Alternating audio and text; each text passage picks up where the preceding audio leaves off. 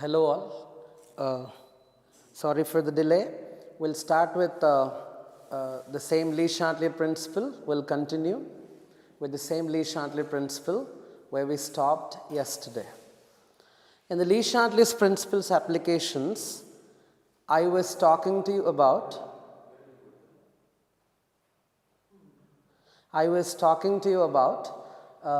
this applications of Lee-Chatelet principle with respect to concentration of reactants and products. I also discussed temperature yesterday. Today we will discuss pressure and volume effect on equilibrium. So when we consider this particular thing called pressure, how does this affect equilibrium according to Lee-Chatelet's principle? We'll take three cases for understanding this. The first case is where delta n is greater than 0. In this case, I am considering the example where in PCl5 gas dissociates to give PCl3 and Cl2 gas. ಈ ಕೇಸ್ನಲ್ಲಿ PCl5 to PCl3 ಹೋದಾಗ number of moles 2 ಕಾಣ್ತಿದ್ದಾವೆ. So ಇಲ್ಲಿ 2 minus 1, 2 minus 1, 1 to 2 change ನಡೀತಾ ಇದೆ. So there is an increase in number of moles.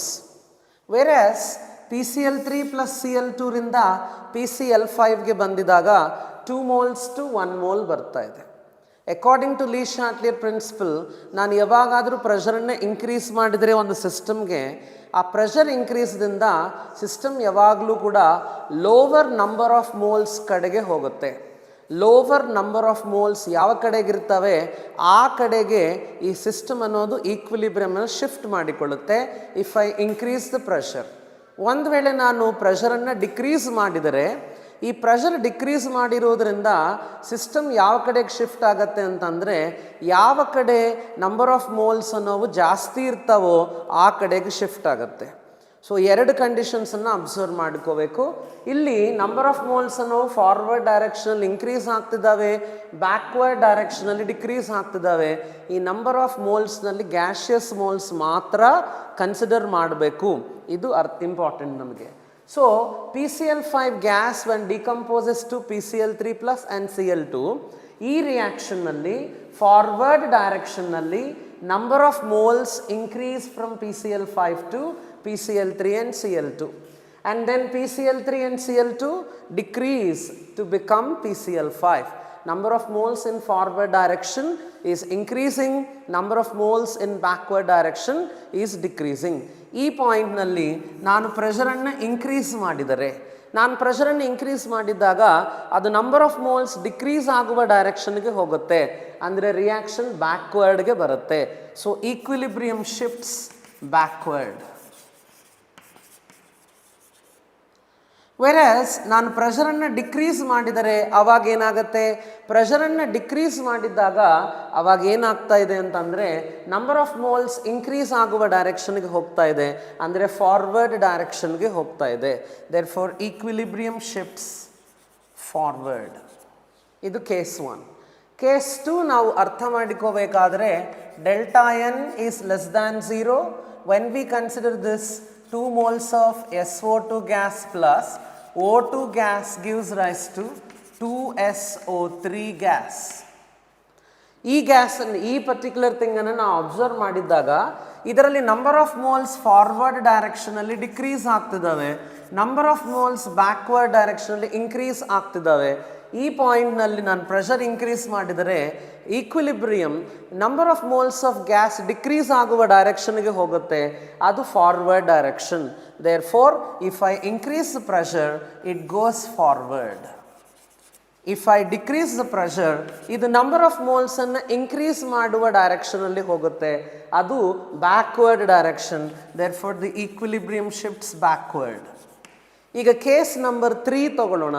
ಈ case number 3ನಲ್ಲಿ ನಾವು ಅರ್ಥ ಮಾಡಿಕೊಳ್ಳೋದು ನಂಬರ್ ಆಫ್ ಮೋಲ್ಸ್ ಈಕ್ವಲ್ ಇದ್ದರೆ ಯಾವ ಥರ ಇರುತ್ತೆ ಅಂದರೆ, both the sides of the reaction arrow, if the gaseous moles become equal, then what is the effect of pressure on such kind of reaction?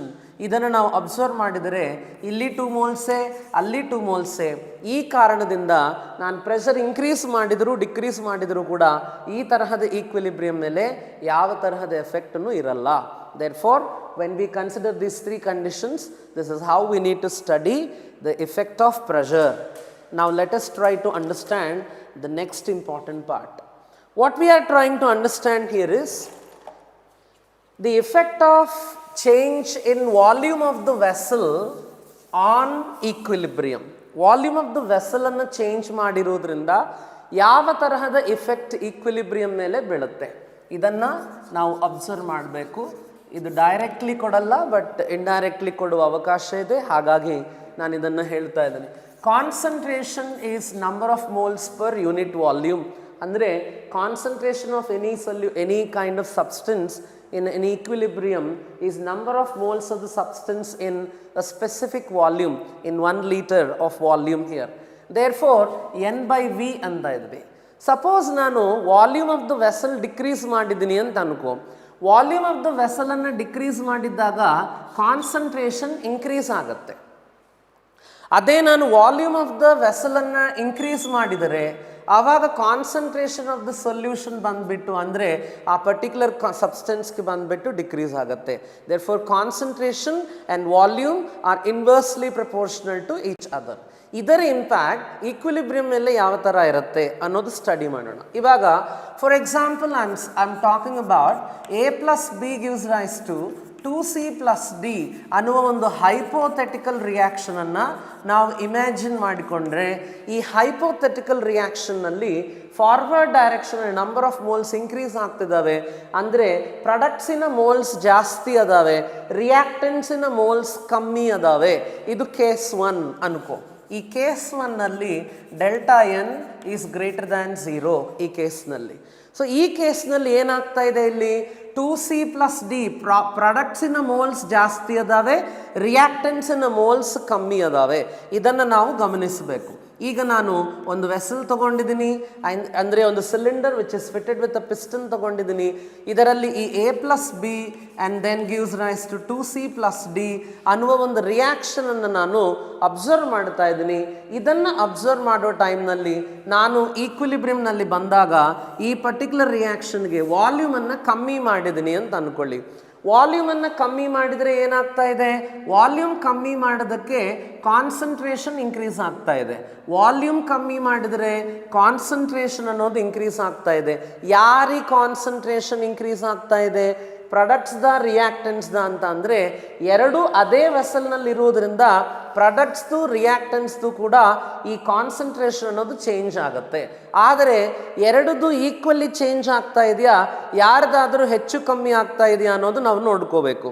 ಇಲ್ಲಿ ಪ್ರಾಡಕ್ಟ್ಸಿನ ಗ್ಯಾಷಿಯಸ್ moles ಜಾಸ್ತಿ ಇರೋದ್ರಿಂದ ಪ್ರಾಡಕ್ಟ್ಸಿನ ಕಾನ್ಸಂಟ್ರೇಷನ್ ಬಹಳ ಅನ್ನೋದು ಇಂಪ್ಯಾಕ್ಟ್ ಆಗುತ್ತೆ.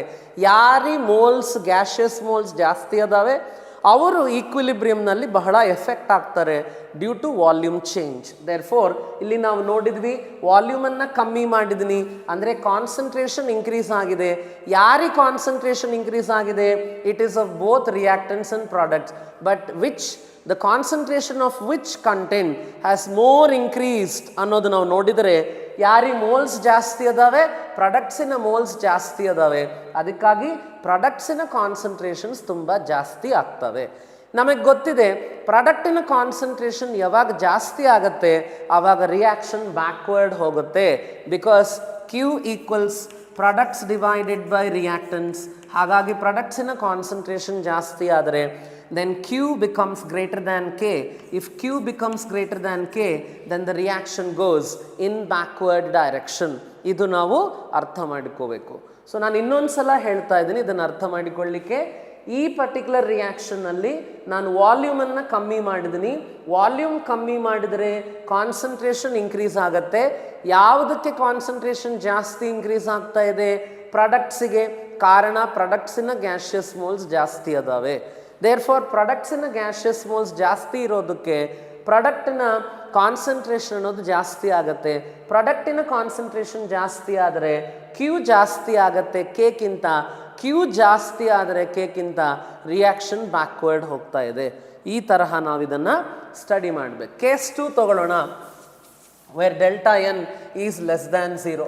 ಡೆಲ್ಟಾ ಎನ್ ಲೆಸ್ ದ್ಯಾನ್ 0 ಕಂಡೀಷನನ್ನು ನಾವು observe ಮಾಡಿದ್ದಾಗ 2a plus B gives rise to C plus D ಅನ್ನುವ ಒಂದು ಹೈಪೋಥೆಟಿಕಲ್ ರಿಯಾಕ್ಷನನ್ನು ನಾನು ಎಸ್ಯೂಮ್ ಮಾಡಿಕೊಳ್ತಾ ಇದ್ದೀನಿ. ಈ ಹೈಪೋಥೆಟಿಕಲ್ ರಿಯಾಕ್ಷನ್ನಲ್ಲಿ number of moles of reactants, number of gaseous moles of reactants is greater than number of gaseous moles of products. ಪ್ರಾಡಕ್ಟ್ಸ್ಗಿಂತ ಕೂಡ ರಿಯಾಕ್ಟೆಂಟ್ಸ್ನ ಗ್ಯಾಷಿಯಸ್ moles ಜಾಸ್ತಿ ಅದಾವೆ. ವಾಲ್ಯೂಮನ್ನು ನಾನು ಕಮ್ಮಿ ಮಾಡಿದ್ದಾಗ, ಅಂದರೆ ಕಮ್ಮಿನೇ ಮಾಡಬೇಕಂತ ರೂಲ್ ಏನಿಲ್ಲ, ಇನ್ಕ್ರೀಸ್ ಕೂಡ ಮಾಡ್ಕೋಬೋದು. ಇದೇ ಕೇಸ್ನಲ್ಲಿ ಇನ್ಕ್ರೀಸ್ ಮಾಡಿ ನೋಡೋಣ. ಒಂದು ವೇಳೆ ನಾನು ವಾಲ್ಯೂಮನ್ನು ಇನ್ಕ್ರೀಸ್ ಮಾಡಿದರೆ ಆ ಕಾರಣಕ್ಕೆ ವಾಲ್ಯೂಮ್ ಇನ್ಕ್ರೀಸ್ ಆಗೋದಕ್ಕೆ ಕಾನ್ಸಂಟ್ರೇಷನ್ ಡಿಕ್ರೀಸ್ ಆಗುತ್ತೆ. ಯಾರಿಗೆ ಕಾನ್ಸಂಟ್ರೇಷನ್ ಡಿಕ್ರೀಸ್ ಆಗುತ್ತೆ? ಪ್ರಾಡಕ್ಟ್ಸಿನ ಮೋಲ್ಸ್ ಜಾಸ್ತಿ ಇರೋದ್ರಿಂದ ಪ್ರಾಡಕ್ಟ್ಸಿನ ಕಾನ್ಸಂಟ್ರೇಷನ್ನೇ ಡಿಕ್ರೀಸ್ ಆಗುತ್ತೆ. ಪ್ರಾಡಕ್ಟ್ಸಿನ ಕಾನ್ಸಂಟ್ರೇಷನ್ ಡಿಕ್ರೀಸ್ ಆದರೆ ಕ್ಯೂ ಡಿಕ್ರೀಸ್ ಆಗುತ್ತೆ. ಕ್ಯೂ ಡಿಕ್ರೀಸ್ ಆದರೆ ಕೇಕ್ಕಿಂತ ರಿಯಾಕ್ಷನ್ ಫಾರ್ವರ್ಡ್ ಹೋಗುತ್ತೆ. ಈ ತರಹ ನಾವು ಸ್ಟಡಿ ಮಾಡಬೇಕು. ಅದೇ ತರಹ ನಾನು ಇಲ್ಲಿ ಕೂಡ ಈ ರಿಯಾಕ್ಷನಲ್ಲಿ ಕೂಡ ತಗೊಂಡ್ರೆ ನಾನು ವಾಲ್ಯೂಮನ್ನು ಕಮ್ಮಿ ಮಾಡಿದರೆ ಯಾರಿಗೆ ಕಾನ್ಸಂಟ್ರೇಷನ್ ಅನ್ನೋದು ಜಾಸ್ತಿ ಆಗುತ್ತೆ. ಇಲ್ಲಿ ರಿಯಾಕ್ಟೆಂಟ್ಸ್ನ ಮೋಲ್ಸ್ ಜಾಸ್ತಿ ಇರೋದ್ರಿಂದ ರಿಯಾಕ್ಟೆಂಟ್ಸ್ನ ಕಾನ್ಸಂಟ್ರೇಷನ್ ಜಾಸ್ತಿ ಆಗುತ್ತೆ. ರಿಯಾಕ್ಟೆಂಟ್ಸ್ನ ಕಾನ್ಸಂಟ್ರೇಷನ್ ಜಾಸ್ತಿ ಆಗಿದರೆ ಏನಾಗುತ್ತೆ? ರಿಯಾಕ್ಟೆಂಟ್ಸ್ನ ಕಾನ್ಸಂಟ್ರೇಷನ್ ಜಾಸ್ತಿ ಆಗಿದ್ದಕ್ಕೆ ರಿಯಾಕ್ಷನ್ ಅನ್ನೋದು ಫಾರ್ವರ್ಡ್ ಹೋಗುತ್ತೆ. ಇದು ನಾವು ಅರ್ಥ ಮಾಡಿಕೋಬೇಕು. ಈಗ ಎರಡನೇ ವಿಷಯ ಅರ್ಥ ಮಾಡಬೇಕು. ಒಂದು ವೇಳೆ ನಾನು ವಾಲ್ಯೂಮನ್ನು ಡಿಕ್ರೀಸ್ ಮಾಡೋದು ಬದಲು ಇದ್ದಿದ್ದು ವಾಲ್ಯೂಮ್ಗಿಂತ ಕೂಡ ಇನಿಷಿಯಲ್ ವಾಲ್ಯೂಮ್ಗಿಂತ ಇನ್ಕ್ರೀಸ್ ಮಾಡಿದರೆ ಏನಾಗುತ್ತೆ? ವಾಲ್ಯೂಮನ್ನು ಇನ್ಕ್ರೀಸ್ ಮಾಡಿದ್ದಾಗ ಕಾನ್ಸಂಟ್ರೇಷನ್ ಡಿಕ್ರೀಸ್ ಆಗುತ್ತೆ. ಇದರಲ್ಲಿ ಯಾರಿಗೆ ಕಾನ್ಸಂಟ್ರೇಷನ್ ತುಂಬ ಡಿಕ್ರೀಸ್ ಆಗುತ್ತೆ? ಆಬ್ವಿಯಸ್ಲಿ ರಿಯಾಕ್ಟೆಂಟ್ಸ್ನ ಮೋಲ್ಸ್ ಜಾಸ್ತಿ ಇರೋದ್ರಿಂದ ರಿಯಾಕ್ಟೆಂಟ್ಸ್ನ ಕಾನ್ಸಂಟ್ರೇಷನ್ ಡಿಕ್ರೀಸ್ ಆಗುತ್ತೆ. ಹಾಗಾದರೆ ರಿಯಾಕ್ಷನ್ ಯಾವ ಸೈಡ್ಗೆ ಹೋಗುತ್ತೆ ಅಂತಂದರೆ ರಿಯಾಕ್ಷನ್ ಬ್ಯಾಕ್ ಸೈಡ್ ಹೋಗುತ್ತೆ ಅನ್ನೋ ವಿಷಯವನ್ನು ನಾವು ಗಮನಿಸಬೇಕು. ಇವಾಗ case number 3 delta N equals 0 ತಗೊಳ್ಳೋಣ. ಡೆಲ್ಟಾ ಎನ್ ಈಕ್ವಲ್ಸ್ 0 ತಗೊಂಡ್ರೆ ಈ ಕಡೆ ಎಷ್ಟು ಮೋಲ್ಸ್ ಕಾಣ್ತಿದ್ದಾವೆ? ಗ್ಯಾಷಿಯಸ್ ಮೋಲ್ಸ್. ಆ ಕಡೆ ಕೂಡ ಅಷ್ಟೇ ಗ್ಯಾಷಿಯಸ್ ಮೋಲ್ಸ್ ಇರ್ತವೆ. ವೇರ್ ಡೆಲ್ಟಾ ಎನ್ ಈಕ್ವಲ್ಸ್ 0 ಇದೆ. ಇಲ್ಲಿ ಡೆಲ್ಟಾ ಎನ್ 0 ಆಗಿರೋದ್ರಿಂದ ವಾಲ್ಯೂಮನ್ನು ನೀನು ಹೆಚ್ಚು ಮಾಡಿದರೂ ಕಮ್ಮಿ ಮಾಡಿದರೂ ಕೂಡ concentration of reactants and products equally disturb ಆಗ್ತವೆ. ಹಾಗಾಗಿ equilibrium remains wherever it is. ಹಾಗಾಗಿ ವಾಲ್ಯೂಮಿನ ಚೇಂಜ್ ಏನಿದೆ ಅದು ಟೋಟಲ್ ರಿಯಾಕ್ಟೆಂಟ್ಸ್ ಅಂಡ್ ಪ್ರಾಡಕ್ಟ್ಸನ್ನು ಯಾವುದೇ ತರಹ ಎಫೆಕ್ಟ್ ಮಾಡೋದಿಲ್ಲ ಅನ್ನೋದನ್ನು ನಾವು ಅರ್ಥ ಮಾಡ್ಕೋಬೇಕು. ಈಗ ಇನ್ನೊಂದು ಇಂಪಾರ್ಟೆಂಟ್ ಥಿಂಗ್ ನಾವು ಅರ್ಥ ಮಾಡ್ಕೋಬೇಕಾಗಿದೆ ಇದರಲ್ಲಿ, ಪ್ರೆಷರಿನ when we introduce an inert gas at two different conditions called constant volume. ನಮಗೆ ಆ್ಯಕ್ಚುಲಿ ಸಿಲೆಬಸ್ನಲ್ಲಿ ಕಾನ್ಸ್ಟೆಂಟ್ ವಾಲ್ಯೂಮ್ ಇದೆ, ಬಟ್ ಇಂಡೈರೆಕ್ಟ್ಲಿ ಕಾನ್ಸ್ಟೆಂಟ್ ಪ್ರೆಷರ್ ಕೂಡ ಇದೆ. So at constant volume, if I introduce inert gas into an equilibrium, what is going to happen? ನಾನು ಒಂದು ರಿಯಾಕ್ಷನನ್ನು observe ಮಾಡ್ತಾ ಇದ್ದೀನಿ in a cylinder which is fitted with a piston. Therefore ಈ ರಿಯಾಕ್ಷನ್ನಲ್ಲಿ A+2B gives rise to C+D ಅನ್ನುವ reaction ಇದು. ಈ ರಿಯಾಕ್ಷನ್ನಲ್ಲಿ ನಾನು ಈಕ್ವಿಲಿಬ್ರಿಯಮ್ಗೆ ಬಂದಿದ ಮೇಲೆ reaction I am introducing an inert gas into this cylinder which is fitted with a piston. And once I introduce the inert gas here, ಈ inert gas ಒಳಗೆ ಹೋಗ್ಬಿಟ್ಟು, inert gas ಅಂದರೆ ನೀವು ಯಾವಾಗಲೂ helium, neon, argon, krypton, xenon, ರೇಡಾನೇ ತಗೊಳ್ಳುವ ಅವಶ್ಯಕತೆ ಇಲ್ಲ. ಅದರ ಜೊತೆಗೆ this gas also can be taken which is nitrogen. Nitrogen ಕೂಡ if the reaction is not involving any of the contents those react with nitrogen, then ನೈಟ್ರೋಜನ್ನ ಕೂಡ ಇನರ್ಟ್ ಗ್ಯಾಸ್ ಆಗಿ ಬಳಸ್ತಾರೆ. Therefore you need to remember that. So ನಾನು inert ಗ್ಯಾಸನ್ನು ಕಳಿಸಿದ್ದಾಗ ಈ particular ಜಿನಾನ್ gas ಏನಿದೆ ಅದು ರಿಯಾಕ್ಷನ್ನಲ್ಲಿ ಇನ್ವಾಲ್ವ್ ಆಗ್ತಾ ಇಲ್ಲ. So if I right an equation for K, C into D divided by A into B square ಅನ್ನುವ ಈಕ್ವೇಷನನ್ನು ನಾನು ಬರೆದಿದ್ದೀನಿ. ಈ ಈಕ್ವೇಷನ್ನಲ್ಲಿ ನನಗೆ ಎಲ್ಲಿ ಕ್ಸಿನಾನ್ ಕಾಣ್ತಾ ಇಲ್ಲ, ಅಂದರೆ ಕ್ಸಿನಾನ್ ಬಂದಿದ್ರೂ ಕೂಡ ನಾನು ಕಾನ್ಸ್ಟೆಂಟ್ ವಾಲ್ಯೂಮ್ ಹತ್ತಿರ ಈ ಕೆಲಸ ಮಾಡ್ತಾ ಇದ್ದೀನಿ. ಅಂದರೆ ಇವೆಲ್ಲ ಕೂಡ ಫಿಕ್ಸ್ ಮಾಡಿದ್ದೀನಿ, ಈ ಪಿಸ್ಟನ್ ಎಲ್ಲಿಗೂ ಮೂವ್ ಆಗಲಿಕ್ಕಿಲ್ಲ, ವಾಲ್ಯೂಮ್ ಕಾನ್ಸ್ಟೆಂಟ್ ಇರೋದ್ರಿಂದ ಇಲ್ಲಿ ಎಲ್ಲ ಕೂಡ C and D, A and ಬಿಗಳ ಕಾನ್ಸಂಟ್ರೇಷನ್ಸ್ ಯಾವುದೇ ತರಹ ಇಫೆಕ್ಟೇ ಆಗ್ತಾ ಇಲ್ಲ. Because C equals N by V and then V is constant, so C is constant, number of moles of A, B, C, D at equilibrium remain constant and xenon does not disturb them in any manner. Hagagi at constant volume inert gas does not show any kind of influence on equilibrium. So equilibrium is not disturbed by introducing xenon like inert gas at constant volume. But at constant pressure, the situation is different. If you introduce the same thing at constant pressure, what is going to happen? Constant pressure ಅನ್ನು maintain ಮಾಡಿಕೊಳ್ಳಲಿಕ್ಕೆ ಯಾವಾಗಲೂ ಕೂಡ ಈ gases ಏನು ಮಾಡ್ತವೆ, piston ಅನ್ನು ಮೇಲೆಗೆ ಎಬ್ಬಿಸ್ತವೆ. They try to push the piston upward. Because ನಾನು ಇಲ್ಲಿ A+2B gives rise to C+D ಅನ್ನುವ ಗ್ಯಾಸನ್ನು ತಗೊಂಡಿದ್ದೀನಿ, ಗ್ಯಾಷಿಯಸ್ ಮಿಕ್ಸ್ಚರನ್ನು. ಈ ಗ್ಯಾಷಿಯಸ್ ಮಿಕ್ಸ್ಚರ್ ಏನು ಮಾಡ್ತಾ ಇದೆ ಅಂತಂದರೆ, ಇದರಲ್ಲಿ ನಾನು ಕ್ಸಿನಾನ್ ಗ್ಯಾಸನ್ನು ಕಳಿಸಿದ್ದೀನಿ. ಈ ಸತ ಈ ಸಿಲಿಂಡರ್ಗೆ ಏನು ಫಿಕ್ಸ್ ಮಾಡಿಲ್ಲ, ಅದು ಬೇಕಾದರೆ ಮೂವ್ ಆಗಬಹುದು. ನಾನು ಯಾವಾಗ ಕ್ಸಿನಾನನ್ನು ಕಳಿಸಿರ್ತೀನಿ, ಹೊಸ ಗ್ಯಾಸ್ ಆ್ಯಡ್ ಆಗಿರೋದ್ರಿಂದ number of moles, total moles of the gas in the vessel increase ಆಗುತ್ತೆ. ಹಾಗಾಗಿ ಪ್ರೆಷರ್ ಇನ್ಕ್ರೀಸ್ ಆಗುತ್ತೆ. ಆ ಪ್ರೆಷರನ್ನು ಕಾನ್ಸ್ಟೆಂಟ್ ಮೇಂಟೈನ್ ಮಾಡಲಿಕ್ಕೆ ಈ ಟೋಟಲ್ ಗ್ಯಾಸ್ ಯಾವಾಗಲೂ ಕೂಡ ಈ ಪಿಸ್ಟನನ್ನು ಮೇಲೆಗೆ ಪುಷ್ ಮಾಡುತ್ತೆ. ಅಂದರೆ ವಾಲ್ಯೂಮ್ ಆಫ್ ದ ವೆಸಲ್ ಏನಾಗ್ತಾ ಇದೆ, ಇನ್ಕ್ರೀಸ್ ಆಗ್ತಾ ಇದೆ. Volume of the vessel increase ಆದರೆ ಕಾನ್ಸಂಟ್ರೇಷನ್ ಏನಾಗುತ್ತೆ, ಡಿಕ್ರೀಸ್ ಆಗುತ್ತೆ. ಕಾನ್ಸಂಟ್ರೇಷನ್ ಡಿಕ್ರೀಸ್ ಯಾರಿಗಾಗ್ತಾ ಇದೆ, ಯಾರಿ ಮೋಲ್ಸ್ ಜಾಸ್ತಿ ಇದ್ದಾರೆ ಅವ್ರ ಕಾನ್ಸಂಟ್ರೇಷನ್ ಜಾಸ್ತಿ ಇನ್ಫ್ಲೂಯೆನ್ಸ್ ಆಗುತ್ತೆ. ಅಂದರೆ ರಿಯಾಕ್ಟೆಂಟಿನ ಮೋಲ್ಸ್ ಈ ರಿಯಾಕ್ಷನ್ನಲ್ಲಿ ಜಾಸ್ತಿ ಅದಾವೆ. ಹಾಗಾಗಿ ರಿಯಾಕ್ಟೆಂಟಿನ ಕಾನ್ಸಂಟ್ರೇಷನ್ ಬಹಳ ಡಿಕ್ರೀಸ್ ಆಗುತ್ತೆ. ರಿಯಾಕ್ಟೆಂಟಿನ ಕಾನ್ಸಂಟ್ರೇಷನ್ ಬಹಳ ಡಿಕ್ರೀಸ್ ಆದರೆ, ರಿಯಾಕ್ಟೆಂಟಿನ ಕಾನ್ಸಂಟ್ರೇಷನ್ ಬಹಳ ಡಿಕ್ರೀಸ್ ಆದರೆ ಆವಾಗ ನಮಗೆ ರಿಯಾಕ್ಷನ್ ಅನ್ನೋದು ರಿವರ್ಸ್ ಡೈರೆಕ್ಷನ್ನಲ್ಲಿ ಬರುತ್ತೆ. ಇದೇ ಕೇಸ್ ನಾನು A+B ಬದಲು 2C+D ತಗೊಂಡಿದ್ದೀನಿ ಅಂತ ಅಂದ್ಕೊಳ್ಳಿ. ಆವಾಗ ಪ್ರಾಡಕ್ಟ್ಸಿನ ಮೋಲ್ಸ್ ಜಾಸ್ತಿ ಅದಾವಲ್ವಾ, ಅಂದರೆ ಪ್ರಾಡಕ್ಟ್ಸಿನ ಮೋಲ್ಸ್ ಬಹಳ ಎಫೆಕ್ಟ್ ಆಗ್ತವೆ, ಅವು ಬಹಳ ಕಮ್ಮಿ ಆಗ್ತವೆ. ಹಾಗಾಗಿ ರಿಯಾಕ್ಷನ್ ಫಾರ್ವರ್ಡ್ ಡೈರೆಕ್ಷನಲ್ಲಿ ಹೋಗುತ್ತೆ. ಒಂದು ವೇಳೆ ಎಲ್ಲ ಮೋಲ್ಸ್ ಈಕ್ವಲ್ ಇದ್ದರೆ, ರಿಯಾಕ್ಟೆಂಟ್ ಮೋಲ್ಸ್ ಪ್ರಾಡಕ್ಟ್ ಮೋಲ್ಸ್ ಎರಡೂ ಕೂಡ ಈಕ್ವಲ್ ಇದ್ದಾಗ ಆವಾಗ ಯಾವ ಡೈರೆಕ್ಷನಲ್ಲಿ ವೆಸಲ್ ಹೋಗುತ್ತೆ, ಅಂದರೆ ರಿಯಾಕ್ಷನ್ ಹೋಗುತ್ತೆ ಅಂತ. ಅಂದರೆ ಎರಡೂ ಈಕ್ವಲ್ ಇದ್ದಿದ್ದಕ್ಕೆ ವಾಲ್ಯೂಮಿನ ಇನ್ಫ್ಲೂಯೆನ್ಸ್ ಅವುಗಳನ್ನು ಈಕ್ವಲ್ಲಿ ಎಫೆಕ್ಟ್ ಮಾಡುತ್ತೆ. ಸೊ ಯಾವುದೋ ಒಂದು ಡೈರೆಕ್ಷನ್ಗೆ ಈಕ್ವಿಲಿಬ್ರಿಯಮ್ ಅನ್ನೋದು ಶಿಫ್ಟ್ ಆಗೋದಿಲ್ಲ. ಇದನ್ನು ನಾವು ಅರ್ಥ ಮಾಡ್ಕೋಬೇಕು. ಇನ್ನೊಂದ್ಸಲ ನಾನು ಹೇಳ್ತಾ ಇದ್ದೀನಿ, ಇಲ್ಲಿ ಕಾನ್ಸ್ಟೆಂಟ್ ಪ್ರೆಷರ್ ಹತ್ತಿರ ನಾವು ಈಕ್ವಿಲಿಬ್ರಿಯಮ್ನಲ್ಲಿ ಕ್ಸಿನಾನ್ ತರಹದ ಇನರ್ಟ್ ಗ್ಯಾಸಸ್ಸನ್ನು ಕಳಿಸಿದ್ದಾಗ ಆ ಗ್ಯಾಸ್ ಒಳಗೆ ಹೋಗುತ್ತೆ. ಆ ಗ್ಯಾಸ್ ಒಳಗೆ ಹೋಗಿದ್ದಕ್ಕೆ total number of moles of gas increase ಆಗುತ್ತೆ, ಪ್ರೆಷರ್ ಇನ್ಕ್ರೀಸ್ ಆಗುತ್ತೆ. ಇನ್ಕ್ರೀಸ್ ಆಗಿದ್ದ ಪ್ರೆಷರನ್ನು ಕಾನ್ಸ್ಟೆಂಟ್ ಆಗಿ ಮೇಂಟೈನ್ ಮಾಡಲಿಕ್ಕೆ ವಾಲ್ಯೂಮ್ ಅನ್ನೋದು ನಮಗೆ ಚೇಂಜ್ ಮಾಡಬೇಕಾಗತ್ತೆ. ವಾಲ್ಯೂಮ್ ಅನ್ನೋದು ಜಾಸ್ತಿ ಆಗುತ್ತೆ, ಆವಾಗ ಪ್ರೆಷರ್ ಅನ್ನೋದು ಡಿಕ್ರೀಸ್ ಆಗುತ್ತೆ. Because pressure is inversely proportional to volume. Volume increase ಆಗಿ ಪ್ರೆಷರ್ ಕಾನ್ಸ್ಟೆಂಟ್ ಆಗಿ ಆವಾಗ ಏನಾಗ್ತಾ ಇದೆ ಅಂತಂದರೆ, ವಾಲ್ಯೂಮ್ ಇನ್ಕ್ರೀಸ್ ಆಗಿದ್ದಕ್ಕೆ ಕಾನ್ಸಂಟ್ರೇಷನ್ ಡಿಕ್ರೀಸ್ ಆಗ್ತಾ ಇದೆ. ಯಾವ ರಿಯಾಕ್ಟೆಂಟ್ಸ್ ಅಥವಾ ಪ್ರಾಡಕ್ಟ್ಸ್ ಯಾರಿ ಮೋಲ್ಸ್ ಅನ್ನೋವು ಕಮ್ಮಿ ಇದ್ದಾರೆ, ಯಾರಿ ಮೋಲ್ಸ್ ಅನ್ನೋ ಜಾಸ್ತಿ ಇದ್ದಾರೆ, ಅವರ ಕಾನ್ಸಂಟ್ರೇಷನ್ಸ್ ಬಹಳ ಕಮ್ಮಿ ಆಗ್ತವೆ. ಅಂದರೆ ಆ ಪರ್ಟಿಕ್ಯುಲರ್ ಸೈಡ್ಗೆ ರಿಯಾಕ್ಷನ್ ಅನ್ನೋದು ಶಿಫ್ಟ್ ಆಗುತ್ತೆ ಅನ್ನೋದು ನಾವು ಅರ್ಥ ಮಾಡ್ಕೋಬೇಕು. ಈಗ ಕೆಟಲಿಸ್ಟಿನ ಇನ್ಫ್ಲೂಯೆನ್ಸ್ ನಾವು ಈಕ್ವಿಲಿಬ್ರಿಯಮ್ ಮೇಲೆ ಸ್ಟಡಿ ಮಾಡಿದರೆ, ಯಾವ ಕೆಟಲಿಸ್ಟ್ ಕೂಡ, ಅದು ಹೋಮೋಜಿನಿಯಸ್ ಕೆಟಲಿಸ್ಟ್ ಇರಲಿ, ಹೆಟ್ರೋಜಿನಿಯಸ್ ಕೆಟಲಿಸ್ಟ್ ಇರಲಿ, ಯಾವ ತರಹದ ಕೆಟಲಿಸ್ಟ್ ಕೂಡ ಈಕ್ವಿಲಿಬ್ರಿಯಮನ್ನು ಕೇವಲ ಈಕ್ವಿಲಿಬ್ರಿಯಮ್ ಬೇಗ ಬರಲಿಕ್ಕಷ್ಟೇ ಹೆಲ್ಪ್ ಆಗುತ್ತೆ ಬಿಟ್ಟು ಯಾವುದೇ ತರಹದ ಎಫೆಕ್ಟನ್ನು ಕೆಟಲಿಸ್ಟ್ ಅನ್ನೋದು ರಿಯಾಕ್ಷನ್ ಮೇಲೆ ತೋರಿಸೋದಿಲ್ಲ. ಇದು ನಾವು ಅರ್ಥ ಮಾಡ್ಕೋಬೇಕು. ದೇರ್ಫೋರ್ ಇವು ಆಲ್ರೆಡಿ ಡಿಸ್ಕಸ್ ಮಾಡಿದ್ವಿ.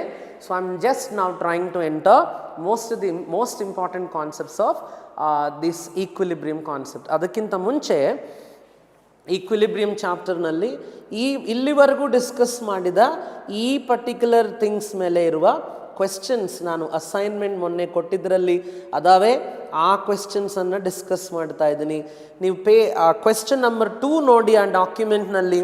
ಇನ್ which of the following reactions an increase in the volume of the container will favor the formation of product. ಒಂದು ವೇಳೆ ವಾಲ್ಯೂಮ್ ಆಫ್ ದ ಕಂಟೈನರನ್ನು ಇನ್ಕ್ರೀಸ್ ಮಾಡಿದರೆ ಕಾನ್ಸಂಟ್ರೇಷನ್ ಡಿಕ್ರೀಸ್ ಆಗುತ್ತೆ.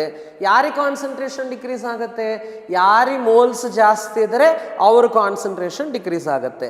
ದೇರ್ ಫೋರ್ ಆ ತರಹ ಫಾರ್ವರ್ಡ್ ಡೈರೆಕ್ಷನ್ಗೆ ಹೋಗಬೇಕು ಅಂತಂದರೆ, ಪ್ರಾಡಕ್ಟ್ಸ್ ಫಾರ್ಮ್ ಆಗಬೇಕಂದ್ರೆ ಯಾವ ರಿಯಾಕ್ಷನ್ ಕೇಸ್ನಲ್ಲಿ ವಾಲ್ಯೂಮ್ ಅನ್ನೋದು ನಾವು ಇನ್ಕ್ರೀಸ್ ಮಾಡಿದರೆ ಆ ಥರ ಆಗುತ್ತೆ ಅಂತ ಕ್ವೆಶ್ಚನ್ ಕೇಳ್ತಿದ್ದಾರೆ.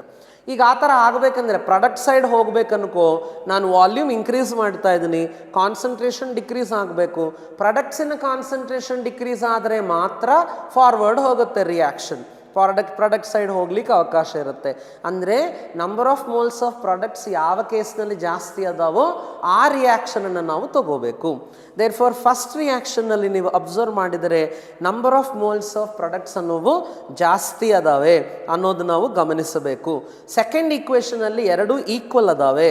ಥರ್ಡ್ ಈಕ್ವೇಷನ್ನಲ್ಲಿ 4 + 5 9 ಇದೆ, ಆ ಕಡೆ 4 ಇದೆ. 6 moles ಆಫ್ ವಾಟರ್ ಲಿಕ್ವಿಡ್ ಇದೆ, ಅದು ತಗೋಬಾರ್ದು.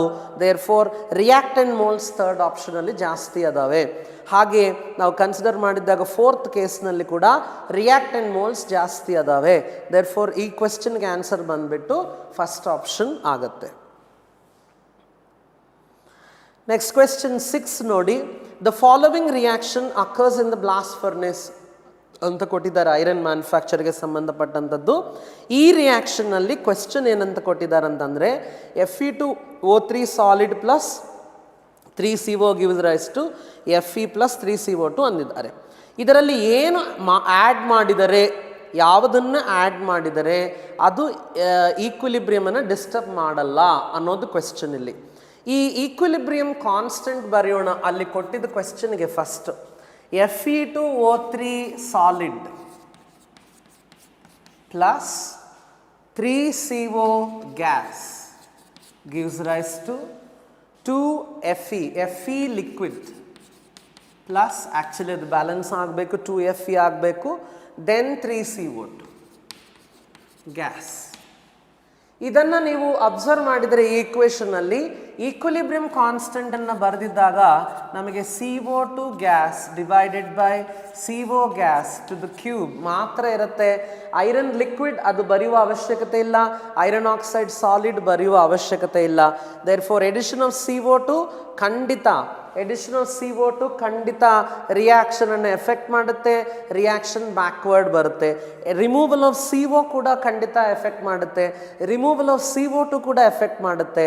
ಆದರೆ Fe2O3 ಈಕ್ವಿಲಿಬ್ರಿಯಮ್ ಕಾನ್ಸ್ಟೆಂಟಿನ ಈಕ್ವೇಷನ್ನಲ್ಲಿ ಇಲ್ಲವೇ ಇಲ್ಲ. ಹಾಗಾಗಿ Fe2O3 ಆ್ಯಡ್ ಮಾಡಿದರು, ರಿಮೂವ್ ಮಾಡಿದರು, ಈ ಈಕ್ವಿಲಿಬ್ರಿಯಮ್ ಮೇಲೆ ಯಾವ ತರಹದ ಎಫೆಕ್ಟ್ ಇರೋದಿಲ್ಲ ಅನ್ನೋದನ್ನು ನಾವು ಗಮನಿಸಬೇಕು.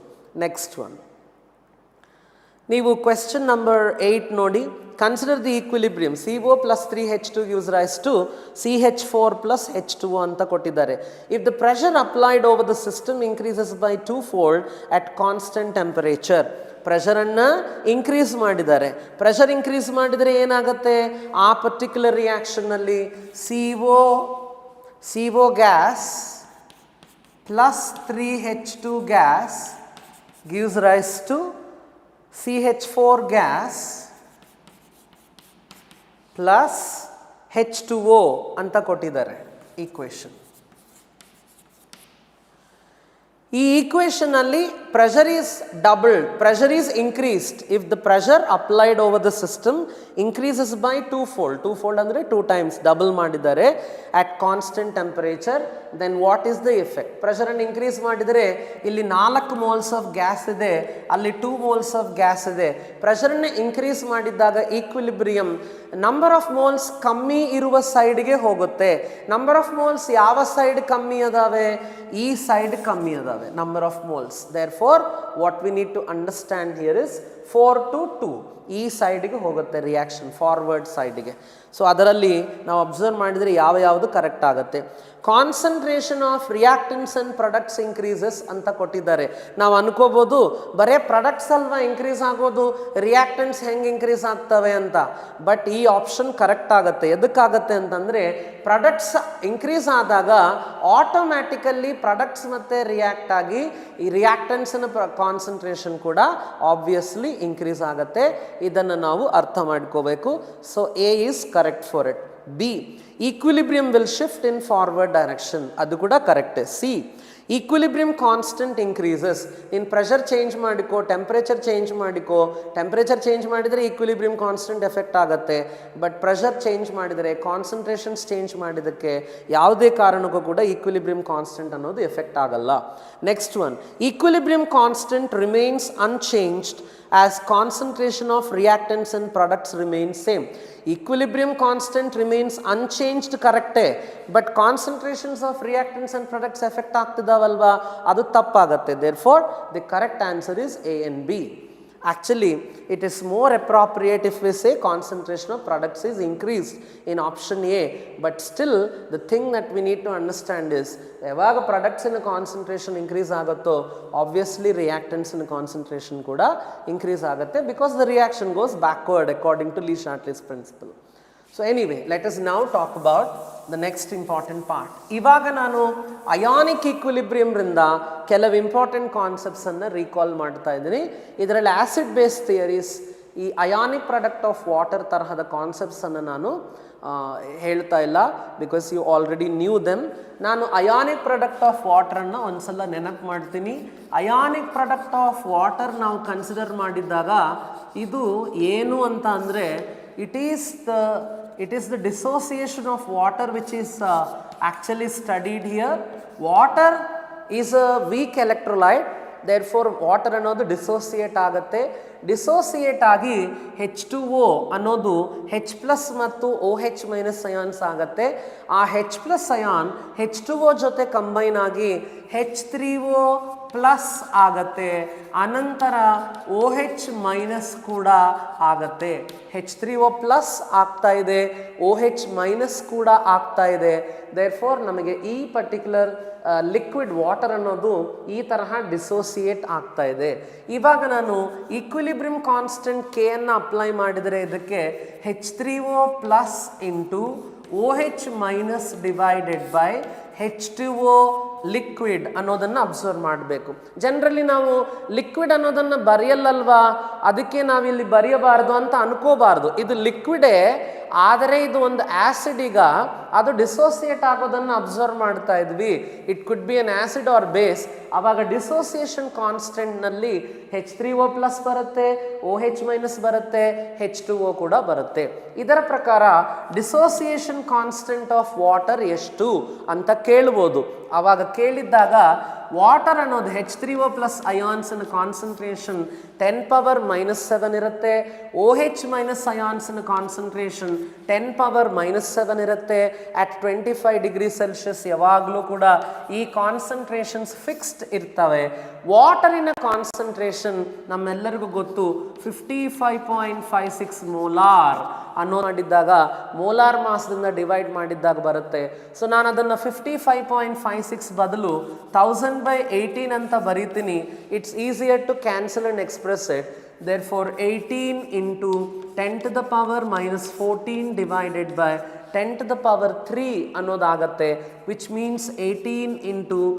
10⁻⁻17 is the actual value of dissociation constant of water. ಇದು dissociation of constant of water ಅನ್ನು ನಾನು ಹೇಳ್ತಾ ಇದ್ದೀನಿ. ಅಯಾನಿಕ್ ಪ್ರಾಡಕ್ಟ್ ಇವಾಗ ಬರುತ್ತೆ. ಅಯಾನಿಕ್ ಪ್ರಾಡಕ್ಟ್ ಆಫ್ ವಾಟರ್ ಅಂದರೆ ಏನು, ಅದರಲ್ಲಿ ಇದು ಇನ್ಕ್ಲೂಡ್ ಮಾಡಬಾರ್ದು. ಈ 55.56 ಏನಿದೆ ಅದನ್ನು ಇಲ್ಲಿ ಕಳಿಸ್ಬೇಕು. ಇದೊಂದು ಕಾನ್ಸ್ಟೆಂಟ್, ಅದೊಂದು ಕಾನ್ಸ್ಟೆಂಟ್. ಈ ಎರಡು ಕಾನ್ಸ್ಟೆಂಟ್ಸಿನ ಪ್ರಾಡಕ್ಟ್ ಏನಿದೆ ಅದನ್ನು ನಾವು ಅಯಾನಿಕ್ ಪ್ರಾಡಕ್ಟ್ ಅಂತ ಕರೀತಾ ಇದ್ವಿ. Therefore KW equals H3O+ concentration into OH- ion concentration ಅಂತ ಬರೆಯಬೇಕು. KW ಹೆಂಗೆ ಬಂದಿದೆ, after transferring water that side. ಆವಾಗ H3O+ concentration 10⁻⁻7, OH minus ion concentration 10 power minus 7, total ಬಂದ್ಬಿಟ್ಟು 10 to the power minus 14 molar square ಅನ್ನೋದು ionic product of water ಆಗಿರುತ್ತೆ. ಇದು dissociation constant of water, ಇದು ಅಯಾನಿಕ್ ಪ್ರಾಡಕ್ಟ್ ಆಫ್ ವಾಟರ್.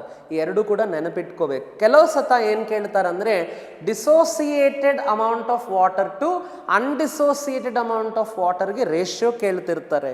ಆ ratio ಹೇಗೆ calculate ಮಾಡಬೇಕು ಅನ್ನೋದು ನಾನು ಹೇಳ್ತಾ ಇದ್ದೀನಿ. ಸೊ ಯಾವ ರೇಷಿಯೋ ನಾವು ಕ್ಯಾಲ್ಕುಲೇಟ್ ಮಾಡ್ತಾ ಇದ್ವಿ? Ratio of concentration of dissociated water to undissociated water. Dissociate ಆಗಲಾರ್ದ ಇರುವಂತಹ ವಾಟರ್ಗೆ ರೇಷಿಯೋನ ಕ್ಯಾಲ್ಕುಲೇಟ್ ಮಾಡ್ತಾ ಇದ್ವಿ. ಇದು ಕ್ಯಾಲ್ಕುಲೇಟ್ ಮಾಡಬೇಕಂದ್ರೆ ಡಿಸೋಸಿಯೇಷನ್ ಎಷ್ಟಾಗಿದೆ? 10 ಪವರ್ ಮೈನಸ್ 7 ಅಷ್ಟು ಡಿಸೋಸಿಯೇಟ್ ಆಗಿದೆ. 10 ಪವರ್ ಮೈನಸ್ 7 ಮೋಲಾರ್ ಅಷ್ಟು ವಾಟರ್ ಡಿಸೋಸಿಯೇಟ್ ಆಗಿದ್ದಕ್ಕೆ 10 power minus 7 molar H3O plus ಬಂದಿದೆ, 10 power minus 7 molar OH minus ಕೂಡ ಬಂದಿದೆ. ಅಂದರೆ ಇಲ್ಲಿ 10 ಪವರ್ ಮೈನಸ್ 7 ಅಷ್ಟು ಡಿಸೋಸಿಯೇಟ್ ಆಗಿದೆ. ಅನ್ಡಿಸೋಸಿಯೇಟೆಡ್ ವಾಟರ್ ಎಷ್ಟಿದೆ? ಅನ್ಡಿಸೋಸಿಯೇಟೆಡ್ ವಾಟರ್ ಅಂದರೆ 55.56 ತಗೊಂಡಿದ್ವಿ, ಅದರಲ್ಲಿ 10 to the power minus 7 dissociate ಆಗಿದೆ. Taken is 55.56, reacted is 10 to the power minus 7. ಇನ್ನು ರಿಮೈನಿಂಗ್ ಎಷ್ಟು? 55.56 ರಿಂದ 10 to the power minus 7 ಅನ್ನು ನಾವು ಇಗ್ನೋರ್ ಮಾಡಬಹುದು ಸಬ್ಟ್ರಾಕ್ಟ್ ಮಾಡೋದ್ರಲ್ಲಿ. ಅಂದರೆ ಅದೇ 55.56 ಉಳಿದಿರುತ್ತೆ. ಅಂದರೆ 55.56 ಬದಲು ನಾನು 1000/18 ಬರೀತೀನಿ, which is 18 into 10 to the power minus 10 ಆಗುತ್ತೆ. 18 into 10 to the power minus 10 is a ratio of dissociated water to undissociated water ಅನ್ನೋದನ್ನು ನಾವು ಅರ್ಥ ಮಾಡಿಕೋಬೇಕು. Dissociation constant is 18 into 10 power minus 17. Ionic product of water is 10 to the power minus 14. Ratio of dissociated water to undissociated water is 18 into 10 to the power minus 10. ಇದನ್ನು ನಾವು ಅರ್ಥ ಮಾಡ್ಕೋಬೇಕು. Next ಪಾರ್ಟಿಗೆ ಹೋಗೋಣ. ಈ ಅಯಾನಿಕ್ ಪ್ರಾಡಕ್ಟ್ ಆಫ್ ವಾಟರ್ಗೂ ಟೆಂಪರೇಚರ್ಗೂ ರಿಲೇಷನ್ ಏನು? ಎಷ್ಟು ನಾನು ಟೆಂಪರೇಚರ್ ಇನ್ಕ್ರೀಸ್ ಮಾಡ್ತಾ ಇದ್ದರೆ ಅಷ್ಟು ಡಿಸೋಸಿಯೇಷನ್ ಅನ್ನೋದು ಇನ್ಕ್ರೀಸ್ ಆಗುತ್ತೆ. ಆ ಕಾರಣಕ್ಕೆ KW ಈಕ್ವಲ್ಸ್ ಎಷ್ಟು ನಾನು ಟೆಂಪರೇಚರನ್ನು ಇನ್ಕ್ರೀಸ್ ಮಾಡಿದರೆ ಅಷ್ಟು ಡಿಸೋಸಿಯೇಷನ್ ಇನ್ಕ್ರೀಸ್ ಆಗುತ್ತೆ, ಅಷ್ಟು ನಂಬರ್ ಆಫ್ ಅಯಾನ್ಸ್ ಬರ್ತವೆ. ಆ ಕಾರಣಕ್ಕೆ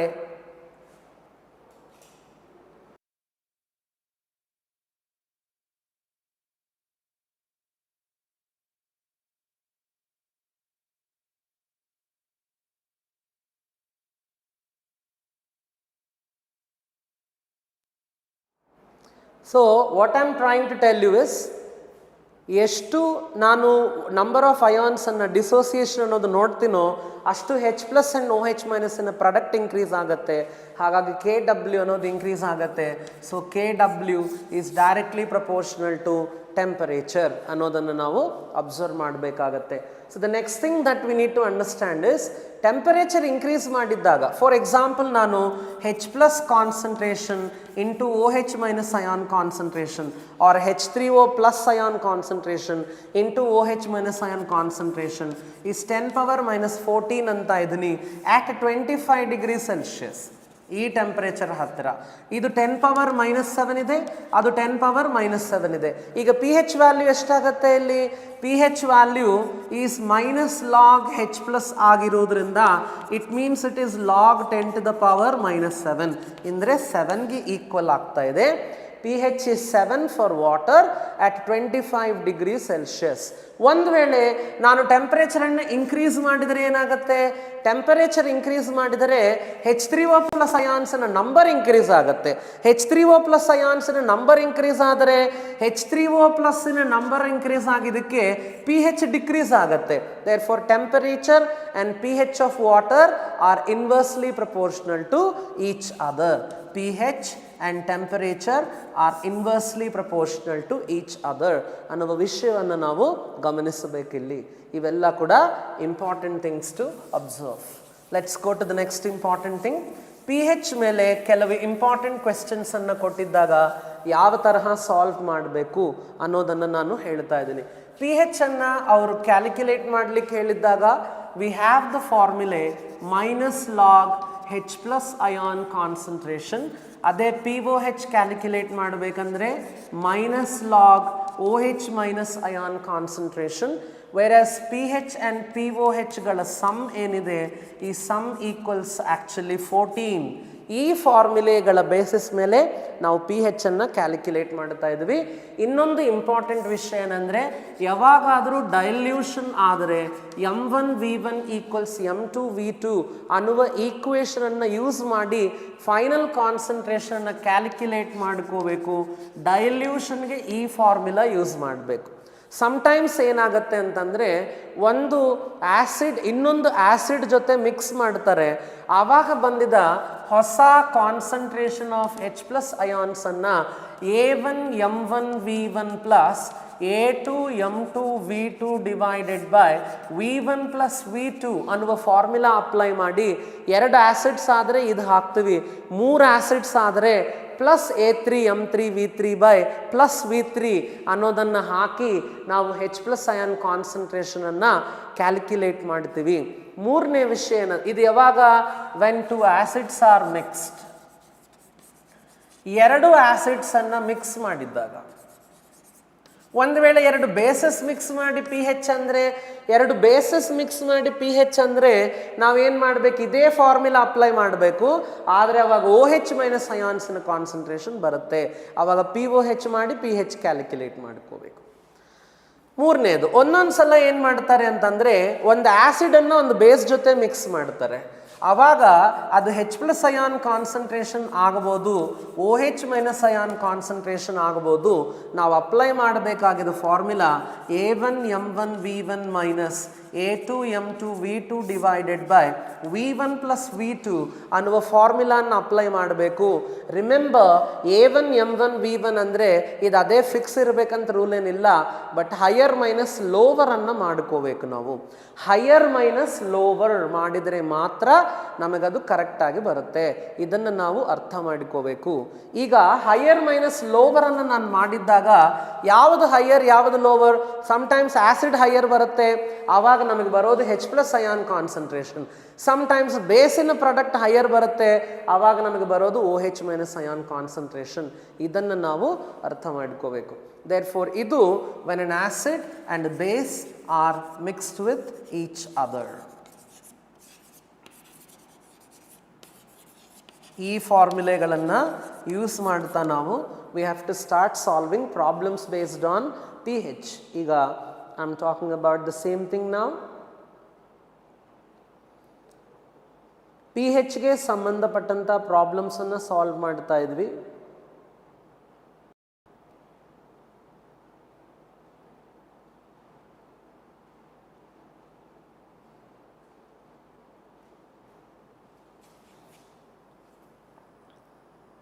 ಈ ಕ್ವೆಶ್ಚನ್ ನೋಡಿ, ಈ ಕ್ವೆಶ್ಚನ್ನಲ್ಲಿ ಅಂದರೆ ನಿಮಗೆ ಕ್ವೆಶ್ಚನ್ಸ್ ಕಳಿಸಿಲ್ಲ, ಬಟ್ ನಾನು ಬರೀತಾ ಇದ್ದೀನಿ ಇಲ್ಲಿ. Arrange the following resultant mixtures and increasing order of their pH value ಅಂತ ಕೇಳಿದರು. ಅಂದರೆ ಯಾವ ಸೊಲ್ಯೂಷನ್ಗೆ ಜಾಸ್ತಿ pH ಇರುತ್ತೆ ಅದನ್ನು ಫಸ್ಟ್ ಬರ್ಕೋಬೇಕು. ಇದರ ಪ್ರಕಾರ ಫಸ್ಟ್ ಸೊಲ್ಯೂಷನ್ ಎ ಅಂದರು ಈ ಮಿಕ್ಸ್ಚರನ್ನು, ಇದರಲ್ಲಿ 10 ಮಿಲಿಲೀಟರ್ 0.2 ಮೋಲಾರ್ ಕ್ಯಾಲ್ಶಿಯಂ ಹೈಡ್ರಾಕ್ಸೈಡ್ ತಗೊಂಡು ಅದನ್ನು 25 ಮಿಲಿಲೀಟರ್ 0.1 ಮೋಲಾರ್ HCl ಜೊತೆಗೆ ಮಿಕ್ಸ್ ಮಾಡಿದ್ದಾರೆ. ಇದು ಫಸ್ಟ್ ಇದೆ. ಬಿ ಏನು ಮಾಡಿದ್ದಾರೆ, 10 ಮಿಲಿಲೀಟರ್ 0.1 ಮೋಲಾರ್ H2SO4 ಅನ್ನು ತಗೊಂಡು 10 ಮಿಲಿಲೀಟರ್ 0.01 ಮೋಲಾರ್, ಇದು ಕೂಡ 0.01, ಇದು ಕೂಡ 0.01 ಮೋಲಾರ್ ಕ್ಯಾಲ್ಶಿಯಂ ಹೈಡ್ರಾಕ್ಸೈಡ್ ಜೊತೆ ಮಿಕ್ಸ್ ಮಾಡಿದ್ದಾರೆ. ಮೂರನೇದು ಸಿ, 10 ಮಿಲಿಲೀಟರ್ 0.1 ಮೋಲಾರ್ ಸಲ್ಫ್ಯೂರಿಕ್ ಆ್ಯಸಿಡನ್ನು ತಗೊಂಡು 10 ಮಿಲಿಲೀಟರ್ 0.1 ಮೋಲಾರ್ ಪೊಟ್ಯಾಷಿಯಂ ಹೈಡ್ರಾಕ್ಸೈಡ್ ಜೊತೆಗೆ ಮಿಕ್ಸ್ ಮಾಡಿದ್ದಾರೆ. ಈ ಮೂರಕ್ಕೂ ಕೂಡ ನಾವು ಪಿ ಹೆಚ್ಗಳನ್ನು ಕ್ಯಾಲ್ಕುಲೇಟ್ ಮಾಡಬೇಕು. ಬಟ್ ಪಿ ಹೆಚ್ ಕ್ಯಾಲ್ಕುಲೇಟ್ ಮಾಡ್ತಾ ಕುಂತ್ರೆ ಬಹಳ ಟೈಮ್ ವೇಸ್ಟ್ ಆಗುತ್ತೆ. ಅದು ಮಾಡಲಾರ್ದೇ ನಾವು ಈ ಕ್ವೆಶ್ಚನನ್ನು ಸಾಲ್ವ್ ಮಾಡ್ಬೋದು. ಅದು ಯಾವ ಥರ ಮಾಡಬೇಕು ಅನ್ನೋದು ಹೇಳ್ತಾ ಇದ್ದೀನಿ ನಾನು. First A1 M1 V1 calculate ಮಾಡೋಣ. ಇದು A1 ಅಂದರೆ number of OH minus ions for a base, therefore 2 into A, M concentration into volume 10. ಇದು ಕ್ಯಾನ್ಸಲ್ ಆಗಿದೆ, 4 ಉಳಿದಿದೆ. Next one A2 M2 V2 calculate ಮಾಡ್ಕೋಬೇಕು. A2 ಅಂದರೆ number of H plus ions 1 into 25 into 0.1 ಅಂತ ತಗೋಬೇಕು. ಇದು 2.5 ಆಗುತ್ತೆ. ನೀವೆರಡು compare ಮಾಡಿ. ಬೇಸಿಗೆ ಸಂಬಂಧಪಟ್ಟಂಥ ಪ್ರಾಡಕ್ಟ್ ಜಾಸ್ತಿ ಇದೆ, ಆ್ಯಸಿಡ್ಗೆ ಸಂಬಂಧಪಟ್ಟಂಥ ಪ್ರಾಡಕ್ಟ್ ಅನ್ನೋದು ಕಮ್ಮಿ ಇದೆ. So over all solution basic ಆಗತ್ತೆ ಅಂತ ಮಾರ್ಕ್ ಮಾಡಿಕೊಳ್ಳಿ. ಪಿ ಹೆಚ್ ಕ್ಯಾಲ್ಕುಲೇಟ್ ಮಾಡುವ ಅವಶ್ಯಕತೆ ಇಲ್ಲ. ಎರಡನೇ ಕೇಸಿಗೆ ಹೋಗೋಣ. 10 ಇಂಟು 0.01 ಇಂಟು 2 ಅಂದರೆ ಈ ಪ್ರಾಡಕ್ಟ್ ಬಂದುಬಿಟ್ಟು ನಮಗೆ ಇದು 0.2 ಬರ್ತಾ ಇದೆ. ಆ ಕಡೆ ನೋಡೋಣ. 10 ಇಂಟು 0.01 ಇಂಟು 2 ಇದು ಕೂಡ 0.2 ಅಷ್ಟು ಬರ್ತಾ ಇದೆ. ಅಂದರೆ ಎರಡು ಈಕ್ವಲ್ ಅದಾವೆ. Acid product base product equal ಇದ್ದರೆ ಆ ಸೊಲ್ಯೂಷನ್ ನ್ಯೂಟ್ರಲ್ ಆಗುತ್ತೆ. ದೇರ್ ಫೋರ್ ಇದು ನ್ಯೂಟ್ರಲ್ ಸೊಲ್ಯೂಷನ್ ಅಂತ ಮಾರ್ಕ್ ಮಾಡಿಕೊಂಡು ಮುಂದಕ್ಕೆ ಹೋಗೋಣ. 10 ಇಂಟು 0.1 ಇಂಟು 2 ಇದೆ ಇದರಲ್ಲಿ. 10 ಇಂಟು 0.1 ಇಂಟು 2 ಈ ಕಡೆ ಇದೆ. ಅದು ಬಂದುಬಿಟ್ಟು ನಮಗೆ 2 ಅಷ್ಟು ಬರುತ್ತೆ. ಈ ಕಡೆ ಮಾಡಿದಾಗ 10 ಇಂಟು 0.1 ಇಂಟು 1 ಬರುತ್ತೆ. ಅಂದರೆ ಇದು 1 ಬರುತ್ತೆ. ಅಂದರೆ ಇಲ್ಲಿ ಆ್ಯಸಿಡ್ಗೆ ಸಂಬಂಧಪಟ್ಟಂಥ ಪ್ರಾಡಕ್ಟ್ ಏನಿದೆ ಅದು ಜಾಸ್ತಿ ಇದೆ. ಅಂದರೆ ಓವರ್ ಆಲ್ ಸೊಲ್ಯೂಷನ್ ಅನ್ನೋದು ಎಸಿಡಿಕ್ ಆಗುತ್ತೆ. ಅದನ್ನು ಮಾರ್ಕ್ ಮಾಡಿಕೊಂಡು ಈಗ ಫೈನಲ್ ಆರ್ಡರ್ ಸೆಟ್ ಮಾಡೋಣ. ಫಸ್ಟ್ ಸೊಲ್ಯೂಷನ್ ಬೇಸಿಕ್ ಇದೆ, ಎರಡನೇ ಸೊಲ್ಯೂಷನ್ ನ್ಯೂಟ್ರಲ್ ಇದೆ, ಮೂರನೇ ಸೊಲ್ಯೂಷನ್ ಎಸಿಡಿಕ್ ಇದೆ. ಇವುಗಳ ಪಿ ಹೆಚ್ಚಿನ ಆರ್ಡರ್ ಬರೆಯಬೇಕು ಅಂತ ಅಂದರು. ಫಸ್ಟ್ ಸೊಲ್ಯೂಷನ್ ಬೇಸಿಕ್ ಇರೋದ್ರಿಂದ ಪಿ ಹೆಚ್ ಜಾಸ್ತಿ ಇರುತ್ತೆ. ಸೆಕೆಂಡ್ ಸೊಲ್ಯೂಷನ್ ನ್ಯೂಟ್ರಲ್ ಇರೋದ್ರಿಂದ ಪಿ ಹೆಚ್ 7 ಅಷ್ಟು ಇರುತ್ತೆ. ಆ್ಯಂಡ್ ಥರ್ಡ್ ಸೊಲ್ಯೂಷನ್ ಎಸಿಡಿಕ್ ಇರೋದ್ರಿಂದ ಪಿ ಹೆಚ್ 7ಕ್ಕಿಂತ ಕಮ್ಮಿ ಇರುತ್ತೆ. So the correct order is A greater than B greater than C ಅಂತ ನಾವು ತಿಳ್ಕೋಬೇಕಾಗತ್ತೆ. ಇಷ್ಟು ಬರುತ್ತೆ ನಮಗೆ ಈ order. Let us go to the next question.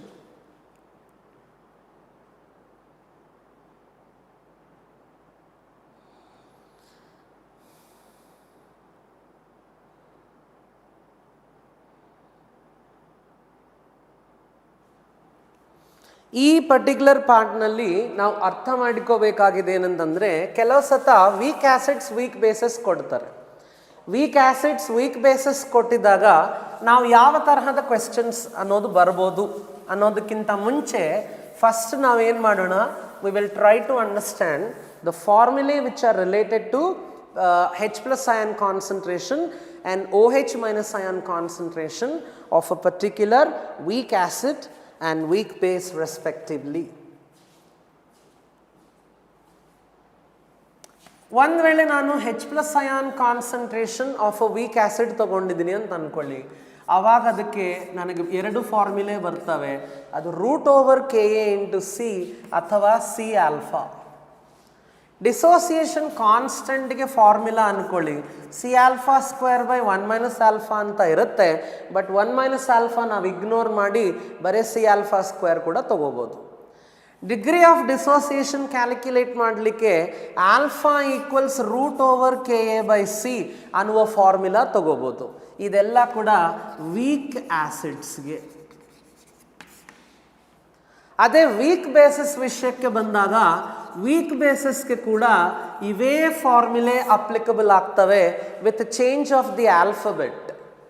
So OH minus ion concentration ಬೇಕಾಗಿದ್ದಾಗ √KB ಇಂಟು ಸಿ ಅನ್ನುವ ಈಕ್ವೇಷನನ್ನು ಯೂಸ್ ಮಾಡ್ತಾ ಇದ್ವಿ, ಅಥವಾ ಸಿ ಆಲ್ಫಾ ಅಂತ ಕೂಡ ತಗೋಬೋದು. KB ಕ್ಯಾಲ್ಕುಲೇಟ್ ಮಾಡಲಿಕ್ಕೆ C alpha square by 1 minus alpha ಅನ್ನೇ ಯೂಸ್ ಮಾಡ್ತಾ ಇದ್ವಿ. ಆಲ್ಫಾನ ಕ್ಯಾಲ್ಕುಲೇಟ್ ಮಾಡಲಿಕ್ಕೆ √/kb/c ಅನ್ನುವ ಫಾರ್ಮುಲಾನ ಯೂಸ್ ಮಾಡ್ತಾ ಇದ್ವಿ. ಇದು ವೀಕ್ ಆ್ಯಸಿಡ್ಗೆ, ಅದು ವೀಕ್ ಬೇಸ್ಗೆ. ಇನ್ನು ವೀಕ್ ಆ್ಯಸಿಡ್ ಮತ್ತು ವೀಕ್ ಬೇಸ್ಗಳ ಎರಡಿನ ಪ್ರಾಡಕ್ಟ್ ತಗೋಬೇಕಂದ್ರೆ ಅಂದರೆ KA ಇಂಟು KB ತಗೋಬೇಕಂದ್ರೆ it is equal to 10⁻⁻14 at 25 degree Celsius. ಈ ಫಾರ್ಮುಲಾಗಳನ್ನು ಯೂಸ್ ಮಾಡಿ ಅವ್ರು ಕ್ವೆಶ್ಚನ್ಸನ್ನು ಕೊಡ್ತಿರ್ತಾರೆ. ಅವು ಹೇಗೆ ಮಾಡಬೇಕನ್ನೋದು ನೋಡೋಣ. ಅದಕ್ಕೋಸ್ಕರ first question, if 0.01 molar acetic acid with Ka 1.8 into 10⁻⁻5 undergoes dissociation,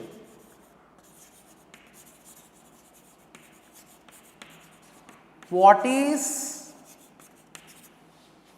H plus ion concentration, degree of dissociation and pH ಅಂತ ಒಂದು ಕ್ವೆಶ್ಚನ್ ಕೊಟ್ಟಿದ್ದಾರೆ ಅಂತ ಅನ್ಕೋ. ಇನ್ನು ಫಸ್ಟ್ ಗಮನಿಸಬೇಕು, ಇಲ್ಲಿ ಕೊಟ್ಟಿದ್ದು acetic acid, weak acid. All carboxylic acids are weak acids. ಅದಕ್ಕೆ ತಕ್ಕಂಥ Ka ವ್ಯಾಲ್ಯೂ ಕೂಡ ಕೊಟ್ಟಿದ್ದಾರೆ. Ka ಕೊಟ್ಟಿದ್ದಾರೆ ಅಂದ್ರೆ ಅರ್ಥ ಆಗ್ತಾ ಇದೆ ಅದು ವೀಕ್ ಆ್ಯಸಿಡ್ ಅಂತ. ಸೊ ಆ ತರಹ ಕೊಟ್ಟಿದ್ದಾಗ ನಾವು pH ಅನ್ನು ಕ್ಯಾಲ್ಕುಲೇಟ್ ಮಾಡಬೇಕಂದ್ರೆ ನಾವು ಖಂಡಿತ H ಪ್ಲಸ್ ಅಯಾನನ್ನು ಫಸ್ಟ್ ಕ್ಯಾಲ್ಕುಲೇಟ್ ಮಾಡ್ಕೋಬೇಕು. H ಪ್ಲಸ್ ಅಯಾನಿನ ಕಾನ್ಸಂಟ್ರೇಷನ್ ಕ್ಯಾಲ್ಕುಲೇಟ್ ಮಾಡ್ಕೋಬೇಕಂದ್ರೆ √/Ka ಇಂಟು C ಅನ್ನುವ ಫಾರ್ಮುಲಾನ ಅಪ್ಲೈ ಮಾಡಬೇಕು. ಬಿಕಾಸ್ ಡಿಗ್ರಿ ಆಫ್ ಡಿಸೋಸಿಯೇಷನ್ ಎಲ್ಲಿ ಕೊಟ್ಟಿಲ್ಲ, ಹಾಗಾಗಿ ನಾನು C∝ ಯೂಸ್ ಮಾಡಲಿಕ್ಕಿಲ್ಲ ಇಲ್ಲಿ. ಈಗ √/Ka ವ್ಯಾಲ್ಯೂ ಬಂದ್ಬಿಟ್ಟು 1.8 ಇಂಟು 10⁻⁻5 ಹಾಕಿ ಕಾನ್ಸಂಟ್ರೇಷನ್ನ ವ್ಯಾಲ್ಯೂ 0.01 ಕೊಟ್ಟಿದ್ದಾರೆ, 10⁻⁻2 ಅನ್ನು ಹಾಕ್ತೀನಿ. ಹಾಕಿದ ಮೇಲೆ √1.8 ಇಂಟು 10⁻⁻7 ಬರುತ್ತೆ. ಈಗ 7 ಅನ್ನೋದು 2ರಿಂದ ಡಿವಿಸಿಬಲ್ ಆಗಲ್ಲ. ಹಾಗಾಗಿ ನಾನು ಏನು ಮಾಡಬೇಕು, ಇದನ್ನು 18 ಇಂಟು 10⁻⁻8 ಬರ್ಕೋಬೋದು. ಬರೆದಿದ ಮೇಲೆ ನನಗೆ 10⁻⁻8ಗೆ ಸ್ಕ್ವೇರ್ ರೂಟ್ ಬಂದುಬಿಟ್ಟು 10⁻⁻4 ಬರುತ್ತೆ. ಈಗ 18ಗೆ ಸ್ಕ್ವೇರ್ ರೂಟ್ ಬಂದುಬಿಟ್ಟು 4 square is 16 and 5 square is 25. ನನಗೆ 4 ಸ್ಕ್ವೇರ್ಗೆ ಬಹಳ ಕ್ಲೋಸ್ ಇರುತ್ತೆ 18, ಅಂದರೆ ಮೇ ಬಿ 4.2 ಆ ಥರ ಇರ್ಬೋದು. ಒಂದ್ಸಲ ವೆರಿಫೈ ಮಾಡ್ಕೋಬೇಕು by trial and error basis.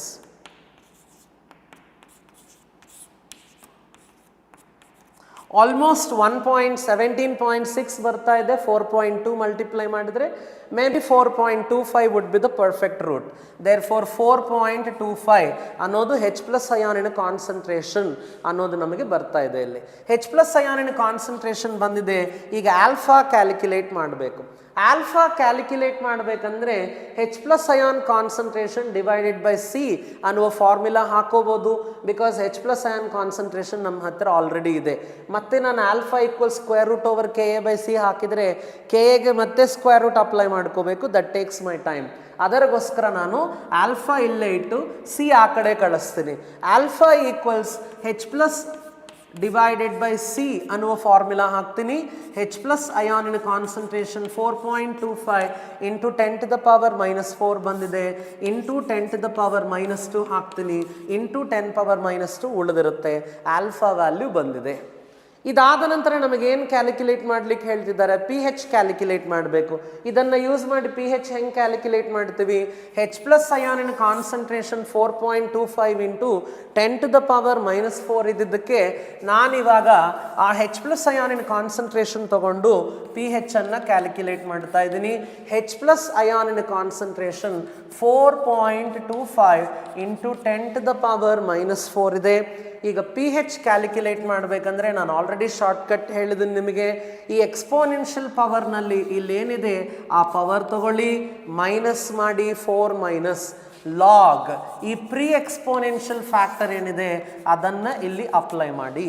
So 4.25 ಹಾಗಾಗಿ 4 minus log 4.25. Log 4 is 0.6, log 4.25 ಅಂದರೆ ಸ್ವಲ್ಪ 0.6ಗಿಂತ ಜಾಸ್ತಿ ಇರುತ್ತೆ. ಮೇ ಬಿ 0.65 ಅಂತ ಅಂದ್ಕೊಳ್ಳೋಣ. ಈಗ ಸಬ್ಟ್ರಾಕ್ಟ್ ಮಾಡಿದರೆ 3.35 ಇಸ್ ದ ಫೈನಲ್ ವ್ಯಾಲ್ಯೂ. ಇದು pHನ ಆನ್ಸರ್ ಆಗುತ್ತೆ. This is what we need to understand. ಈ ತರಹ ಈ ಕ್ವೆಶ್ಚನ್ಸನ್ನು ಸಾಲ್ವ್ ಮಾಡ್ಕೋಬೇಕಾಗತ್ತೆ which are based on weak acids. ಇಲ್ಲಿಗೆ ಇವತ್ತು ಸ್ಟಾಪ್ ಮಾಡೋಣ. ಉಳಿದಿದ್ದ ಪಾರ್ಟನ್ನು ನಾನು ನಾಳೆ ಕಂಟಿನ್ಯೂ ಮಾಡ್ತೀನಿ. ಸೊ ನಾಳೆ ಕೂಡ ಈಕ್ವಿಲಿಬ್ರಿಯಮನ್ನು ಡಿಸ್ಕಸ್ ಮಾಡೋಣ.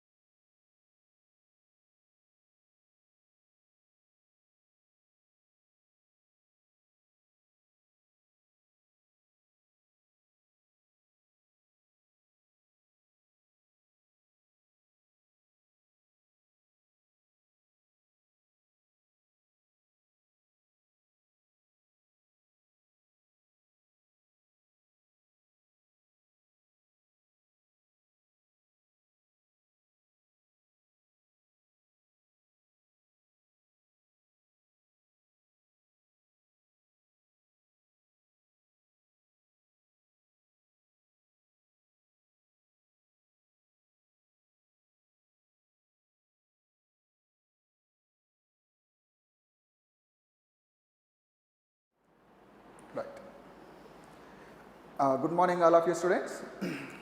Right. On previous class lo dual nature, atoms, nuclei, semiconductors, that 4 chapters complete amma. Maximum 7 or 8 questions are possible that 4 chapters. Again 1 or 2 times amma we can practice that model amma. Very very important. Now today topic. Today and on tomorrow the topic is ray optics. So in today class amma we discuss only refraction on plane surface and lenses. Only these 2 topics in this class we can discuss some important models.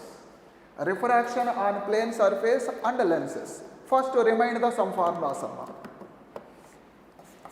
First some remind some formulas. What is the refractive index? Mu is equal to C by V. Mu is equal to C by V. Velocity of the light.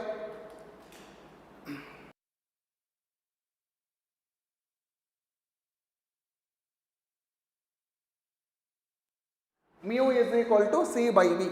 So mu is inversely proportional to velocity. This is the velocity of the light in air or vacuum in medium. That is equal to lambda by or lambda naught by lambda. Here, lambda naught is the wavelength of the light in air or vacuum by wavelength of the light in medium.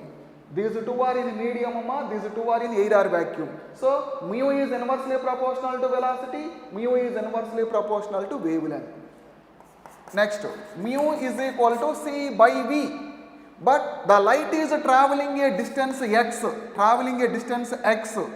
in t seconds. In medium. In medium, the light is traveling a distance x in t seconds. That's why how to write the mu value? Mu is equal to C by V. Velocity can be written as distance by time omega, like x by t, like into t. That is another important formula. Mu is equal to C by V. Velocity value can be written as distance by time. So very very important formula. Next, mu is inversely proportional to wavelength. Already we know that. Mu is inversely proportional to wavelength. Very important formula. Right. Next one. Another important point. Mu to 1. Refractive index of the second medium with respect to first medium. It can be written as mu to 1. That means mu 2 by mu 1.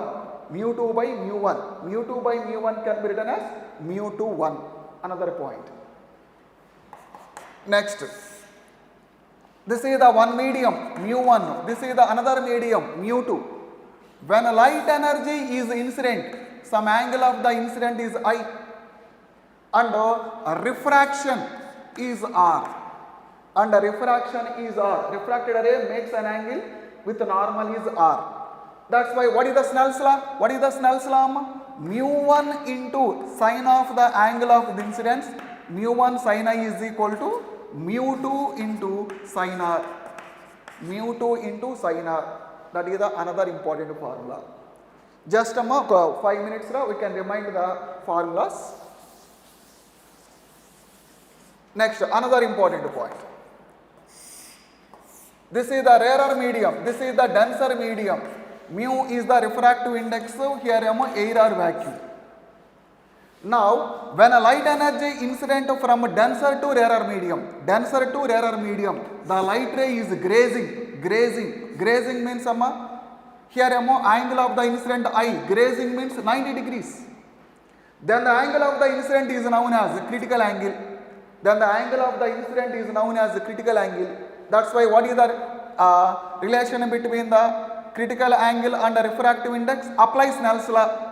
Mu into, what is the angle of the incident? C. Mu into, like 1 like sine 90. Sine 90, 1 no. Therefore, sine C is equal to 1 by mu.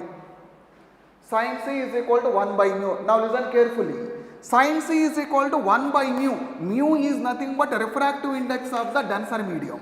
1 is nothing but refractive index of the rarer medium. Now, the important formula actually sin C is equal to 1 by mu and also written as refractive index of the rarer medium by refractive index of the denser medium.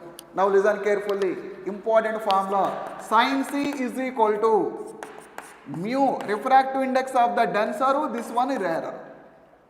But already we know that mu is inversely proportional to velocity. So mu, this is the velocity of the light in a rarer medium, velocity of the light in a denser medium. Another important formula, very very important formula. And also lambda in a denser medium, lambda in a rarer medium. So sin C is equal to 1 by mu. Sin C is equal to 1 by mu. Mu means denser medium, R means rarer medium. Right. Already we know that mu is inversely proportional to velocity. Inversely. Here inversely. Already we know that mu is inversely proportional to wavelength. And this is the rarer medium, this is the rarer medium. Denser and denser. That's why this is the very very important formula. Right. Note this one in rough notebook.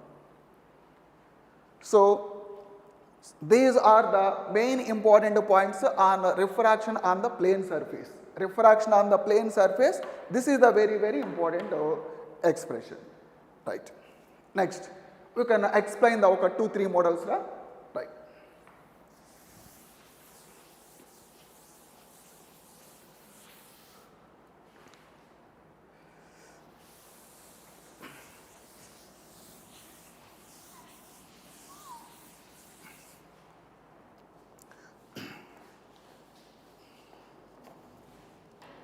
Now listen carefully.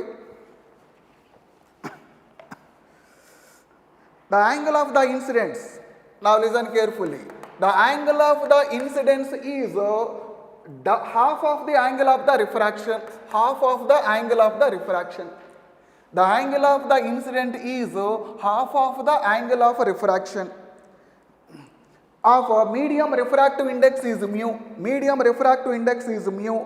Then what is the angle of the incidence? Then what is the angle of the incidence? Now this is the one of the important model. Already we know that this is the air or vacuum, this is the denser medium.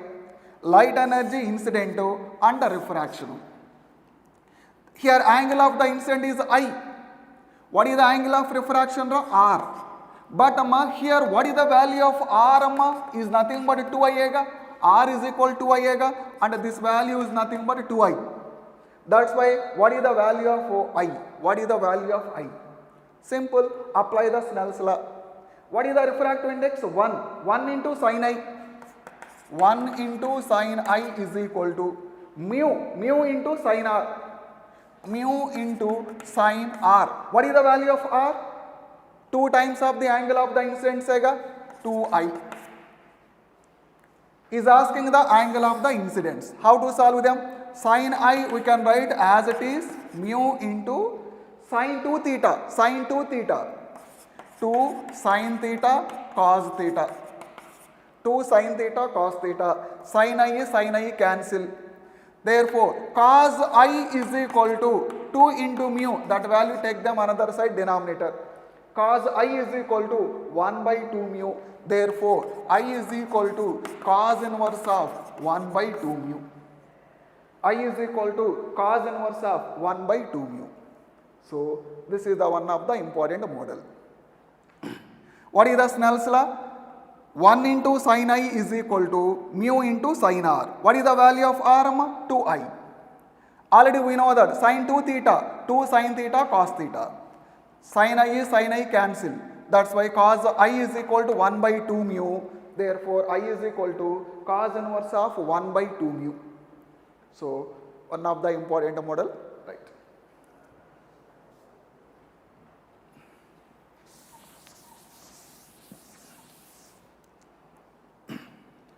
Now, another example. Now, listen. A light takes the t1 time. A light takes the t1 time traveling a distance A. Traveling a distance A. In medium 1, in medium 1, in medium 1. A light is traveling a time t1 with a distance A in medium 1. Next, and makes the t2 time, and makes the t2 time in another medium. This is the x1, this is the x2. How much distance? B. in medium 2. In medium 2. That's why what is the critical angle? Critical angle for the pair of the medium. What is the critical angle? Is asking the critical angle. But in the given question is the clearly given denser. Second one is the denser and the first one is the rarer medium. So medium 2 is the denser than that of the medium 1. That point is also given. Medium 2 is the denser, medium 1 is the rarer. So how to find the critical angle?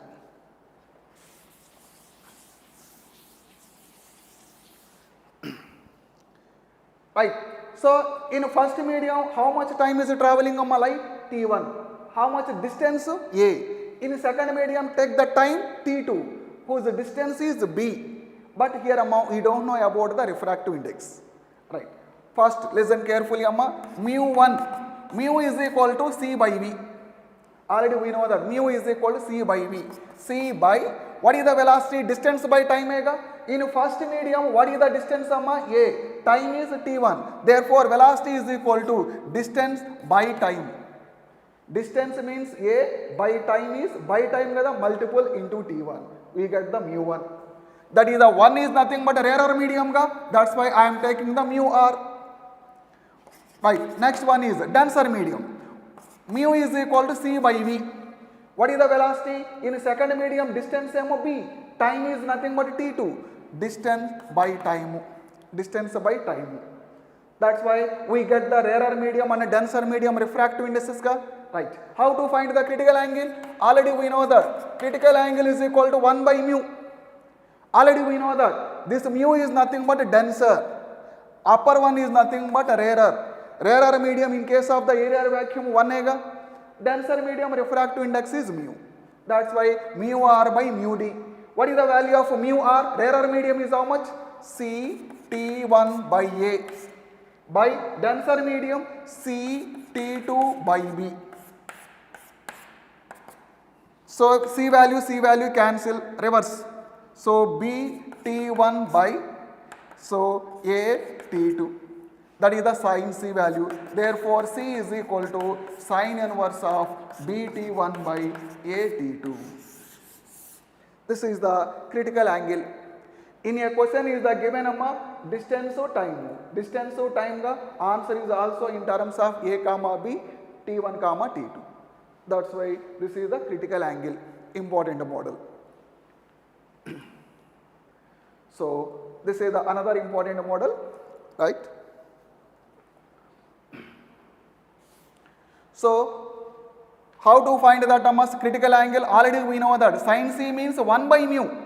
1 is nothing but a rarer medium, that's why mu r. Mu is nothing but a denser medium, like mu d. Already we know that mu is equal to C by V. Mu is equal to C by V. Velocity, distance by time. Here velocity, distance by time. That values are substituting in this one, we get the answer. Right.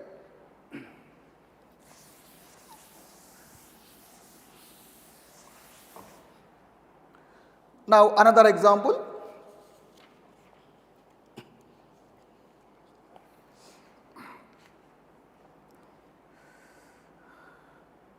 Now listen, another example. Before explanation of that another model, one small important point. Now listen carefully.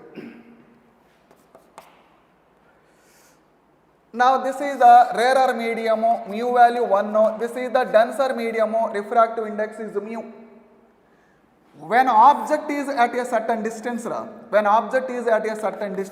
like x, and it is nothing but real depth.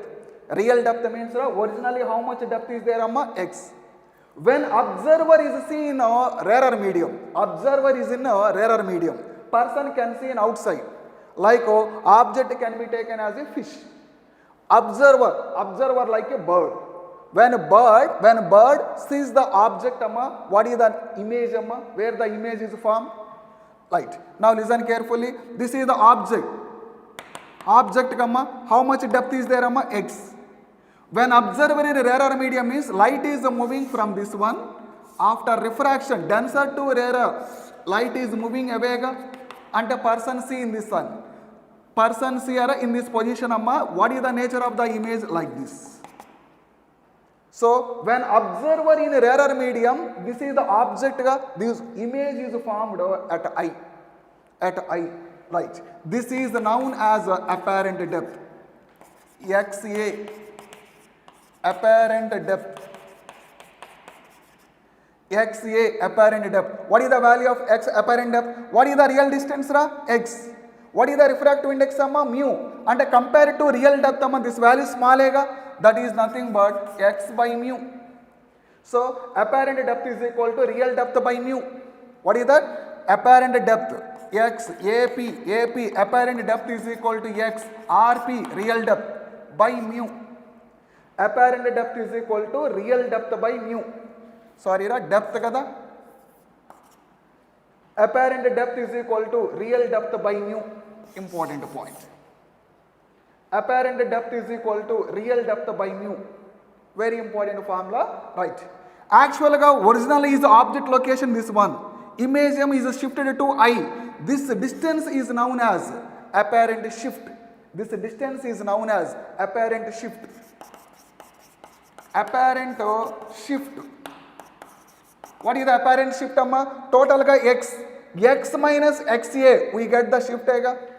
X minus XA. X minus, what is the value of XA? X by mu. That X value is common. How much value we get? X into 1 minus 1 by mu. Apparent shift is equal to X into 1 minus 1 by mu. So these 2 points are the important one. Apparent depth means taking from the surface, amma. Apparent shift, amma, taking from the bottom. From the surface apparent depth, shift from the bottom. That's why these 2 points are the important, amma, already given the previous AIMS question. I will explain that question, amma, important model, amma. Note this formulas, amma. Apparent depth is equal to real depth by mu. Apparent shift is equal to, like this one, OI. OI means, amma, total X minus XA, we get the shift. So these 2 formulas are the important one.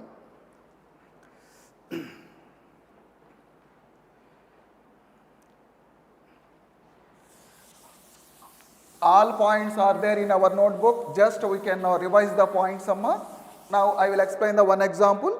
Right. Now listen carefully. One example. This is the one glass slab. This is the one glass slab. This is the one glass slab, like paperweight. Already we know that paperweight are sometimes spherical glass is there, sometimes rectangular glass plates are there. Okay.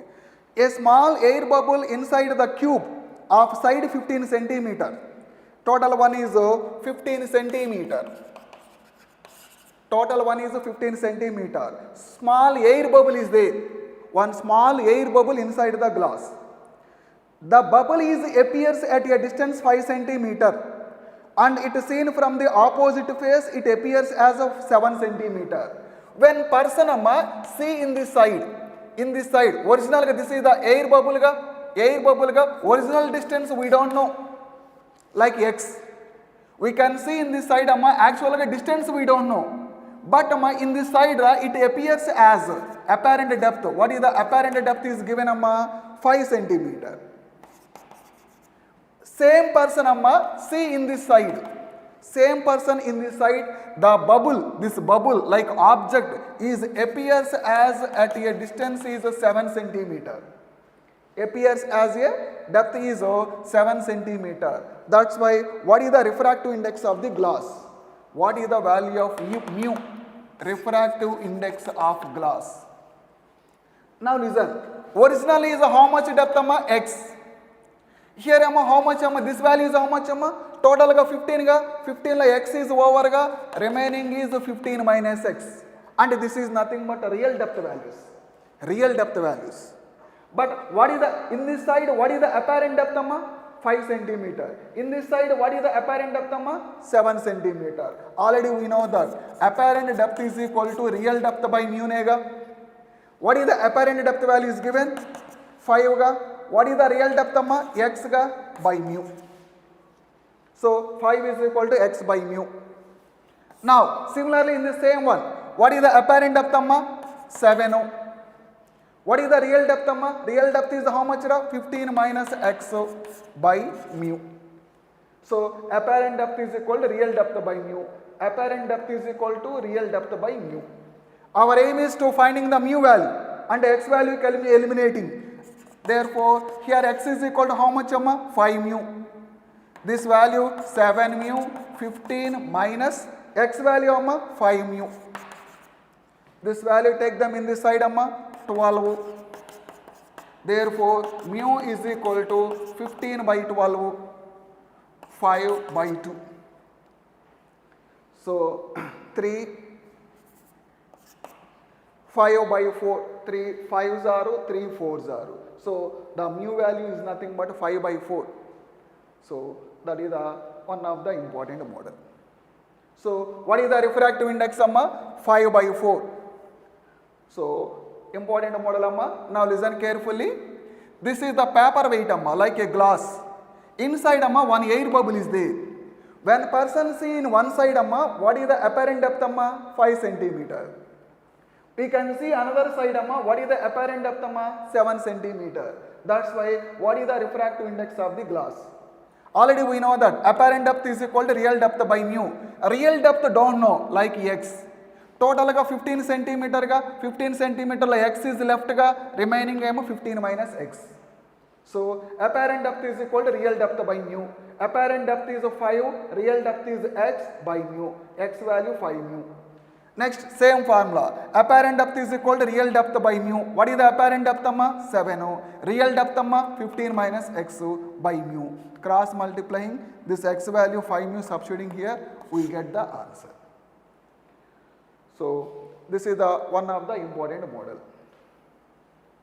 Now another important point. Same when fish is at a certain depth h, like fish is at a certain depth like h, that can be seen in outer region. This fish is seen in the outer surface. Outer surface it can be appears as a one circle. It can be appears as a one circle. This one. It can be appears as a one circle. That's why what is the radius? What is the radius of circle? When fish inside the water, it can see in the upper region we can observe a one circle.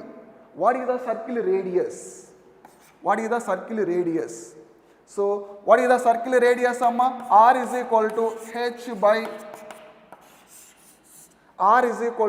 h by root of mu square minus 1. Very important formula, note this one. Radius R is equal to h by root of mu square minus 1. Sometimes is asking the diameter. Diameter is nothing but 2r. Sometimes is asking the area of the circle. Area is equal to pi r square. Area is equal to pi r square. Pi into r square means h square by mu square minus 1. So these 3 points are the important one. So just note them in our notebook. Just you can note them on rough notebook. R is equal to h by root of mu square minus 1. Where D, diameter. Diameter means 2r. Diameter means 2r. Like area of the circle pi r square. Where r is nothing but like this. So important formula copy this one.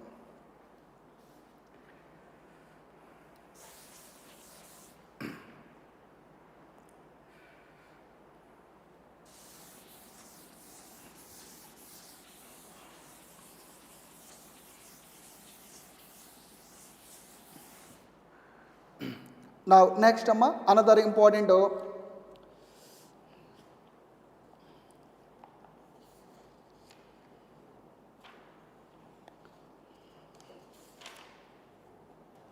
now listen. Another important one. This is the 2022 question 2022 is given the same one. Listen carefully. Two mediums A and B. Two mediums A and B whose speeds are 1.5 into 10 power 8, here 2 into 10 power 8 meter per second. So when light, the speed of light in the two mediums are 1.5 into 10 power 8 to 2 into 10 power 8 meter per second. That's why what is the critical angle of the light in the two mediums? Find critical angle of two mediums. For the two medium, find the critical angle. But in that problem is not given the which one is the rarer medium, which one is the denser medium is not given. But already we have the idea about this one. What is the formula of sin C? Sin C is equal to 1 by mu. Mu is nothing but denser, already we know that. 1 and air or vacuum ga rarer. But the given speed values ga already we know that. Mu value is inversely proportional to velocity. Mu r ga denominator lo Vr. Denominator lo mu d ga numerator lo Vd. Inversely proportional to. This one is the sin C. Already we know that in air or vacuum velocity is more. When light is moving from rarer to denser whose speed value is decreasing. That's why in these two law which one having the more velocity 2 into 10 power 8 kada, that is nothing but rarer. When a light is moving from air or vacuum to medium whose speed value is decreasing, and this is nothing but rarer medium. Compared to this one, the speed value decrease ga, compared to this one less kada, that's why this is nothing but denser. So that is the important point. So what is the velocity of the light in a denser medium? 1.5 into 10 power 8. Rarer medium 2 into 10 power 8. Cancel. 15, 1.5 ga 15 by 10, and like 15 by 20, 3 by 4, 0.75. Therefore, C is equal to sin inverse of 0.75. Is asking the options like similar this one. First option sin inverse of 0.75. For example, another one is nothing but 4 by 3. 4 by 3 is also option there. 4 by 3 means 1.33 ga. C is equal to sin inverse of 1.33 also option is there. So that's why here is the important points is nothing but which one having the more velocity that is the rarer. Which one having the less velocity that is the denser medium. In this problem that is the important point. So that is the 2022 question number. Is asking the simple questions that's why note this one. Now another one.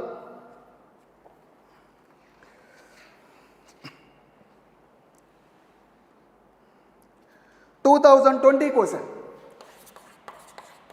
2020 question. Now listen carefully. The critical angle for total internal reflection for the medium to vacuum.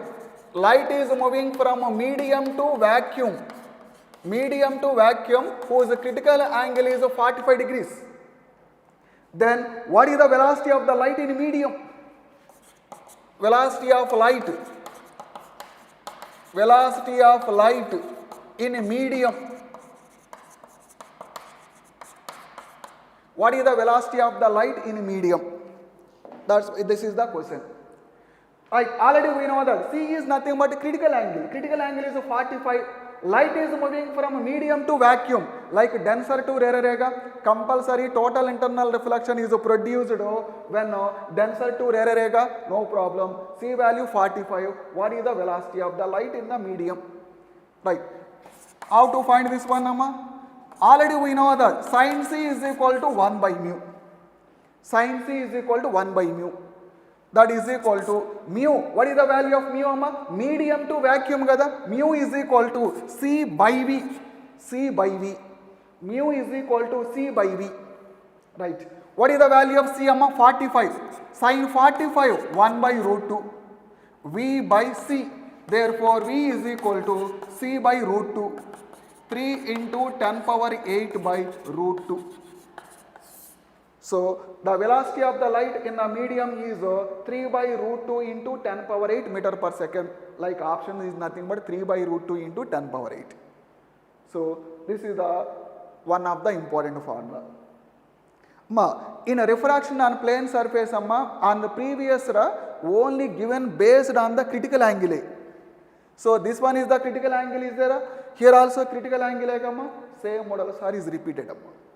So just we can practice them that questions only on the critical angle based questions.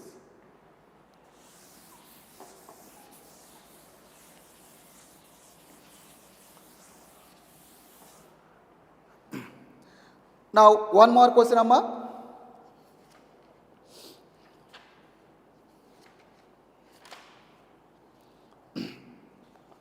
Now one more question. Now this is the previous aims question amma.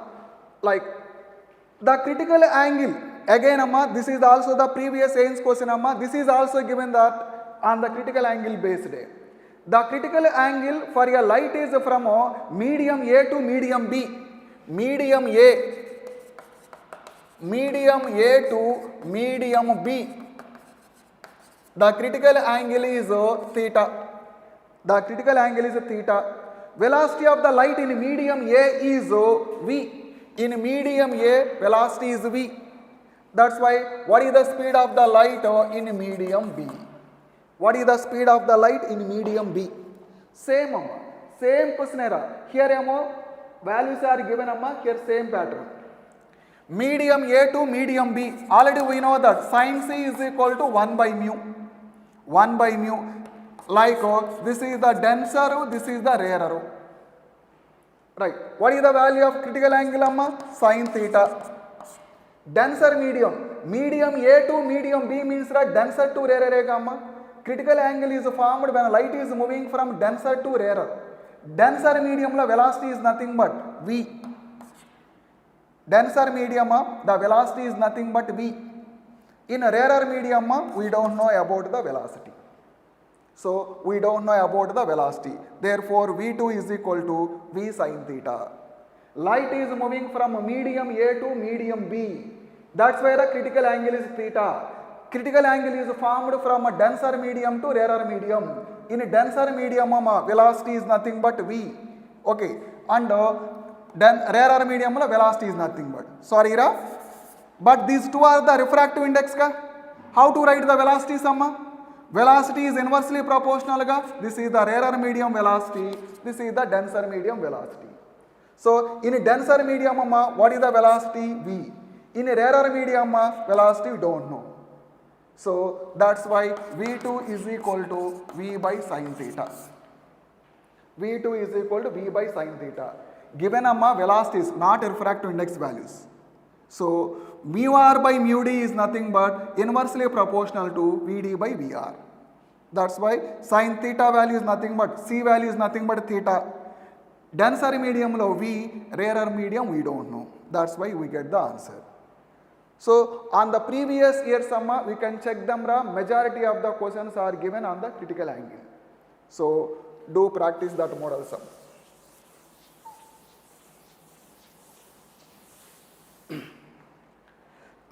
Now next another model. Now another also given the previous question amma. When a light is moving from a denser medium to rarer medium. Now listen carefully.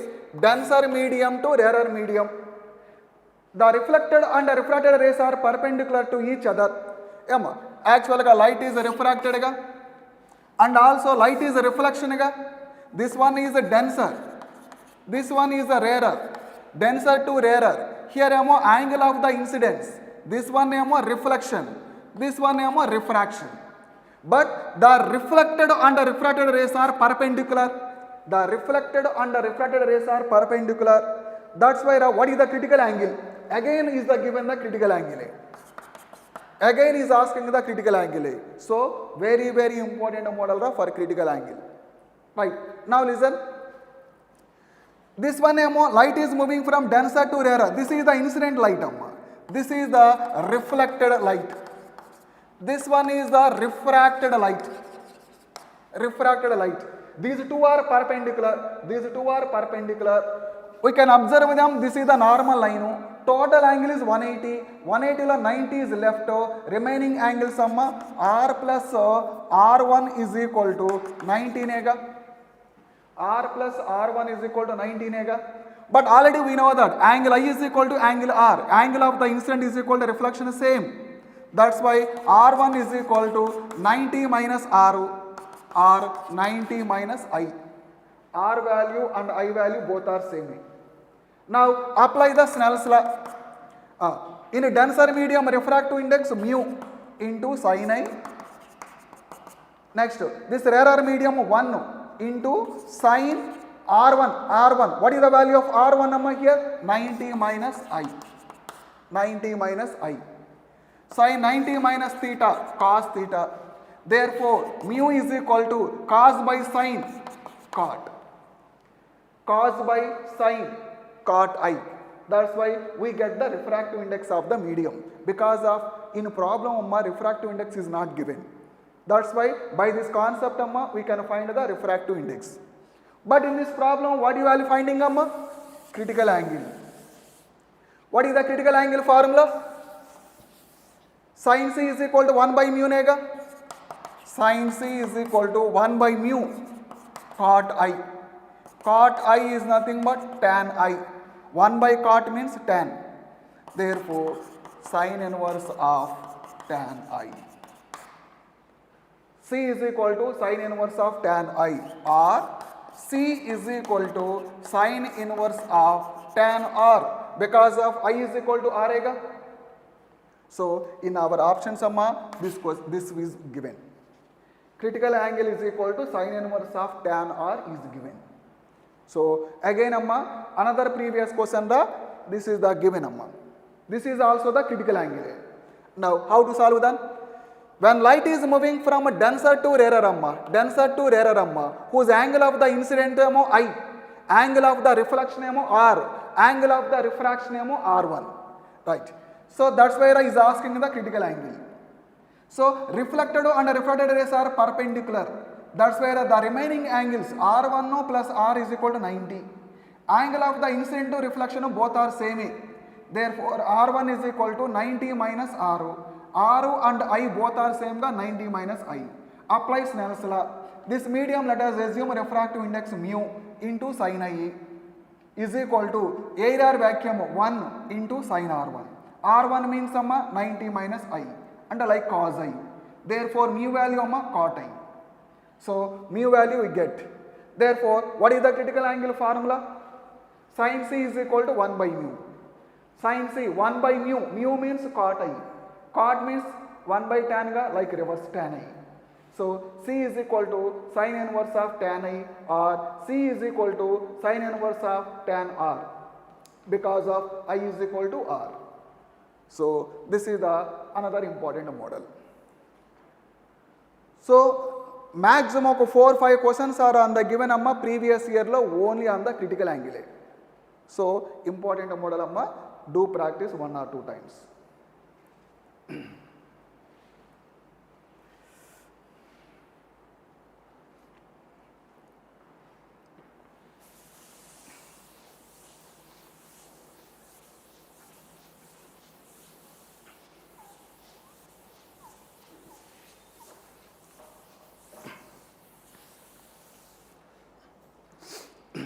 Okay, now in a lenses, some important points. For convex lens focal length is 1 by f is equal to, like this is the convex lens whose refractive index is mu2, surrounding medium is mu1, first one radius is r1, second one radius is r2. What is the focal length formula? 1 by f is equal to mu2 by mu1 minus 1 into 1 by r1 plus 1 by r2. 1 by r1 plus 1 by r2. This is the focal length of the convex lens. For concave lens, 1 by f is equal to minus convex lens, concave lens के formulas both are same. This one positive, this one minus. Minus 1 into 1 by r1 plus 1 by r2. Next, two lenses are in contact. What is the effective focal length? First one emo f1 amma, second one emo f2. 1 by f is equal to 1 by f1 plus 1 by f2. Both are convex lens gamma, that's why I am taking the both are positive. For example, this is the convex, so this is the concave amma. Concave lens focal length value negative ga, that's why minus 1 by f2. Next, power is equal to 1 by f. Focal length value in case of the meters. Or in centimeters amma, 100 by f in centimeters. 100 by f in centimeters. So these points are the important one. Here amma, what is the mu1 amma?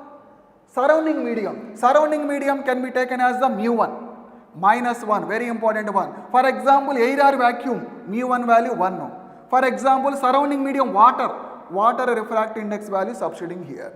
So this is the important formula summa for lenses. Only previous one lo majorly is they given the this is type of the model summa. Right. I will explain the 2-3 model summa. Right.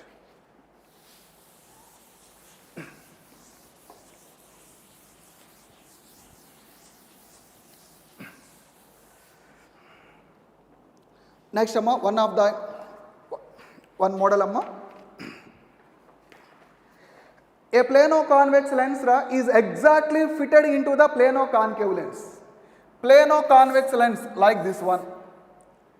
And the plano-concave lens like this one is exactly fitted to the plano-concave lens. Then plane surfaces are parallel to each other. Plane surfaces are parallel to each other. This is the plane surface, so this is the plane surface. Exactly fit means like this one. Now we can observe them. This is the plano-convex ga. Like this one is the plano-concave ga. Exactly is fitted ga. Whose plane surface are parallel ga. Right. Whose refractive index emo mu1. This one refractive index emo mu2. But both having this curved surface radius is r. Exactly fit means both having the same radius ga. That's why what is the effective focal length? Is asking what is the effective focal length? So this is the 2013 question amma. What is the effective focal length? Right. First one is the plano-convex lens focal length value 1 by f1, let us assume.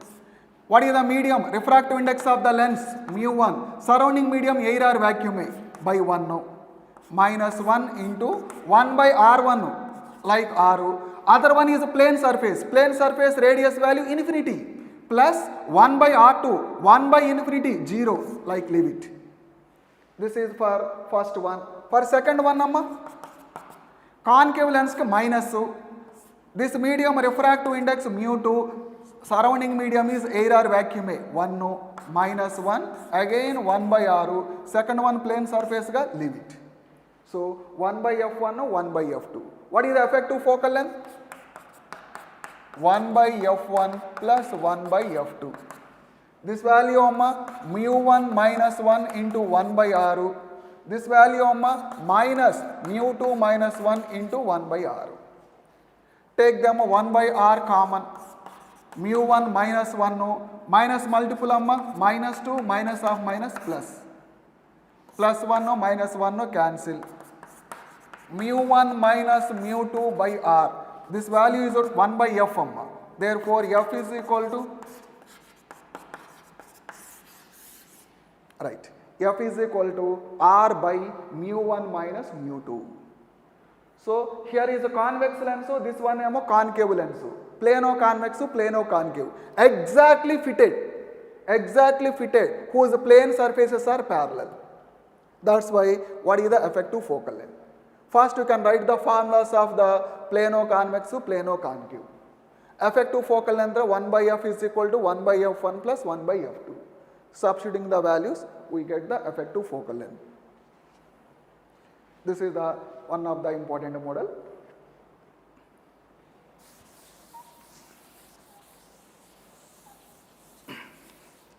Now another model.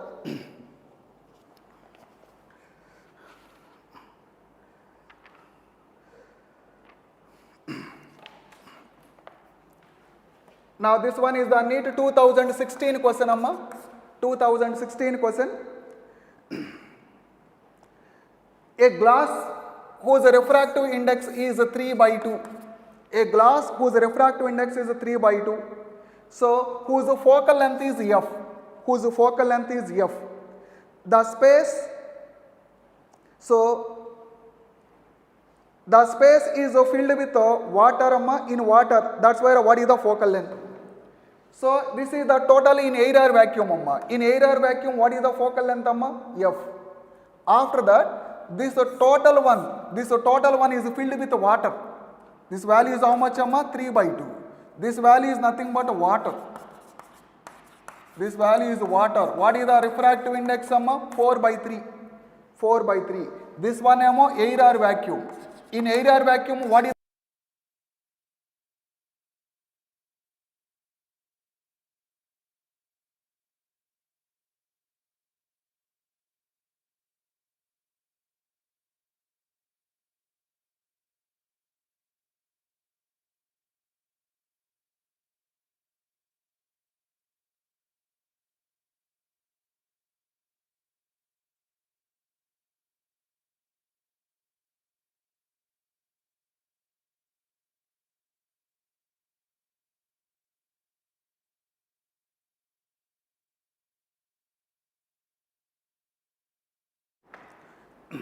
okay?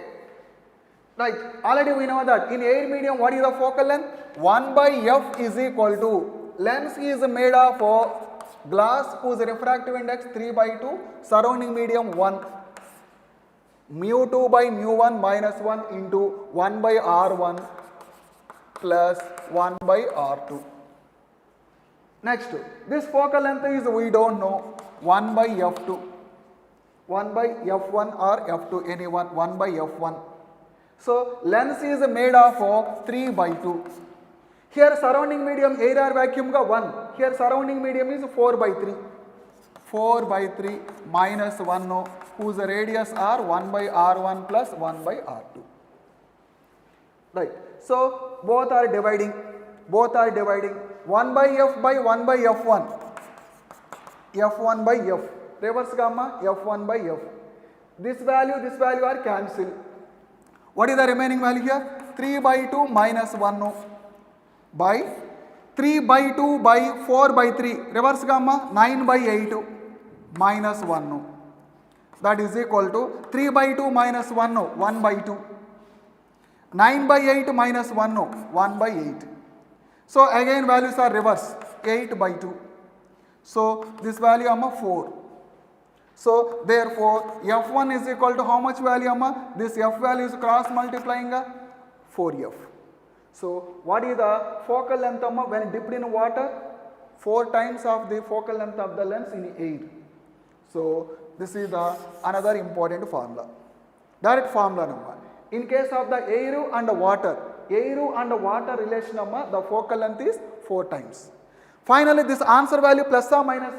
Plus is nothing but convex summa. In case of the answer minus summa, it is nothing but concave. So that is the another important concept, right?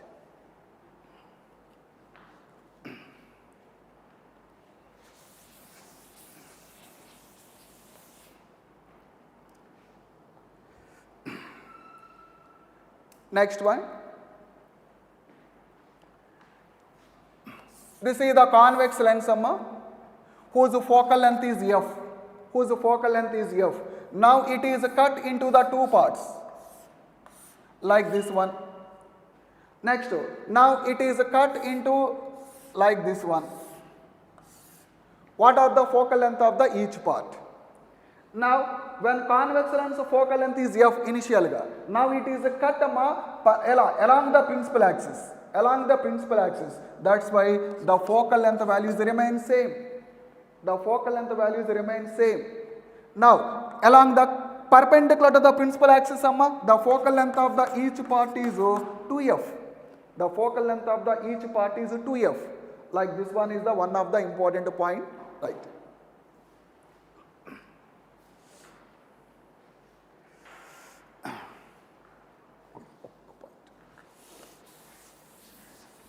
One point is the previous question amma.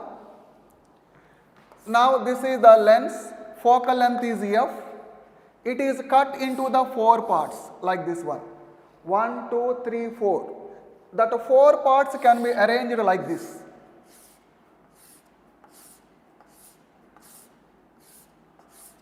That 4 parts are arranged like this. Then what is the effective focal length? What is the effective focal length? Find effective focal length. Right. What is the focal length of the each part, amma? What is the focal length of the each part? Now we can observe them. This lens, which one is how much, amma? F ega. This part is also F ega. Now it is cut perpendicularly like this one. What is the effective of the each part? 2F and 2F ega. Original focal length F. Each one is 2F, 2F and 2F. What is the effective focal length? 1 by F is equal to 1 by F1 plus 1 by F2 plus 1 by F3 plus 1 by F4. How much value, amma? 4 by 2F ega. Like 2 by F. This is the 1 by F value, amma. Therefore, effective focal length is equal to F by 2. Effective focal length is F by 2. So, this is the another important model, amma.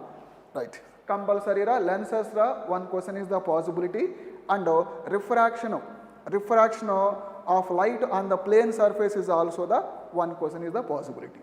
Okay, namma. That's some important models, amma. We can revise the concepts, amma. Right. On tomorrow class ra prism and optical instruments. Prism and optical instruments. So, on tomorrow class we can continue, amma. Thank you very much.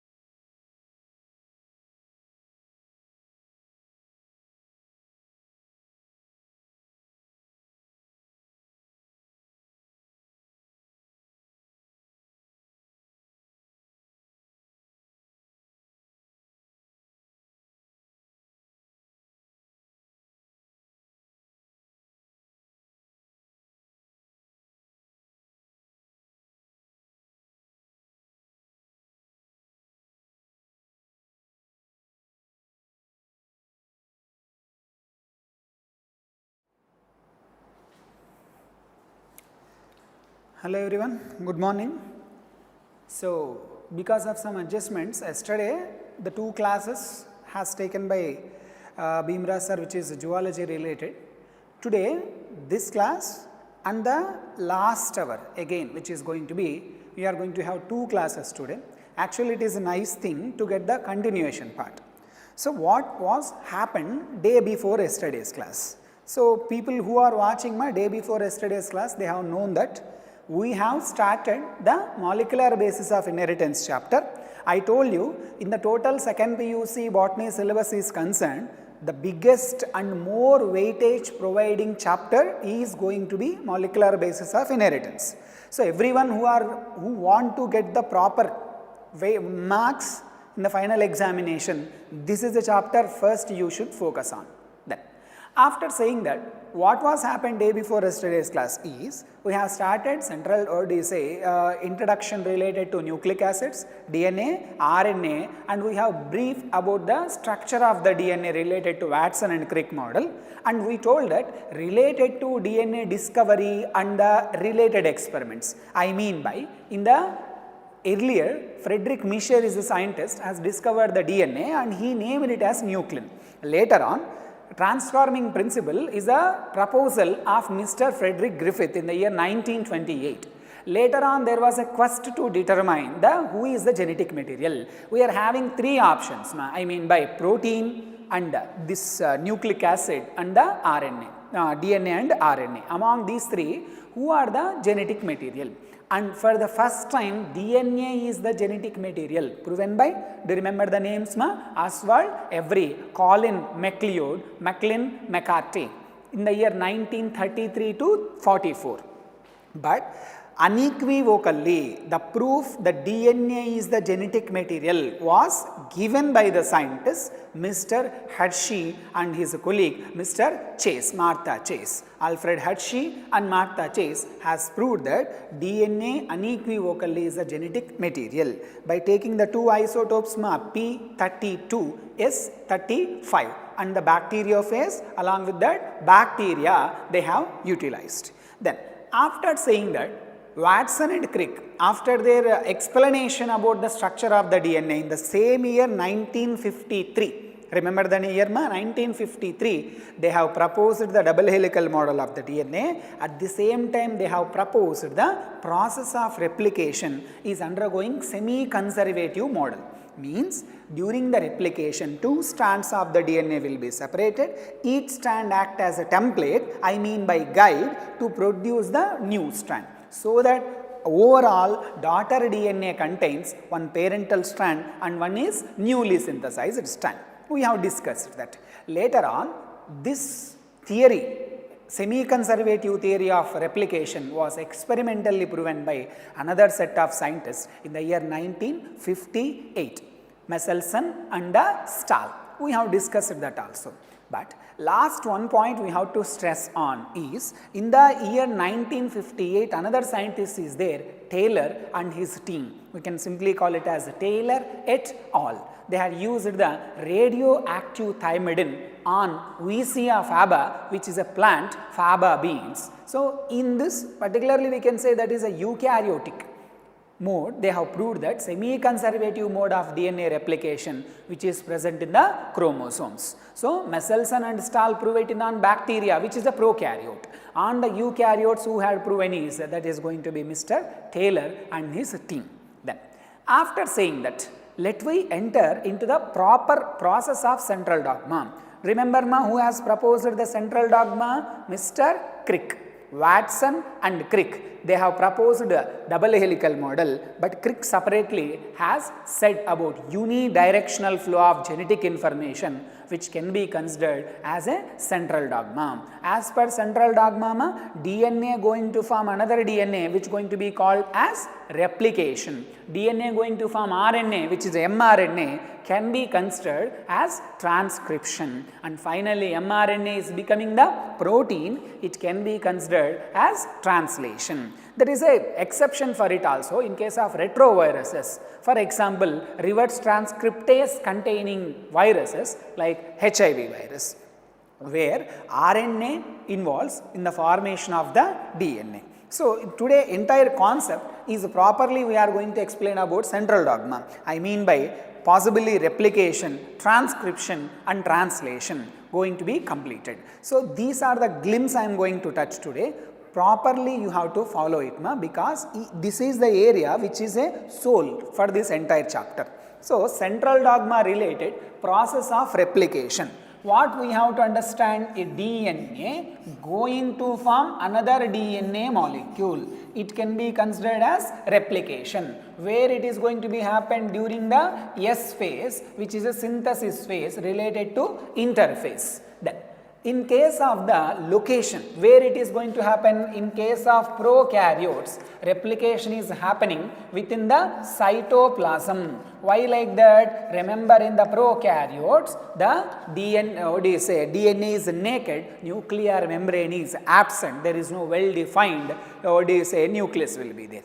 Then whereas in case of the eukaryotes, remember what is there? Proper nucleus is present here. So the location of the DNA replication is within the nucleus in case of the eukaryotes. Simple. Here also nucleus present, here also nucleus present, but nuclear membrane matters here. So nuclear membrane is present in the eukaryotes, which is surrounding the genetic material. So here the nuclear membrane is absent in case of prokaryotes, can be considered as a naked DNA. A day before yesterday we have used another word also, nucleoid. At the same time, it can be considered as genophore. So the process of replication requires some elements. So requirements of the process of the replication. Let me consider one by one.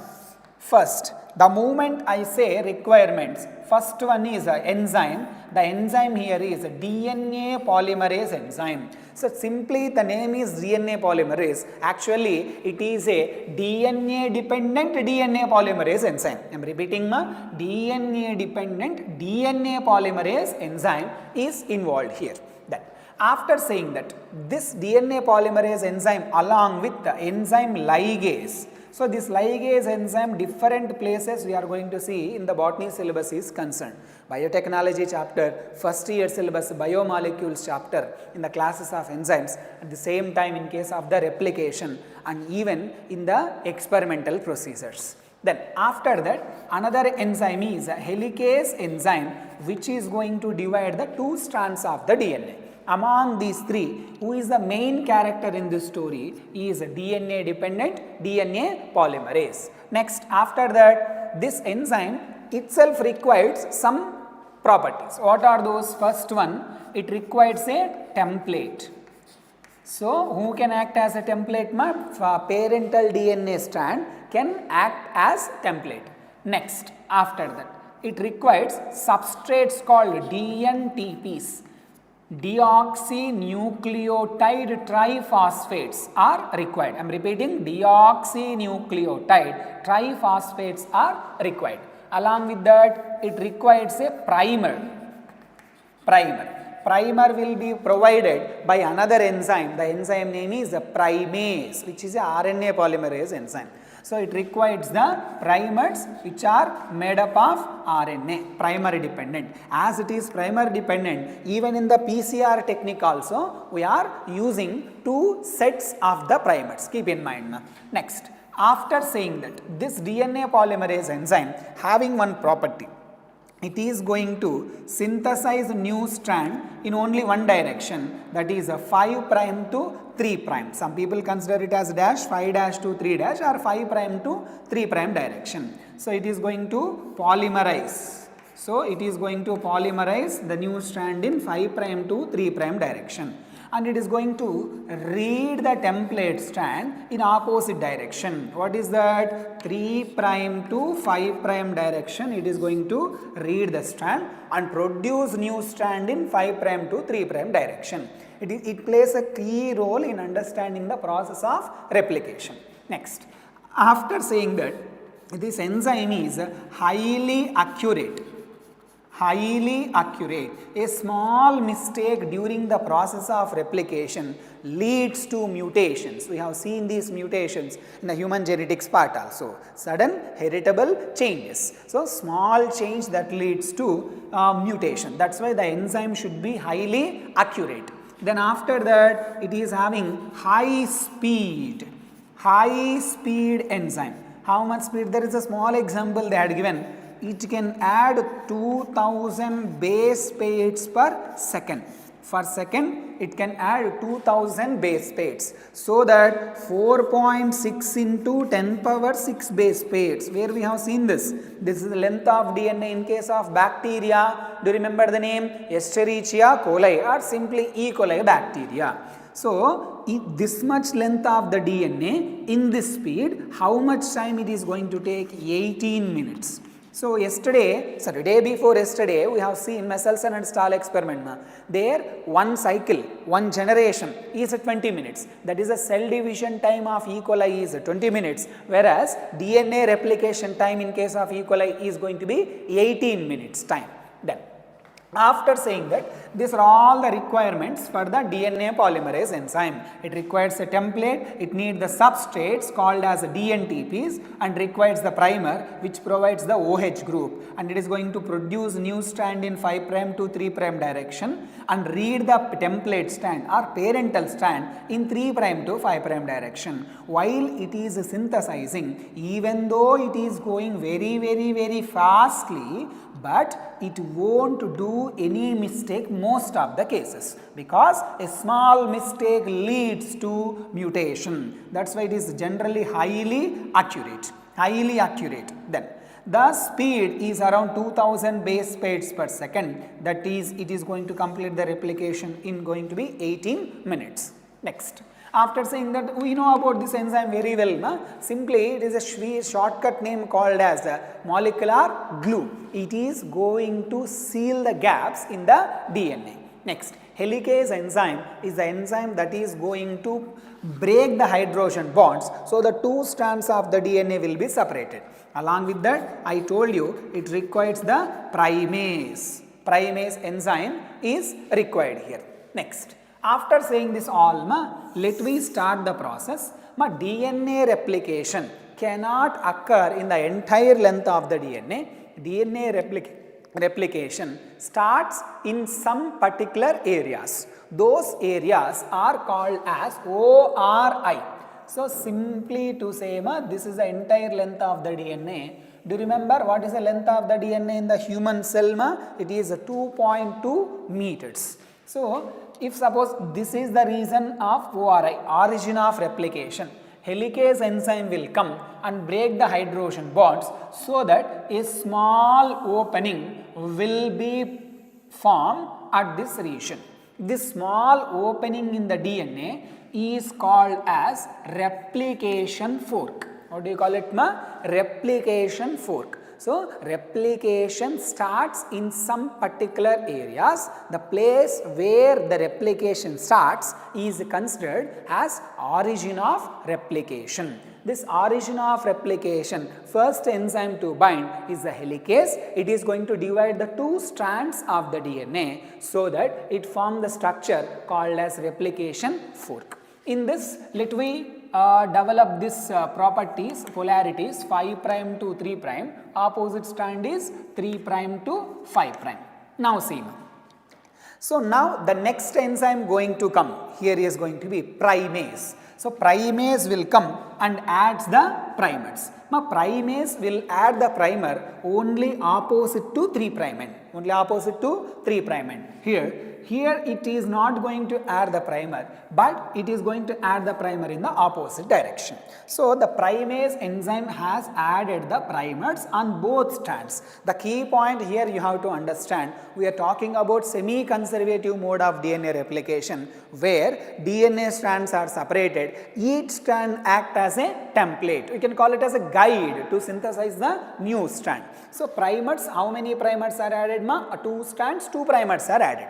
What is the function of this primer? This primer provides the 3' OH group. Means this is 3', opposite strand will be 5, here is going to be 3. 3' OH group will be provided. If you remember properly, day before yesterday while I am saying phosphodiester bond will be synthesized in 3' to 5' direction. So this is the key point here. Phosphodiester bond will be formed in 3' to 5' direction. So that the 3' OH group is provided by the primer. Next, the enzyme which is going to come is directly DNA polymerase. So what has happened at the origin of replication, helicase enzyme came, it bound, separated the two strands forming the replication fork. After that, the enzyme primase came and attached, forms the primers. The primer is providing the 3' OH group. To the OH group, the next enzyme is the main enzyme which is going to come, called as DNA polymerase. This DNA polymerase came here, it starts synthesizing the new strand. In which direction? We have discussed in which direction? 5' to 3'. It is going to read the template strand in 3' to 5'. So that what is going to happen? It is going to add the nucleotides one by one. Here comes the magic. DNTP, deoxynucleotide triphosphates. So let me cover this. This is a pentose sugar attached with the nitrogen base. It is called as nucleoside or nucleotide. Without the phosphate group, it is considered as nucleoside. So now at the 5' and CH2OH E place, it is going to have 3 phosphates group. 3 phosphate group. So deoxynucleoside triphosphates. 3 phosphate is there. Now this is going to be act as a substrate for the enzyme. As per NCERT, they are clearly mentioning that DNTPs, the nucleoside triphosphates, they are having the dual purpose. So first purpose is they are acting as substrates for the enzyme DNA polymerase. At the same time, they can provide the energy for the polymerization. I mean by formation of the phosphodiester bond, energy is needed. So who is going to provide the energy? The same substrate DNTPs. How this is going to be possible? During the time of polymerization, among the 3 phosphates, alpha, beta, gamma, among the 3 phosphates, 2 terminal phosphates are removed. So that it will become what? This entire piece separately, if you consider, this is going to be the nucleotide. So by the removal of 2 phosphates, a nucleotide is formed. That nucleotide is going to get added. How can you identify adenine, adenosine, adenylic acid? Among these 3, who is nucleotide adenylic acid? So always tide will be end with the suffix acid. Remember it. Suppose here there is a A, here what will be added? T. Here T is there, A. Here G is there, C. By reading the template in 3' to 5' direction, polymerase enzyme will synthesize the new strand. In which direction? 5' to 3' direction. Next. Okay, this strand is undergoing very properly, process is going on very well. So this is going to be called as a continuous synthesis. So it is going to be continuous synthesis, it is going to be a continuous strand or the leading strand. The strand, the template strand on which DNA replication is continuous, that strand is going to be called as leading strand. Guess what What is the polarity of the leading strand? 3' to 5' direction. Always remember the rule always you have to look at the replication fork from the opening side, not from the opposite side. It has to be observed from the opening side. The strand 3' to 5', the process is going to be continuous. That strand is called a leading strand. That the polarity of the leading strand is 3' to 5'. The problem comes with the opposite strand. How comes the problem? Do you remember Watson and Crick model? The 2 strands of the DNA are having anti-parallel polarity. One is in one direction, another is in opposite direction. So this strand is having opposite direction. But the property of the DNA polymerase won't changes. so that it is going to synthesize the new strand even here also 3 to 5. How come? The primer is not going to be added at the end of this, it is going to be added here, so that here it is providing the 3' OH, so that it will synthesize the new nucleotides, join the new strand in same direction, that is 3' to 5'. Later on it will move, the fork will be opened further, again primer is added, again it will continue. So that in this strand the synthesis is going to be discontinuous. So why the process is discontinuous? Because DNA polymerase will synthesize new strand in only one direction, that is a 5' to 3'. Because of this, on one strand it is continuous, on another strand it is going to be discontinuous. So the strand on which process is discontinuous, that strand is going to be called as lagging strand. Which strand ma? Lagging strand. The polarity of the lagging strand ma 5' to 3' direction. So that is the thing. Next, who is going to seal these gaps? The glue. Who is the glue here in this condition? That is going to be the ligase enzyme, which is going to join these discontinuous fragments. These fragments are called, do you remember the name? Okazaki fragments. We call it as Okazaki fragments, which are going to be joined by the enzyme ligase. So what are the works of these enzymes? First enzyme to come helicase, separate the two strands of the DNA by breaking the hydrogen bonds. Second enzyme to come is a primase, adds the primers on both strands. The third enzyme to come is going to be DNA polymerase, which is the main enzyme which does the continuous synthesis in 5' to 3' direction. Next, the next enzyme to come is the ligase enzyme, which is going to seal the gaps on the lagging strand, which are called as Okazaki fragments. Next, after saying this, this entire process is going to happen within 18 minutes in case of E. coli bacteria. So that is the thing. There comes one doubt, small doubt. So process of replication is happening in S phase. After S phase means in the interphase G1, S, G2, after that division, cell division phase. What is that cell division phase, which is going to be called as M phase. Suppose interphase was happened but is not followed by cell division or the M phase. What will happen? There leads to a condition, that condition is called polyploidy. That condition is called polyploidy. The same word is there here even in the human genetics part also. Failure of cell division after the DNA replication leads to what? Polyploidy condition. This polyploidy condition generally found in the plants. For example, in the plants where we have seen sexual reproduction in flowering plants, the place where sporogenous tissue is surrounded, that layer is called, remember the name? Tapetum. Tapetum is having, initially it is diploid, but later on because of endomitosis, it will become what? Polyploid condition arises because of failure of cell division after the DNA replication. So this is a glimpse related to this replication part. After giving the related information with the replication part, second process in this is going to be the transcription. So by definition, what is transcription as per NCERT? Transcription is a process in which the information in the DNA will be copied in the form of mRNA or RNA, however it is going to be. But here one thing you have to understand, major difference.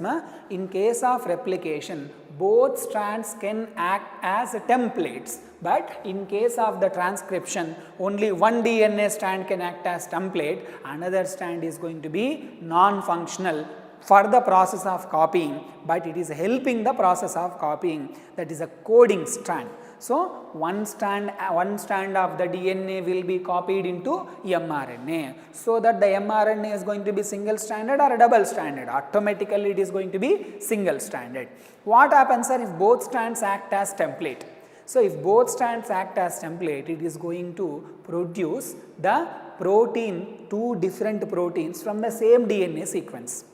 Two different proteins with same DNA sequence, it will complicate the process. That's why simply, and even though if both strand act as template, it is going to produce double stranded RNA, which is a non-functional one. Where we have seen this double stranded RNA. Do you remember RNA interference, biotechnology applications part? So double stranded RNA is not going to involve in the translation. Remember it. So for the process of transcription to continue or translation to happen later on, single stranded RNA should be formed from only one strand of the DNA, which is going to be called as template strand. The opposite strand of the DNA is going to be called as coding strand. So transcription occurs in one strand, that too not in the entire 2.2 meters of the DNA. It is going to occur in a small particular area, which is going to be called as transcription unit. Which is going to be called as what, ma? Transcription unit. So the transcription unit contains the parts like two strands of the DNA. One is going to be 3 to 5, another is going to be 5 to 3. Opposite polarity. In this, one strand is template, another strand is coding. How can we identify? Here, based on the position of a structure called as promoter, and opposite structure is going to be called as a terminator. In the middle, there is a gene called structural gene. So transcription unit contains three parts. One is the promoter, structural gene, and the terminator. This structural gene having another name called as a cistron. Within a while we are going to discuss about this. So structural gene also called as cistron. Now see, one strand is a template. For example, I am taking this as a template. This is a template strand. The below strand is going to be called as coding strand. One is the template, another is going to be the coding. Here, how can you name one strand as a template, another is going to be coding? With the presence of promoter.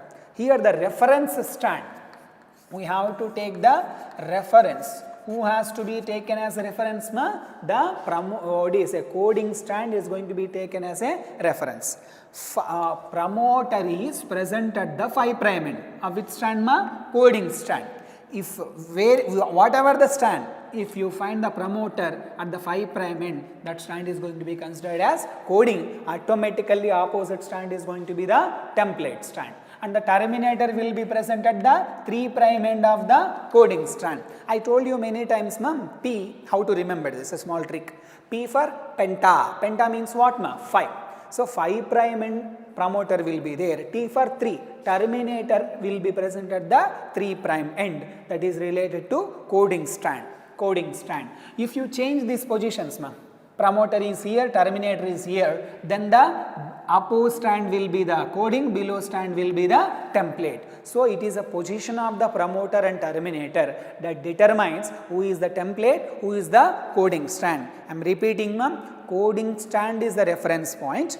5' end of a strand, if promoter is present, that strand will be considered as coding, and the 3' end terminator is there, that strand is coding. Opposite strand will be the template. When it comes to function of these three elements, what are these three elements? Promoter, structural gene, and the terminator. Promoter is the site where RNA polymerase is going to be attached. So how come this, the new name we are talking here, that is RNA polymerase. Simply, I consider this as a sister of this DNA polymerase. This is going to be elder one, that is going to be elder one, for understanding just.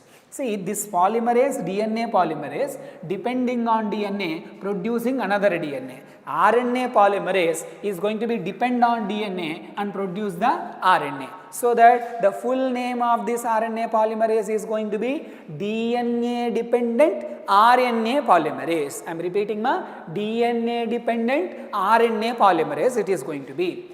This RNA polymerase is going to be involved in the process of transcription, and the place where RNA polymerase binds, that is going to be called as promoter. The place where process of transcription ends or terminates, this place is going to be called as terminator. And the piece of DNA which is going to be transcribed or copied into RNA, coding part, that is going to be the structural gene, also called as cistron. The coding part of this transcription unit is going to be the structural gene. What about this promoter and terminator? They are regulatory elements which are going to regulate the process.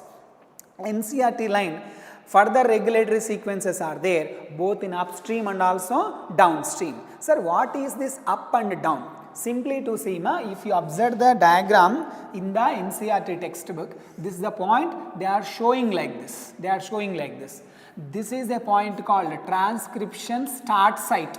Transcription start site. It can be compared with the origin of replication. The place where replication starts is called as ORI.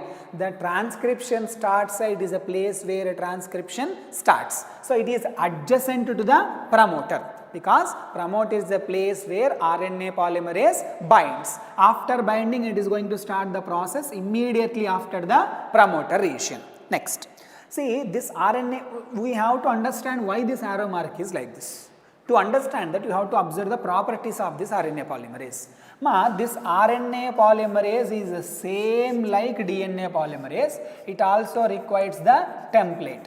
So, in both cases, DNA polymerase and RNA polymerase, who can act as template? Here the DNA acting as template, here also DNA acting as template. Both cases DNA acts as template.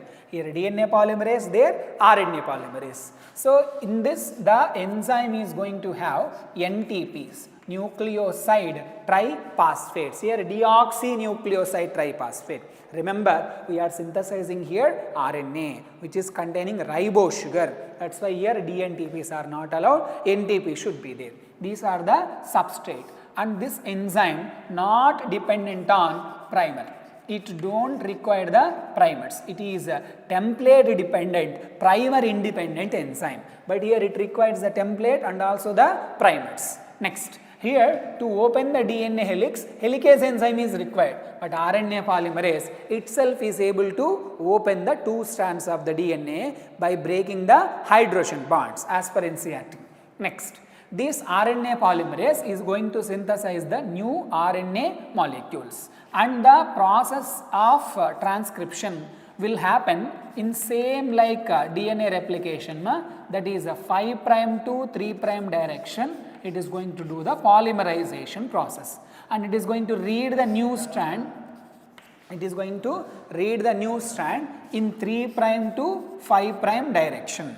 So, the style of work is same. Style of work is same. What is the style of work? Here and there. Process of producing new strand is 5' to 3', but reading the old strand is going to be 3' to 5'. These two are same. What makes the difference? It is producing another DNA, it is producing another RNA. Here DNTPs are required, here DNTPs are not required, NTPs are required. Here primary is required, here primary is not required. Here helicase enzyme is required, here helicase enzyme is not required. It can open the process, it can open the DNA helix on its own. So, two are having similarities and at the same time dissimilarities. You have to remember this particular thing. This is very key point here. Next, after saying that, now come back to this particular position. Now we are talking about why this arrow mark is like this. By this time you came to understand RNA polymerase will bind here and synthesize a new strand from this. This is a template. So 3' to 5' is a direction. This is going to read the new strand. I mean, it is going to attach here and RNA polymerase is going to move in this direction. Why in this direction only? Because it is a 3' to 5' direction. It is going to move. It is going to read the strand. So that's why this is the direction. Now this direction where RNA polymerase is moving, that direction is called as a downstream. Direction in which RNA polymerase move is called as downstream. Whereas opposite direction which it cannot move, that is going to be called as a upstream. Upstream. So upstream is towards 3' end of the template strand, downstream is towards 5' end of the template strand. Simple logic. Water moves towards down. Same way, the direction of the RNA polymerase is in which direction? That direction is called down, which it cannot move, that is going to be called as up. So here the logical statements.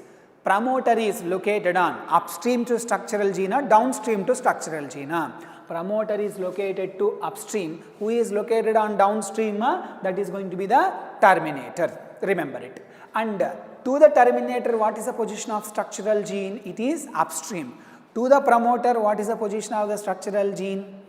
Promoter, from promoter, if you look the structural gene, it is downstream, like that. And related to competitive examination, another words we can say, this template strand also called as non-coding strand. This coding strand is going to be called non-template strand. This is non-coding, this is non-template. At the same time, this coding strand is having another name. This is going to be called as a sense strand. Sense strand. This is going to be called as non-sense strand. One is a sense strand, another is going to be non-sense strand. Why like that? To be simple, there are many details to discuss as we are briefing the process. To be simple, coding strand is going to have same polarity like mRNA. Suppose this is acting as template, it is 3 to 5, it is going to produce another that will be 5 to 3. 5 to 3. So, coding strand having same polarity like the RNA. Here direction is same, here direction is same. That is why it is called as sense strand. But the template strand is going to have opposite direction with the mRNA which is produced from it. That is why it is called as not nonsense, sorry for it. It is anti-sense strand. Anti-sense strand. Below one is the sense strand, above one is going to be the non-anti-sense strand. Remember it, So, this is the template, non-coding, anti-sense. It is going to be coding, non-template, sense strand. Remember the direction, and compare it, compare it. This particular thing should be compared with that. My statement is, polarity of leading strand in replication is the same like polarity of template strand in transcription. Slowly understand it, polarity of leading strand is 3 to 5. At the same time, polarity of the template strand in transcription also 3 to 5. Vice versa, you can continue. What is that? Lagging strand polarity is 5 prime to 3 prime. And the coding strand polarity is also 5 prime to 3 prime. Maintain this clarity, it is very important. Next. After saying this, so DNA polymerase related information, transcription unit related information completed. Next, we have to talk about concept of gene and concept of cistron. So, I am, for example, with a diagram, let me explain. It is easy to catch up. That is the length of the DNA. In this, there are many segments are there. Suppose, for example, this is segment undergone transcription and produced one RNA. Let we consider it as a tRNA. This was produced mRNA. This didn't produce anything. This is producing the rRNA. So, the concept of gene is very simple. A particular segment of the DNA that is producing RNA. Segment of DNA that produces the RNA, that is going to be called as gene. I am repeating, segment of DNA that forms the RNA is going to be called gene. Whatever kind of RNA, let it be tRNA, let it be mRNA, let it be rRNA, that doesn't matter much if it is RNA or not. A segment of gene that is forming the RNA, which going to be, a segment of DNA that forms the RNA, whether it may be T, M or rRNA, it is going to be considered as a gene. And the segment of DNA which is not producing any RNA, that cannot be considered as a gene. Simply you can call it as non-coding, and this is going to be the coding one. Next, in this, let me consider cistron. So, what is a cistron means? What is a cistron means? Cistron means a segment of DNA that codes for polypeptide. I am carefully using the word polypeptide. So, what do you understand by polypeptide? Protein, nothing but protein. So, a segment of DNA that is the coding for a polypeptide will be considered as what? Cistron. A segment of DNA that is coding for RNA, that is going to be called as gene. Among these, let me consider this is gene 1, this is gene 2, this is gene 3. This is nothing because it is not forming the RNA. Among these 3 genes, who can act as a cistron? The condition is a segment of DNA that should form the protein. Among these three, who can carry the message to form the protein? mRNA, the name itself say messenger. So, from the mRNA, after a translation process, protein will be formed. So that this particular gene too can act as what? Cistron. So, I am carefully saying segment of DNA forming the RNA. These three segments called as what? Gene. But among these three, only one is able to form the protein. That is going to be called as cistron. Sir, cistron can be a gene? Yes, definitely. So, it is going to be gene and also cistron. So, all cistrons are genes, no doubt in it. Why? Because to form the protein, first it should form the RNA. So, all cistrons are genes, but all genes are not cistrons. Remember it, ma'am. So, simply two lines. Segment of DNA that codes for the RNA is called as gene. Segment of DNA that codes for the protein is going to be called as cistron. That is the thing. Next, based on cistron arrangement, there are two types are there. Two types of cistron arrangement is there. One is a polycistronic, another one is a monocistronic. I am repeating, polycistronic and monocistronic. That is the arrangement of the cistrons. So, how can we exemplify this? Properly observe here, if you deviate, process will be confusion. So, cistron, one is monocistronic, another one is polycistronic. So, if you observe this monocistronic, in this single cistron is there, only one cistron is there, this is having many cistrons. So, the moment I say cistron, you have to remember it is a structural gene and it is going to produce the protein. So, here it is carrying information to produce only one protein part, this is going to carry the information to produce more than one protein. So, mostly monocistronic mostly present in case of the eukaryotes. It is going to be present in the eukaryotes, whereas polycistronic mostly you can found in case of the prokaryotes. Prokaryotes are P for P, remember it simply. Mostly prokaryotes containing polycistronic, mostly eukaryotes contain monocistronic. Next, after saying that, monocistronic structural genes, how it is going to be? Suppose this is the DNA sequence. Or to make it even simple, let me draw it like this. So, this is going to be 5 prime, this is a 3 prime. Carefully observe now, you have to answer it on your own. So, here promoter is there, here terminator is there.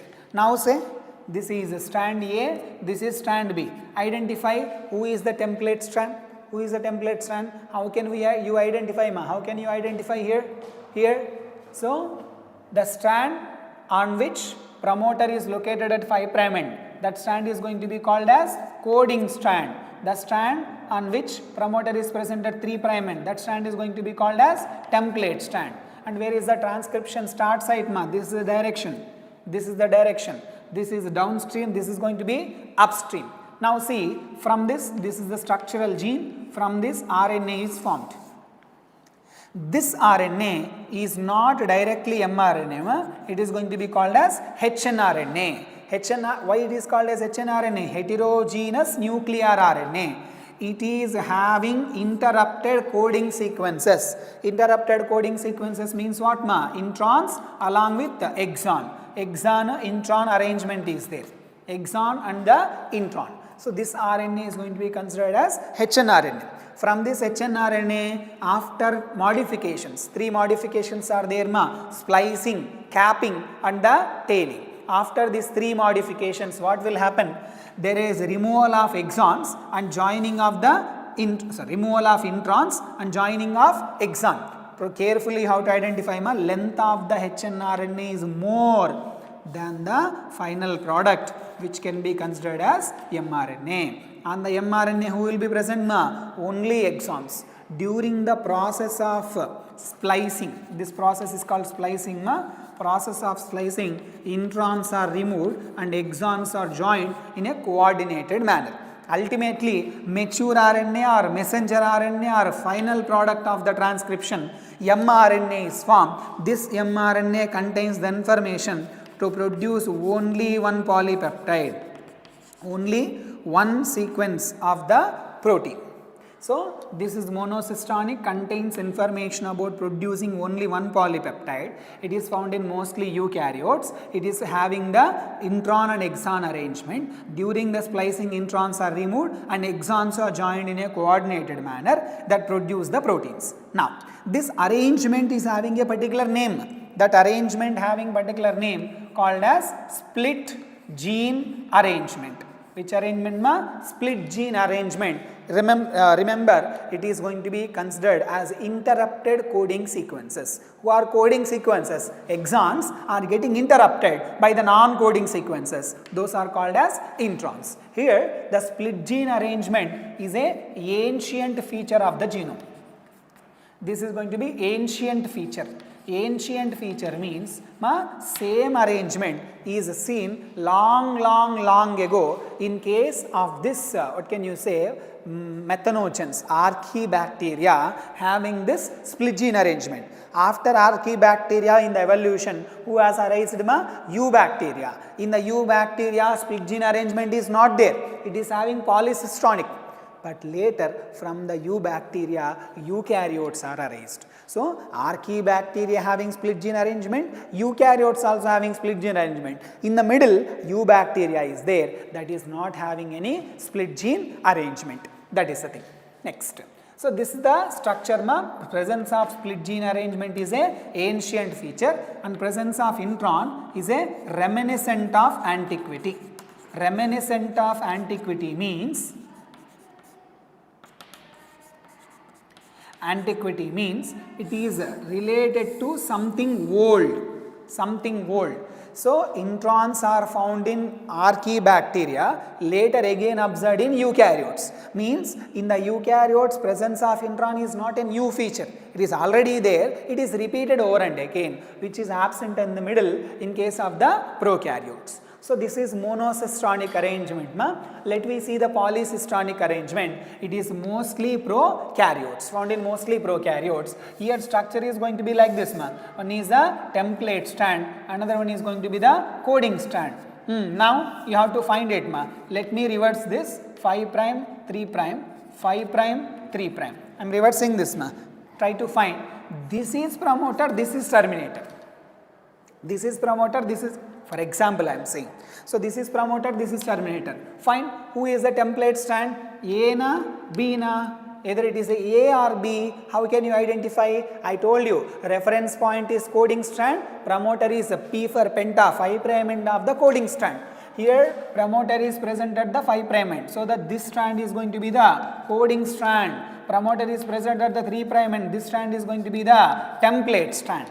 Template strand. Hope you got it, So, these template strand will produce, undergo transcription. How many strands acting as templates here? Only one. Whereas in case of the DNA replication, how many strands can act as template? Both strands can act as template. But here only one strand is acting as template.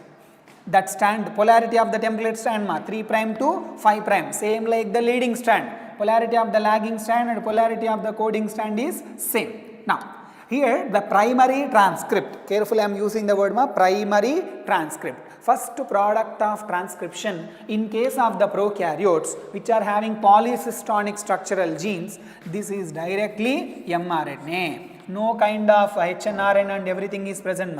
Because here split gene arrangement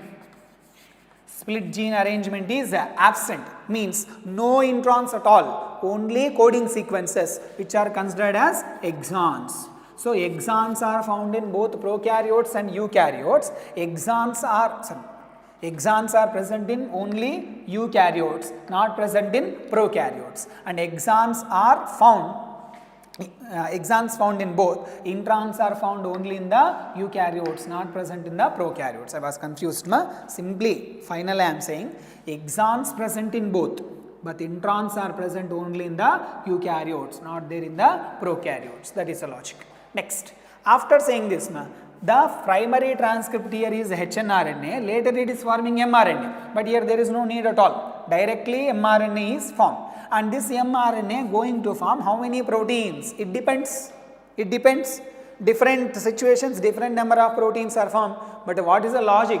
These are polycistronic, contains information producing more than one polypeptide. Suppose, for example, if it is considered as a lac-operon, do you remember lac-operon? Lac-operon ZYA genes, which is present in prokaryotes, E. coli bacteria, contains 3 structural genes. Do you remember ZYA? Z codes for beta galactosidase, Y codes for permease, A codes for trans-acetylase. 3 enzymes means 3 different proteins. It contains information to produce many polypeptides.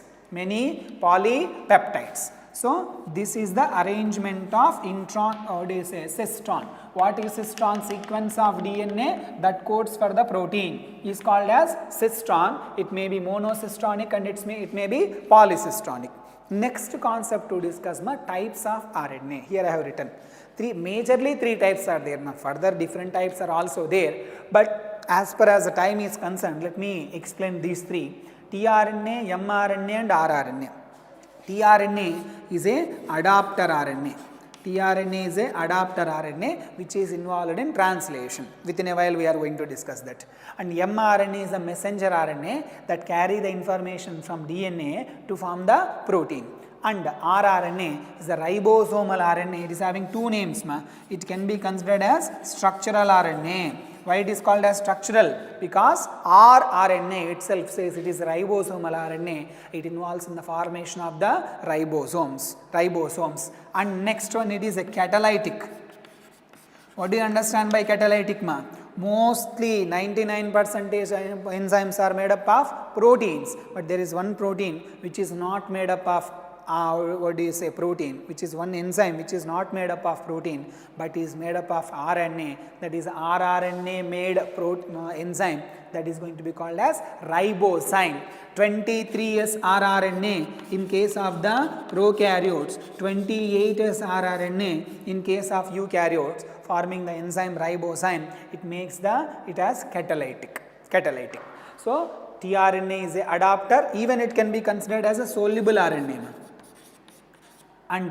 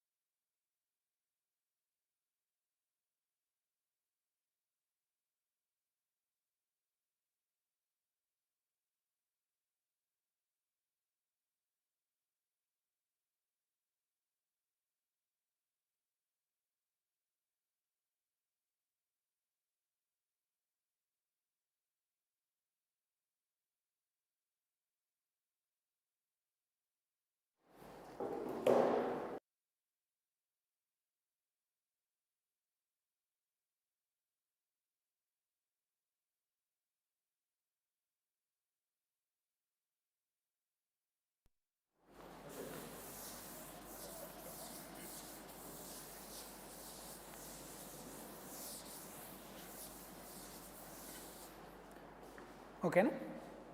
So there is a small interruption, leave it. So after saying this all, let we enter into the process of the transcription. Process of transcription. Very simple, in case of the prokaryotes I am saying, in case of the prokaryotes I am going to discuss here. Simple. In the prokaryotes, it can be differentiated into 3 steps: initiation, elongation and the termination. Suppose if this is the DNA, here it is going to be the promoter, here is going to be the terminator. Now, First step, RNA polymerase come and has to bind at the promoter site. But the problem is RNA polymerase itself unable to identify the promoter. So that it will take the help of a initiation factor. The initiation factor is going to be called as sigma factor. Initiation factor is going to be called as what ma? Sigma factor. With the help of sigma factor, RNA polymerase binds to the promoter. This is the first step ma.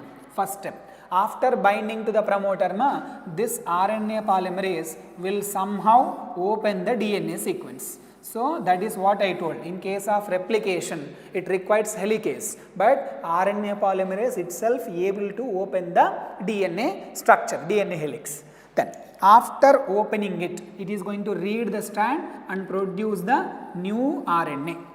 By the time it is going to produce new RNA, the sigma factor will be released. So first step, with the help of sigma factor, RNA polymerase binds to promoter and opens the DNA helix. After opening it, it starts synthesizing the new strand. It is going to be called as elongation. So how the process will be happened ma? RNA polymerase read the strand in 3 to 5 prime direction, produce new strand in 5 to 3 prime direction without requirement of any primers, and it is having substrates as NTPs. It is synthesizing the new RNA.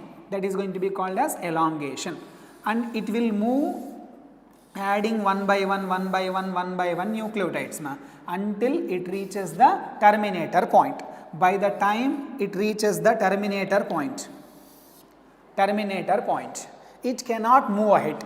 Then terminating factor will be entered. That factor is called as rho factor. Initiation factor is going to be called as a sigma factor. Termination factor is going to be called as what ma? Rho factor.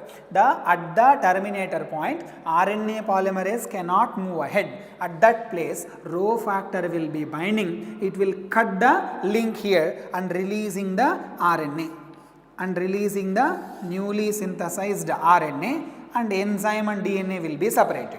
So what is happening ma? Very simple. First step, RNA polymerase with the help of sigma factor binding to promoter opens the DNA helix, releases the sigma factor, synthesize the new strand in 5 prime to 3 prime direction.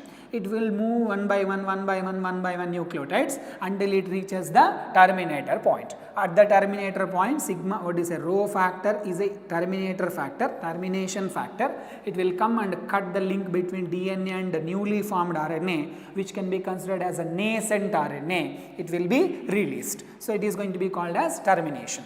Next, in this prokaryotes, DNA transcription and translation will happen in same compartment. I told you in the prokaryotes there is no well defined nucleus, nuclear membrane is absent. So transcription and translation both are occurring in a same compartment. So that what we can say here, even the process of transcription is going on, from another side the ribosomes will start binding and they are going to start the process of translation. So that what we can say here, process of transcription and translation are coupled in case of this prokaryotes. So how come, if this is the assertion in prokaryotes or in the bacteria, process of transcription and translation are coupled? How comes the reason? Think of the reason So the process of transcription and translation are coupled in prokaryotes because both are occurring in same compartment, that is a cytoplasm, where we can find the ribosomes. That's why both are coupled. There ends the process. Next, we have to compare it with the eukaryotes. Will be, almost time was done. 2 minutes is there, let me complete it. So eukaryotes, in eukaryotes process of transcription is same. Sigma factor is the initiation factor, rho factor is the terminator, RNA polymerase is also same. But here, how comes the difference? Here 3 kinds of RNA polymerases is there. RNA polymerase 1, RNA polymerase 2, RNA polymerase 3. Whereas in case of the prokaryotes, single, one-man show, RNA polymerase, only one RNA polymerase can synthesize all the 3 kinds of RNAs. Whereas here 3 different RNA polymerases are there, which is going to produce different kinds of RNAs. Once go through it.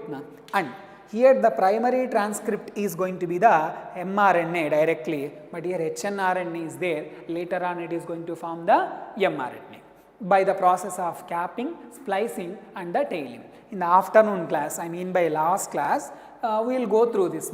Let we end here itself, we will meet again at the last hour.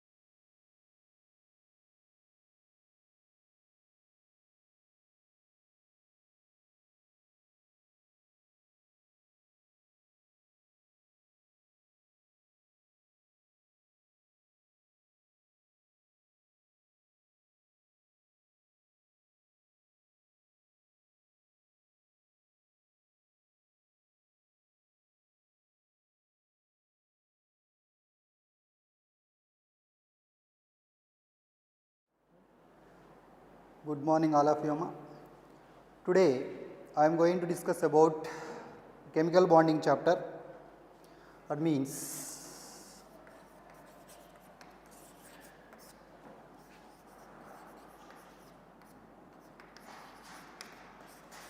chemical bonding and molecular structure.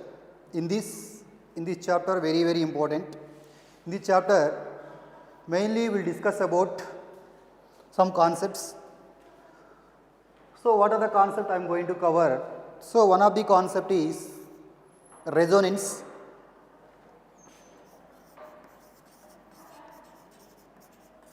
This concept related one of the question they asked, already they asked in the NEET exam.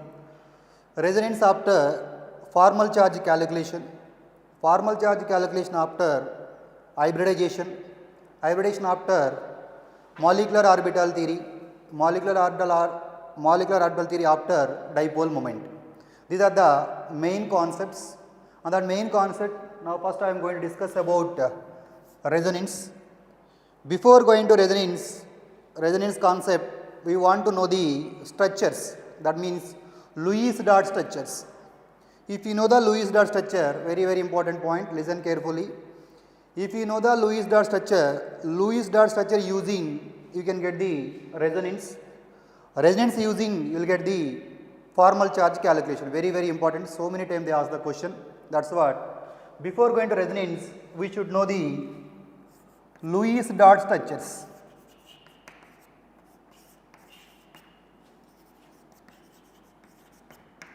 How to draw the Lewis dot structure? If you know the Lewis dot structure drawing, then automatically you will get the resonance, then automatically you will get the formal charge.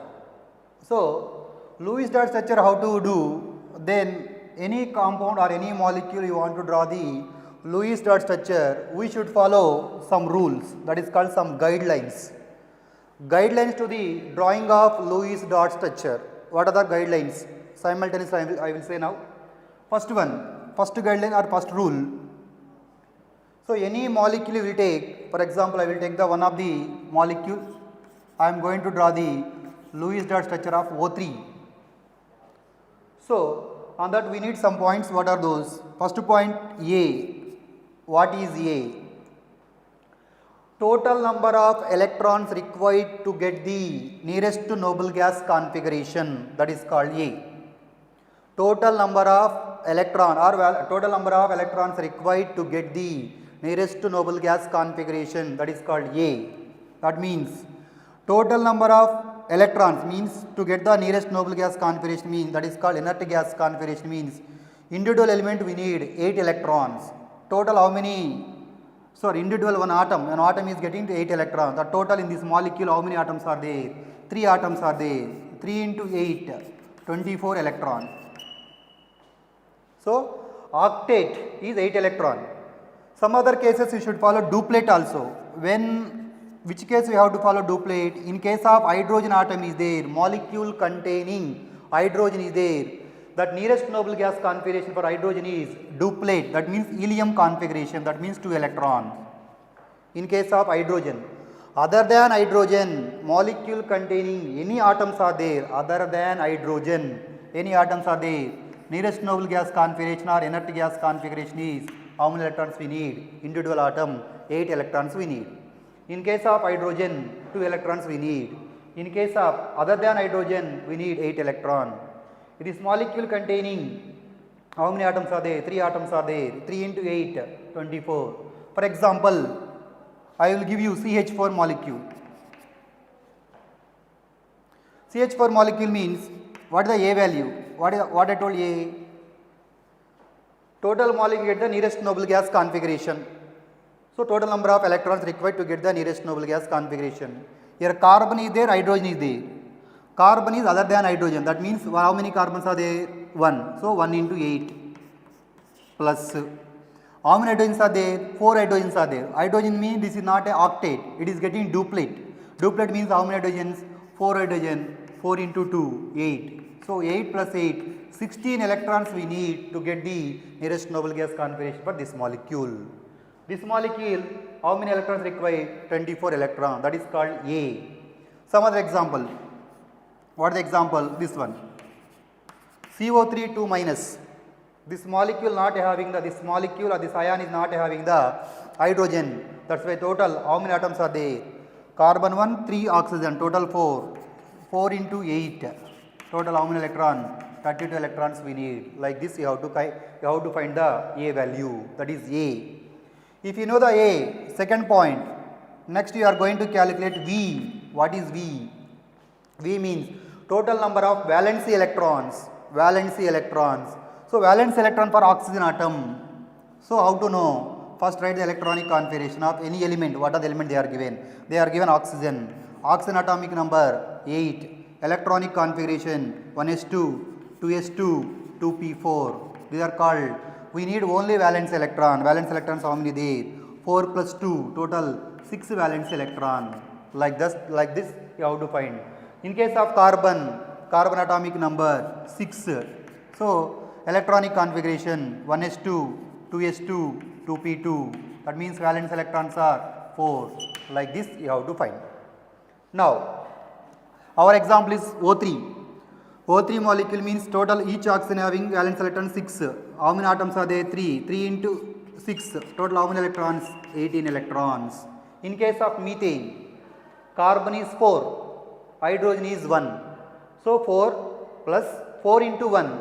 That means methane for valence electrons is 4 plus 4 into 1. Total how many valence electrons we need? 8 electrons we need.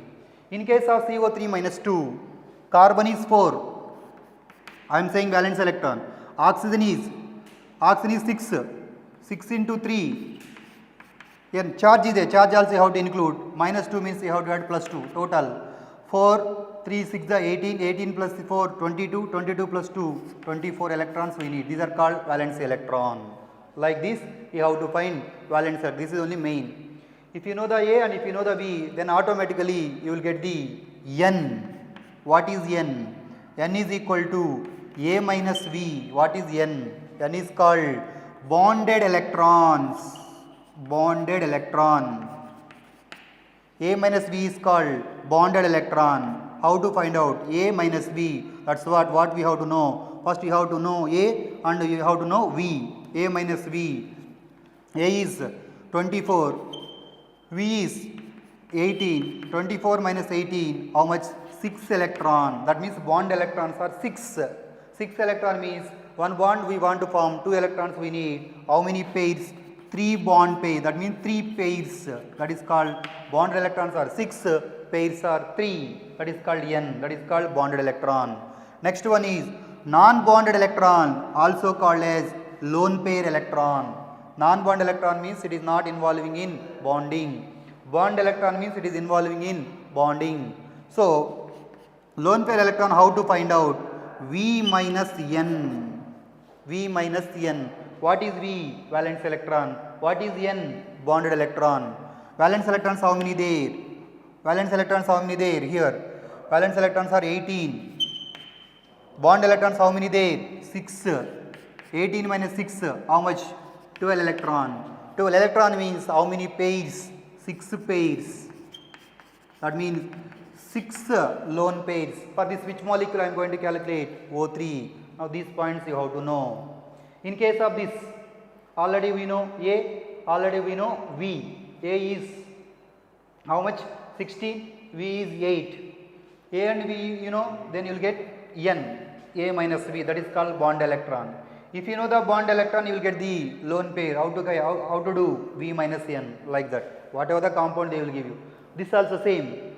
A is already you know 32, V 24. What about N? A minus V, 32 minus 24. Again, what do you call L? L is equal to what? V minus N. Like this you have to do the calculation. So mainly in this calculation what we have to need? What we need? These two we need. Bond electrons and that means bond electron and lone pairs we need. So based on this I am going to draw the structure. First O3 molecule, later CO3 molecule. So in that O3 molecule, one of the atom, O3 means that all atoms are same only. Same atom, see one of the atom is central atom. Remaining two atoms are there, surrounding atoms, like this you have to keep. So this is O3, okay sir. In case of CO3 minus 2 is there, in case of CH4 is there, right? In case of CO3 minus 2, which one is the central atom? Which one is central atom? Most of the actually, which one is the less electronegative atom is there? Less electronegative atom is the central atom in this case. Here sir, in this methane is there. The methane molecule which is the central atom? Carbon. Actually sir, what you told? Less electronegative atom is the central atom. But here carbon is the more electronegative compared to hydrogen. So here one point is there. What is the point? Molecule containing hydrogen. Molecule containing hydrogen on the time central atom is more electronegative. More electronegative atom is the central atom. Molecule do not containing hydrogen atom, hydrogen, that time less electronegative is the central atom. These 2 points you have to remember. At that point, the molecule containing the hydrogen atom, that means surrounding atoms are hydrogen. On that time, more electronegative atom is the more electronegative element is the central atom. Remaining are surrounding atoms. Here, molecule do not containing hydrogen atom as a not surrounding atom. That time, less electronegativity is the less electronegative atom is the surrounding atom. Less electronegative atom is the central atom. So here in this case there is no problem because this O3 molecule and all 3 atoms are same. Okay, right. Next what you have to do? First, after arranging these 3 atoms, what you have to do? In between 2 atoms, first bond you have to construct. In between 2 atoms, first bond is sigma bond. Sigma bond by using bonded electrons. Sigma bond by using only bonded electrons. So bonded electron. So bond electron means how many bond electrons are there? 6 electrons are there. First in between that, here 1 electron, here 1 electron, here 1 electron, here 1 electron. That means total how many electrons completed? 2 electrons, 1 bond, 2 electrons, 1 bond. Total 4 electrons completed. Total still how many there? Still 2 electrons are there. The 2 electrons, that means 2 electrons means 1 bond. That 1 bond where you have to keep? Your choice. In between, here or here, anywhere. 2 possibilities are this side or this side. Any side you can draw. Now I am drawing this side only now. So this is only now. Now these are called bonded electron. Bonded electron means bond pair. 3 bonds completed. Over. This is completed. That is the purpose we need. Right. Next one. Lone pair electron. Lone pair electrons how many there? 6 pairs are there. Means how many electrons are there? Total 12 are there. So how to know? First lone pair atoms where we have to keep? Lone pair electrons where we have to keep? Lone pair of electrons we have to keep on first surrounding atoms.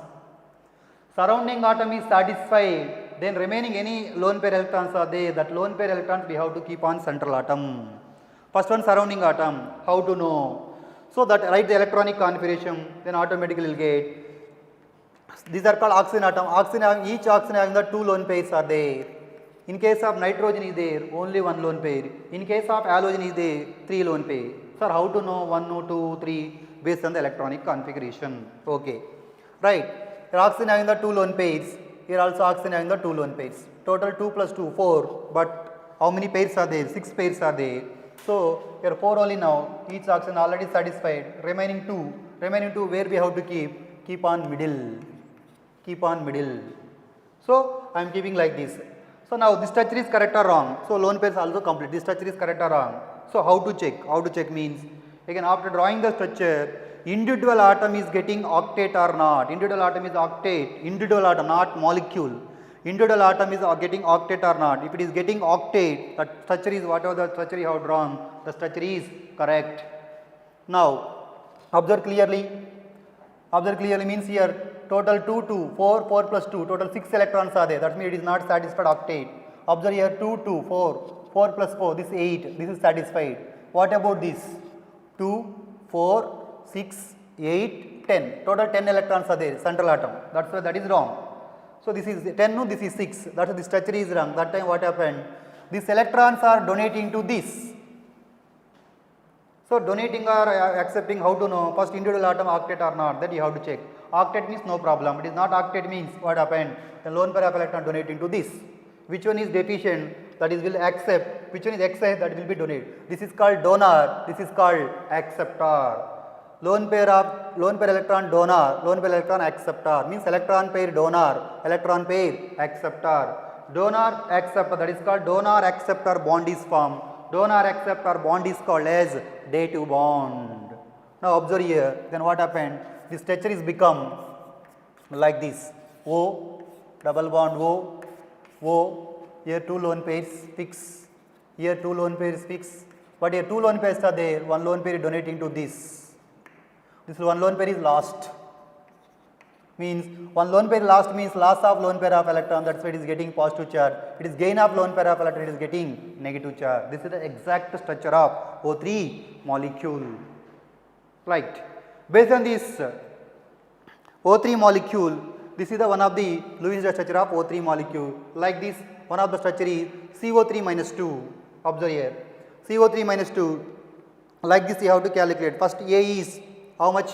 32. What about V? 24 electron. What about N? N means A minus V. 32 minus 24. How much? 8 electron. 8 electron means 4 pairs. That is called bond electrons. Lone pairs. V minus N. What is V? V is called 24. What is N? That is called 8. 24 minus 8, how much? 16 electron. 16 electron means 8 pairs. This is only now. So in the central atom, which one? Carbon. Very good. Carbon. Surrounding atoms, what are those? Oxygen. This oxygen we have to keep corners. How many corners are there total? 1, 2, 3, 4. 4 corners are there. And that 3 only there. Any 3 corners you have to adjust. Again, in between 2 atoms, first bond, sigma bond, single bond by using bonded electrons. Total how many bond electrons are there? 8. 3 bonds completed. 6. So remaining electrons are there by using remaining electrons used to construct the multiple bond. Where you have to construct? Here or here or here. All are same. That's why anywhere you can construct. So I am constructing here double bond. This is only now. So the total 8 electrons completed. So 4 bonds over. Next one is lone pair. Lone pair means how many pairs are there? Total 16 electrons are there. How many pairs are there? 8 pairs are there. 8 pairs means first where we have to keep surrounding atoms, later central atom. Surrounding atom means each oxygen has 2, here 2, 2, 2. Total how many completed? 2, 2, total 6, 6 into 2, 12, 12 completed. Still more, 4 is there. That 4 where we have to keep. That is doubt. That is doubt means central atom. First central atom we have to check. Central atom already satisfied. 4 bond, 2 bond, 3 bond, 4 bond. 4 bond means 8 electrons satisfied. There is no chance to keeping up lone pair here. Then where we have to keep? Where you have to keep means surrounding atoms. Sir, already you told each oxygen atom having the 2 lone pairs only now. Still 4 electrons are there. How to keep the 4 lone pair? Observe here now. Clearly observe. The surrounding atom observe now. This is already satisfied. 4 plus 4, 8. Octet satisfied. This one check it now. 2, 2, 4, 4 plus 2, 6. Still one pair I can keep now. Okay, I am keeping now. Right. That's this satisfied octet. Here 2, 2, 4. Here also 2. Total 8 completed. Okay. As per Octet rule, individual atom getting octet configuration. Octet configuration means more stable, correct only now. That's why it is, I kept 2 electrons here, 2 electrons, okay, satisfied. Sir, why you are keeping extra lone pair here? Why not keeping here? That lone pair is because of one point is because of satisfying of octet rule. That is not a exact answer. Why? This lone pair is already what the charge is there now. -2 is there now, 2 minus is there now. That lone pair is called -1, one pair is called -1, other pair is called -1, -1 and -1, -2. That is the purpose I kept one lone pair on, where I kept different surrounding atoms of oxygen. This is the structure of, what is structure? Structure of CO3 -2. Based on this, these are called Lewis dot structure. Based on this Lewis dot structure, I am going to calculate the formal charge. This is very, very important.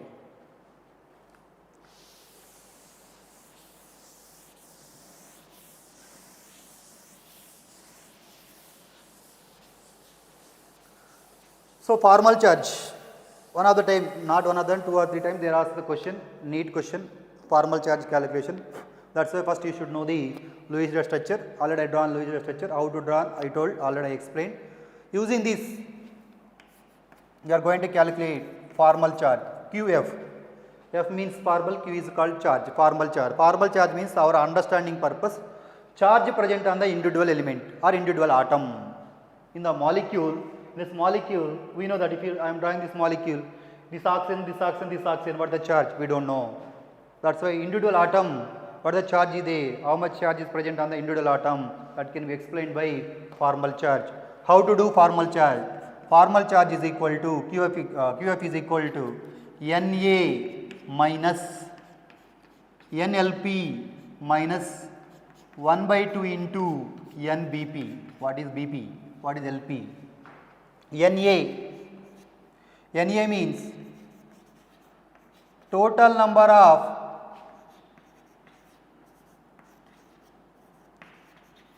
valency electrons, total number of valence electrons on free atom or individual atom. NLP, total number of lone pair electron, also called non-bonded electrons. NBP, total number of bonded electrons or bond pair electrons, bond electrons or bond pair electrons. So, using this I am going to calculate O3 molecule. Structure observe. Last structure.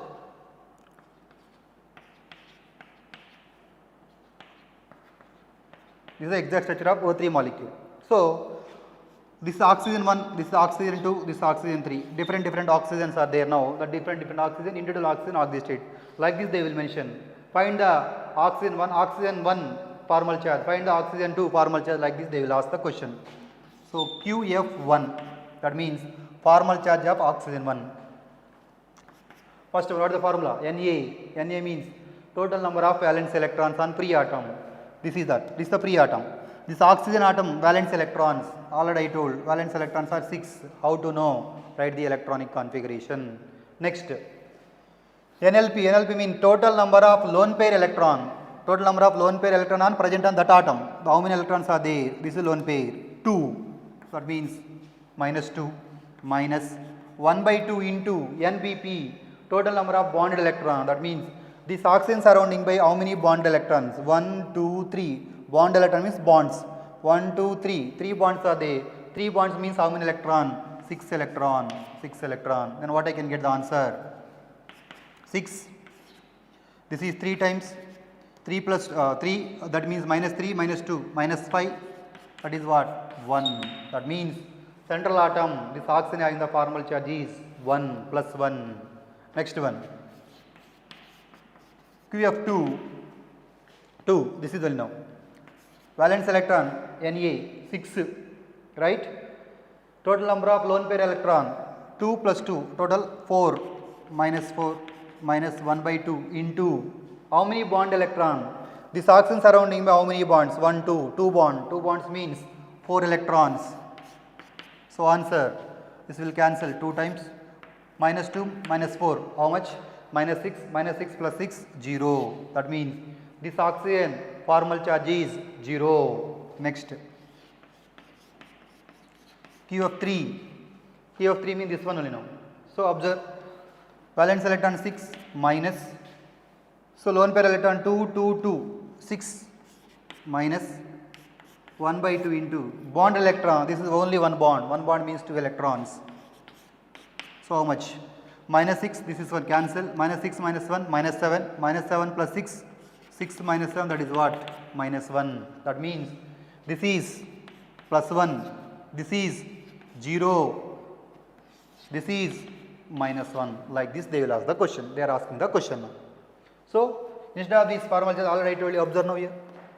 This is lone pair electron donated into this. That means this is loss of electron means getting positive charge, plus 1.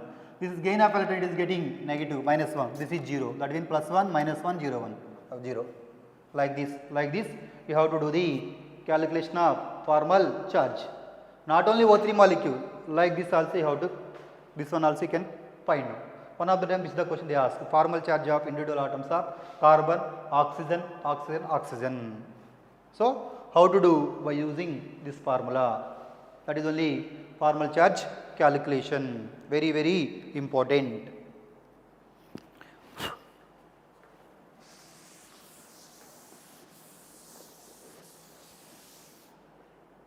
Right. Now, formal charge completed, Lewis dot structure completed. By using Lewis dot structure, I am going to explain about resonance. Already you know resonance, organic chemistry. Resonance means molecule, means representation of the molecule. Representation of the molecule in more than one structure. Representation of the molecule in more than one structure is called resonance. More than one structure. Why it is exhibit more than one structure? You know all of you. Number of resonance structure, more number of resonance structures, more will be the stability. That is the purpose it exists more than one form. Okay. Once again, why? Next one. A resonance, Lewis dot structure, this is one structure.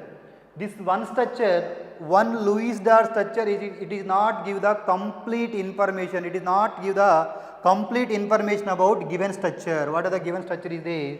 The structure, complete information about the structure will not give. Which one? One single structure. More number of structures are there. More number of structures means that is called resonance structure. Resonance structures will give the complete information about given structure. That's it will exist more than one structure. So more than one structure, how it will be exist? Observe here. This is the resonance. This is one of the starting structure. This exists more than one structure. That means a double bond is there. Double bond shifting to this, from this oxygen atom to this oxygen atom. Not only double bond, lone pair also will shift. That means lone pair and bond pair also will be shifted. Then what happened here? This oxygen as it is, double bond becomes single bond become double bond. That means a lone pair also will be changed. Change means what happened? Here 2 lone pairs, here 3 lone pairs, here 1 lone pair as it is. What happened now here? Lone pairs also same. These are called resonance structures. This is called resonance structure. Some other resonance structure not possible. That means here how many resonance structures are possible? 1 plus 1, 2 resonance structures are possible. These are called resonance structures, also called canonical structures.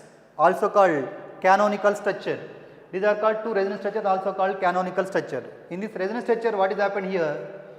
Similar lone pairs. This oxygen can take double bond means how many lone pairs are there? 2 lone pairs. Here oxygen having double bond means how many lone pairs? 2 lone pairs. Double bond and 2 lone pairs. That means bond pairs to lone pairs are same.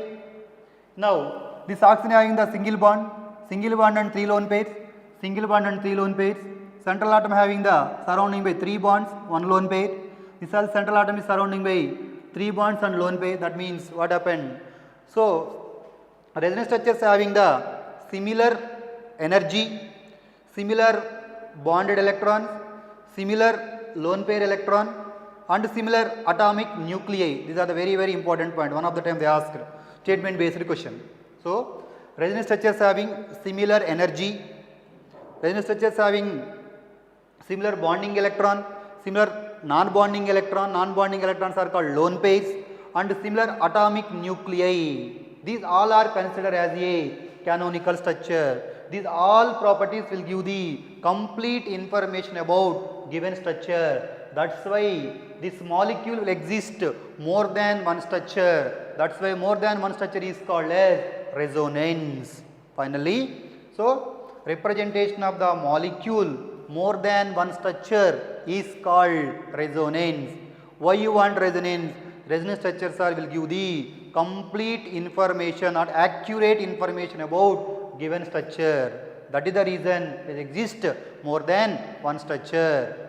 These are called resonance structures, also called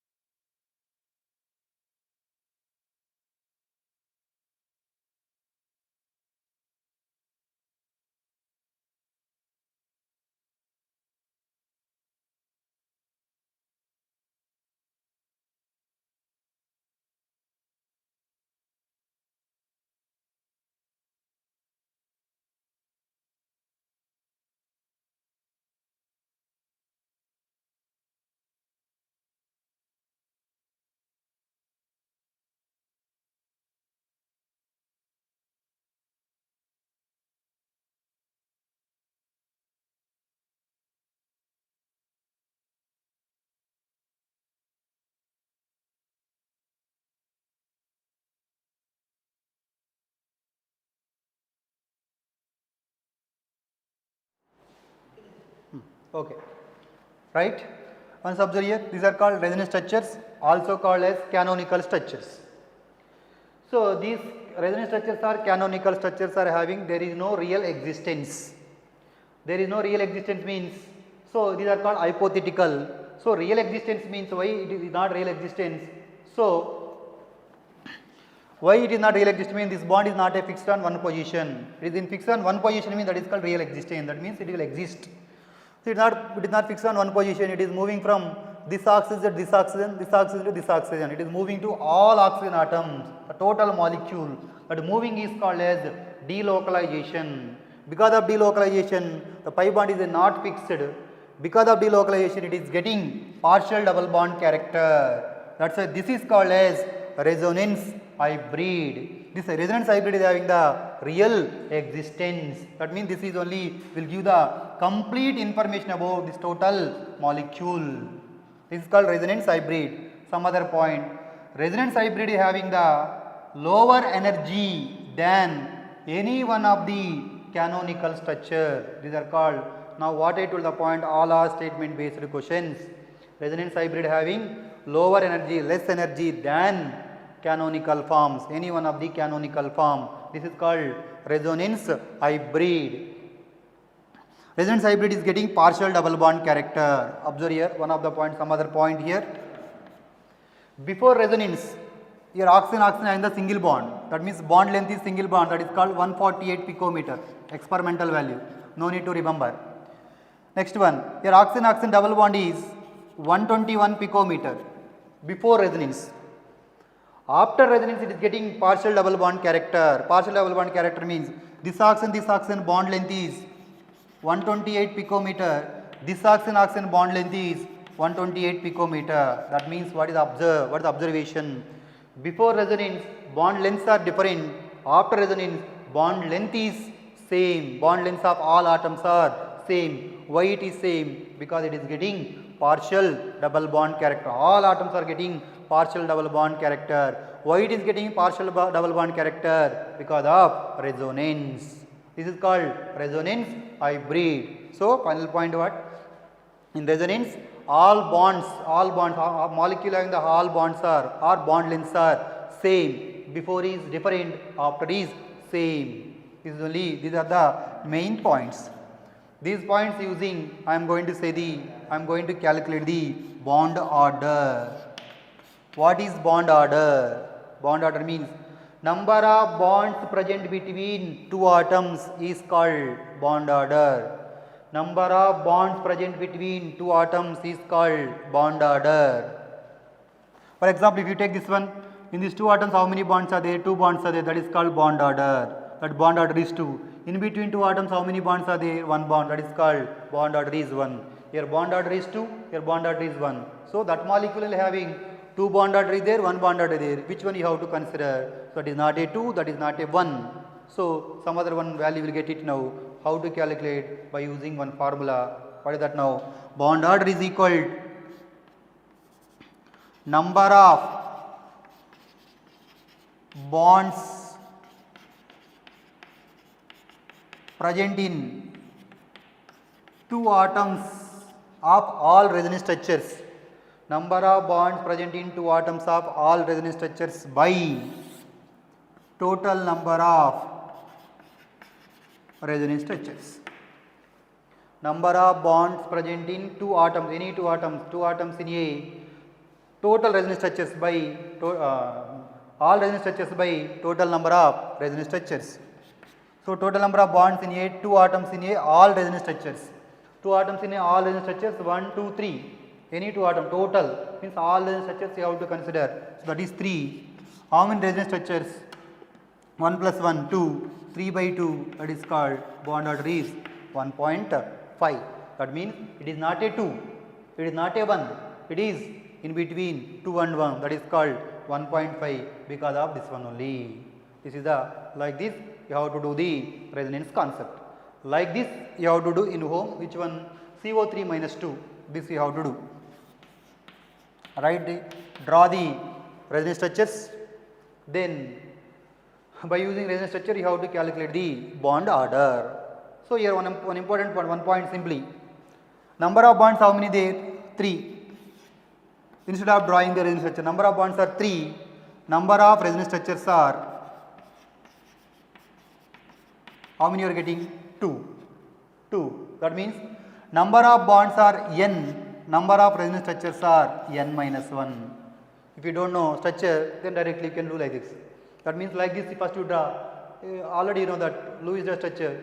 Based on Lewis-Dot structure, here how many bonds are there? Total 4 bonds are there, CO3 minus 2. Like this I drawn as before.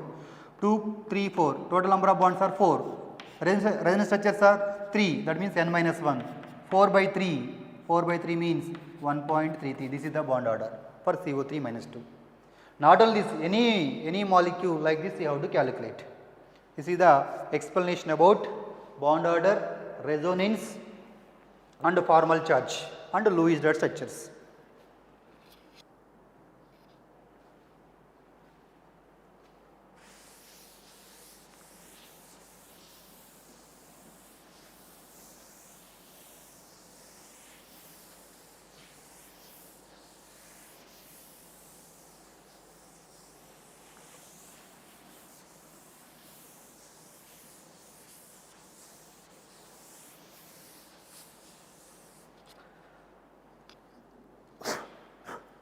Next concept,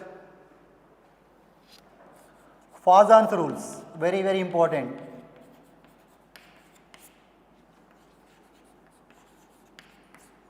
Fajans rules. Fajans rules, how to explain now? Observe here. You know ionic bond and covalent bond. If any bond you take, any bond you consider, no bond is having the any component type, that the compound having the different bonds will be, that is called ionic bond, covalent bond, day 2 bond, remaining hydrogen bonds also present. But here mainly our concept and ionic bond and covalent bond. For example, any bond you consider, any compound you consider, no bond is having the 100% ionic. 100% of ionic bond is not possible. It is having some percentage of covalent nature or covalent bond. Very, very important, observe clearly. So many times they ask the questions. No bond is having the 100% ionic, some percentage of covalent also present. This can be explained by Fajan, that is called Fajan's rule. Fajan makes some rules, that is called Fajan's rules. What are the Fajan's rules? So first you have to know one point. If you know this concept, then automatically you will get it now. Observe here. I am taking this one positive and negative. Observe clearly. Both are opposite charges. Opposite charges means what will happen? Attraction. Attraction means what will form? Ionic bond is formed. Transfer of electron in oppositely charged, attraction of opposite charge, that is called ionic bond. That means what I told? No bond having 100% ionic bond, that means this is not 100% ionic bond. This bond having some percentage of covalent. How can you explain? That means here positive and negative charge. Positive and negative charge means what happen? Attraction. Because of attraction, which one? This is called cation, this is called anion.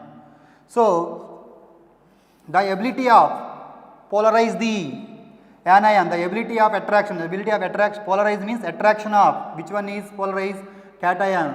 The ability of cation polarize the nearby anion is called as polarizing power. What happened? Observe here clearly. What happened?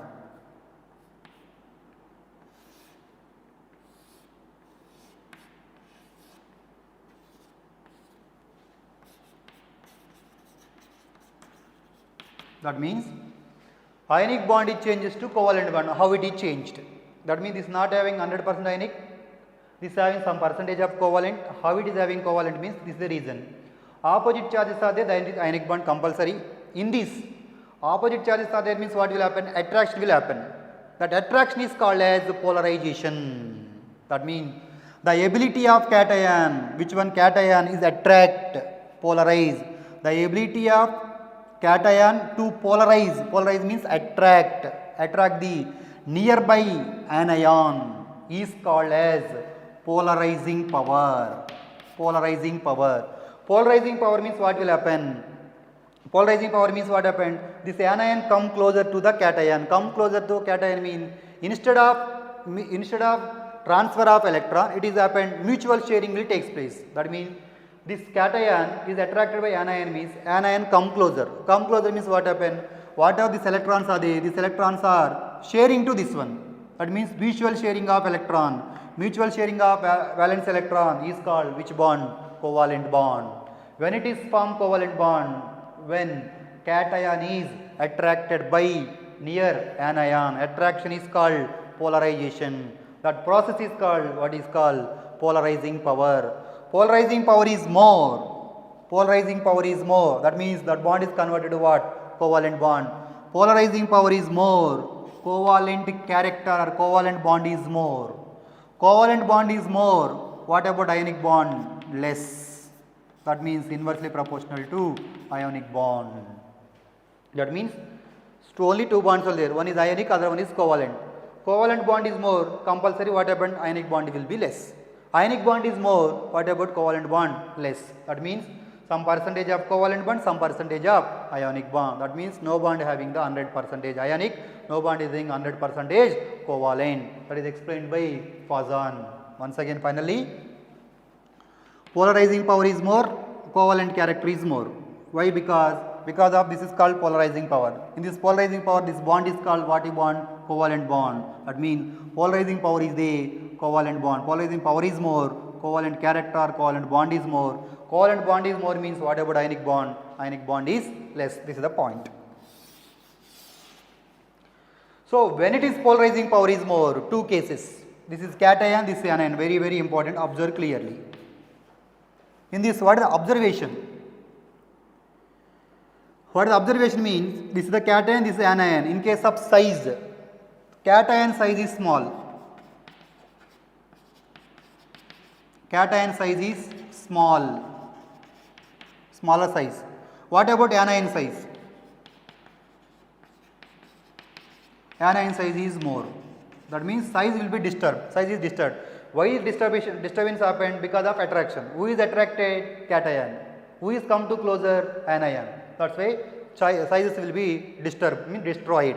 That means size of cation is small, size of the anion is more. Observe here. That's why given big and small. That means in this case, and what happened? In this case, the bond is called what we call covalent bond. That time that is called what? Polarizing power. That means what I can say. Size of the cation is small. Size of the anion is more. That time polarizing power is more. Polarizing power is more. What is more? Covalent character is more. That means covalent bond is more. That means what happened? Ionic bond is less. Means ionic character is less.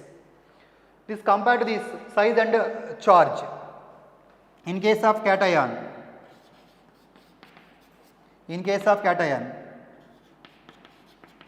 size and charge is inversely proportional. In case of anion, size and charge directly proportional. How sir? How to know this one sir?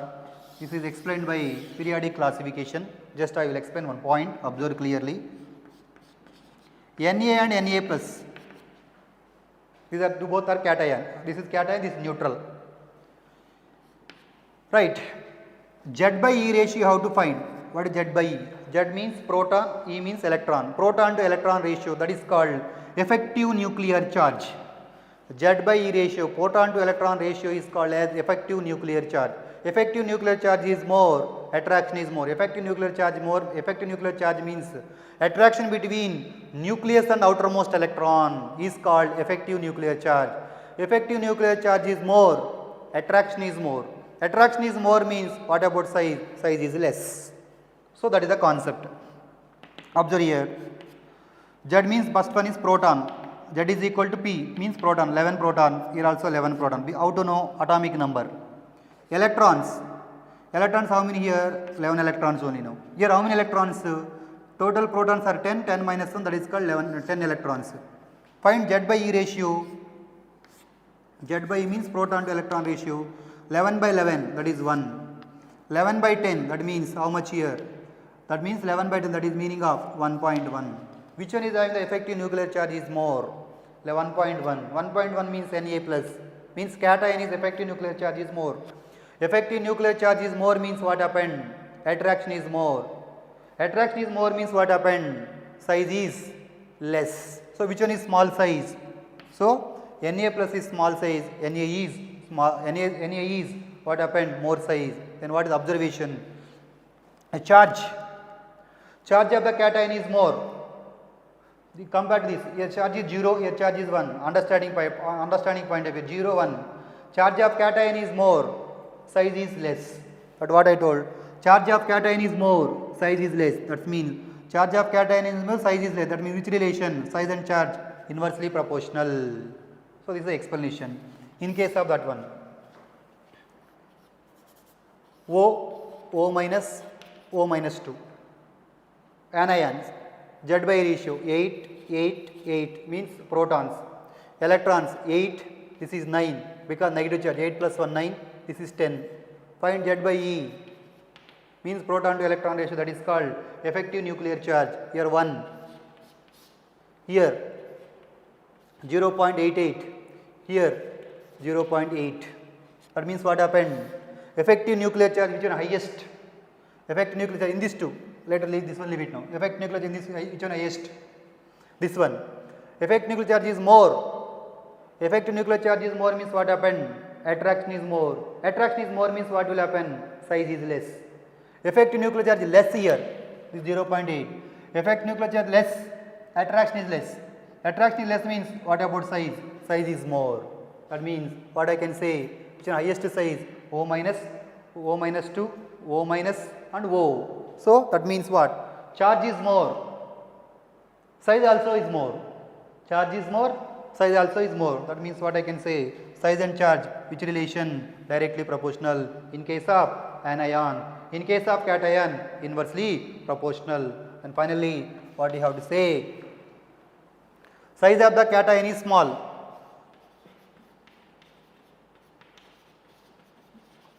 What about charge? What about charge? Size of the cation is small, charge is more. Charge of the cation is more. That time, size is small means what happened? Polarizing power is more. In these two cases, polarizing power is more. That means polarizing power is more. When size of the cation is small, charge of the cation is more, then what happened? Polarizing power is more. Polarizing power is more. What about covalent character? Covalent character is more. What about ionic character? Ionic character is less. This is the first point.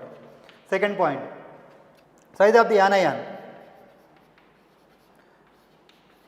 Anion size is more. Anion size is more. Size and charge which relation? Directly proportional. Charge also more. Charge is more means, that means anion size is more. What about polarizing power is more? Polarizing power is more. What about covalent character? Covalent character is more. What about ionic character? Ionic character is less. These are the very, very, very important points. Once observe clearly, written clearly on the board. Next point. Before going to the point, then I am giving one question to you. Based on that, I am going to say, you are going to say the covalent order, ionic order. For example, NaCl, KCl, before going to NaCl, LiCl, lithium chloride, sodium chloride, potassium chloride, Rb, lithium, sodium, potassium, rubidium, and cesium. Write the increasing or decreasing order of ionic character and covalent character order. This is the question. These are the questions so many times they asked. How to decide? By using Fajans rules. Observe here. In this LiCl, that means what is the common for all? Anion, Cl, anion is common. So we can't decide by anion. We can decide by only cation. Lithium, sodium, potassium, rubidium, cesium. These all are 1A group element. First A group element charge is same. We can't decide by charge. Only decide by size. Which one is small size? So in this Fajans rules, what do we need now? Size of the cation is small. Which one is a small size? Small size is lithium compared to cesium. This is a group. In a group, top to bottom, atomic size will be increases. Small size is lithium, large size is cesium. Small size means small size of the cation. Small size of the cation means what about polarizing power? More. Polarizing power means more means what about covalent character? More.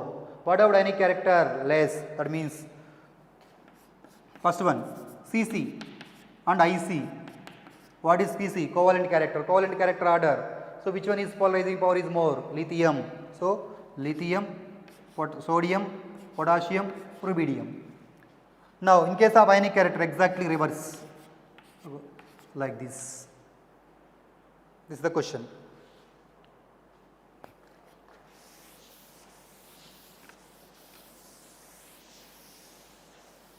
Now, second question.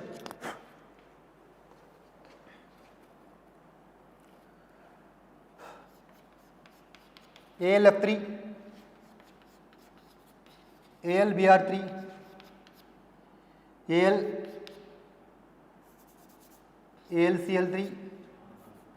AlBr3, Ali3. Write the increasing or decreasing order of covalent or ionic character. So here what is the common for that? Aluminium. We can't decide. So how to decide? By anion. Fluorine, chlorine, bromine, iodine. One means 3 fluorines, 3 chlorines, 3 bromines, 3 iodines. So all are same. Means charge is same. We can't decide by charge. We decide by only size. Size of the what? Anion. Size of the anion what we need? Size of the anion is more. In the size of the anion is which one is more? Iodine. Size of the anion is more. What about polarizing power? Polarizing power is more. Polarizing power is more means what about covalent character? Covalent character is more. Covalent character means what about ionic character? Less. So Cc order. Highest this one, next this one, next this one. What about Ic? Reverse exactly. In case of charge, observe now. NaCl, Na2O, Na3N. So Na, Cl, Na. So cation we can't decide. Here Cl1, oxygen 1, nitrogen means different anions are there, not same anions, not same group, different groups are there, different anions are there. That means cation is same, that means cation, by using cation we can't decide. Decided by anion. So anion size or charge means anion means 2 points, only 2 points, size and charge. So size means that compulsory same group. We want to decide by size means compulsory that must be same group. These are not same group, different groups are there. That's decided by only charge. Charge means yes, charge is how much here? Na plus Cl minus 2 Na plus O2 minus 3 Na plus and N3 minus. Charge. Now this one charge of cation anion. Charge of anion. Charge of anion is what the factor? Observe here. Anion size is more. Charge is also more. Charge of anion is more. Charge of anion is more means what about polarizing power? More. Anion size, anion charge which one is more? 3. Charge is more. Polarizing power is more. Polarizing power more means covalent character also more. This is called highest covalent, next covalent, least covalent. Highest covalent, this is called CC order. Next one, what about IC? Reverse. Like this, we have to decide the points. Next.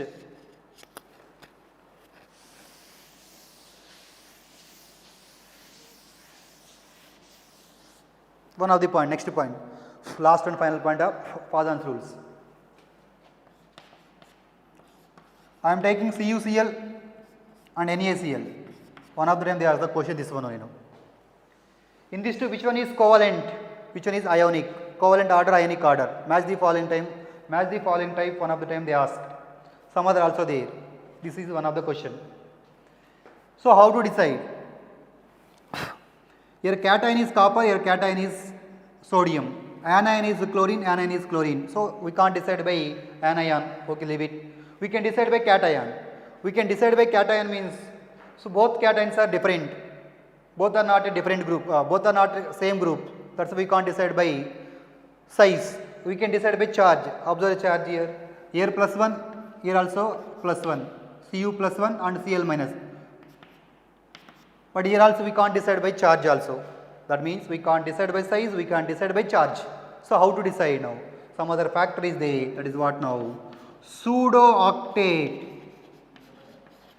Pseudo octet. What is meant by pseudo octet, sir? Till now we know octet only. What is meant by pseudo? Pseudo means false. False octet. That means outermost electrons required 18 electron. That is called pseudo. Octet means 8 electron. Pseudo octet is more polarizing power. Pseudo octet is more polarizing power than normal octet. More polarizing power is then means compulsory more covalent character. Pseudo octet. So observe here. Copper atomic number 29. 29 means electronic configuration. Up to argon. Argon is 18. After 18, 3s2, 3p6. The next one is 4s1, 3d10. Wait. Argon also I will write now.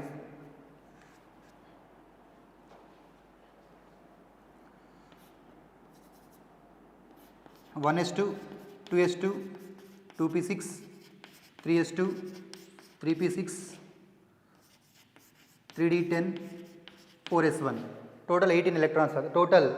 This is the electronic configuration of copper 29. Here what is the charge is there? Plus 1. That means loss of an electron. Loss of an electron means that remaining how many valence electrons are there? All are in the same energy. 3, 3, 3. Total 10 plus 6, 16, 16 plus 2, 18. This is called outermost electrons are 18. In case of sodium, Na plus, loss of an electron, 10 electron. That means 1s2, 2s2, 2p6, 3s1. 3s1 means we don't want 3s1 because loss of an electron. Total valence electrons are 8. That means in case of sodium it is getting octet. In case of copper you are getting pseudo octet. Outermost electrons are 18. This is called pseudo octet. Pseudo octet is more polarizing power than normal octet. More polarizing power means then more covalent character. More covalent character means less ionic character. So finally, based on these two, which one is more covalent? This is only copper chloride, cuprous chloride, not copper. Cuprous chloride is more covalent than sodium chloride. This is called covalent character. What about ionic character? Exactly reverse. Very important. One of the time they ask the question, this one only. This is the information about Fajans rules. Alright, we see how to do that now. Next to today, what I explained concept, Lewis structures. Next one, Lewis structure using formal charge calculation. After that, formal charge calculation, resonance and resonance, how to draw, how to find the bond order, what are the important points I explained. After that, Fajans rules. This is the concept today explained. Remaining concept tomorrow I will explain. Today I will stop that now. Tomorrow's concept mainly hybridization concept. Next one is molecular orbital theory and dipole moment. Mainly three concepts are there, very important. Don't miss the class, tomorrow's class. So how to do that? I will give that small trick. Compulsory every year they are asking 2 or 3 questions from this chapter, NEET. That's why main concept I am going to cover tomorrow. Then compulsory everyone should attend tomorrow. Don't leave that class. Okay, Amma. Thank you.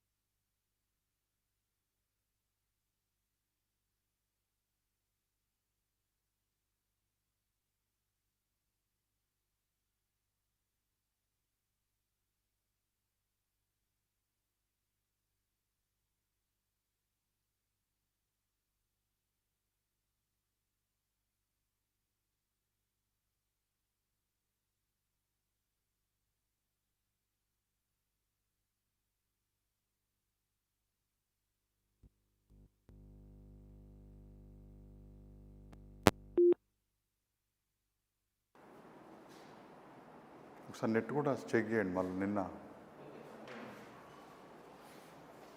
Okay. So my dear students, good afternoon all of you. So today I am going to discuss work energy power. Work energy power. So in this topic we will cover 6 different topics. First one is a work done by constant force.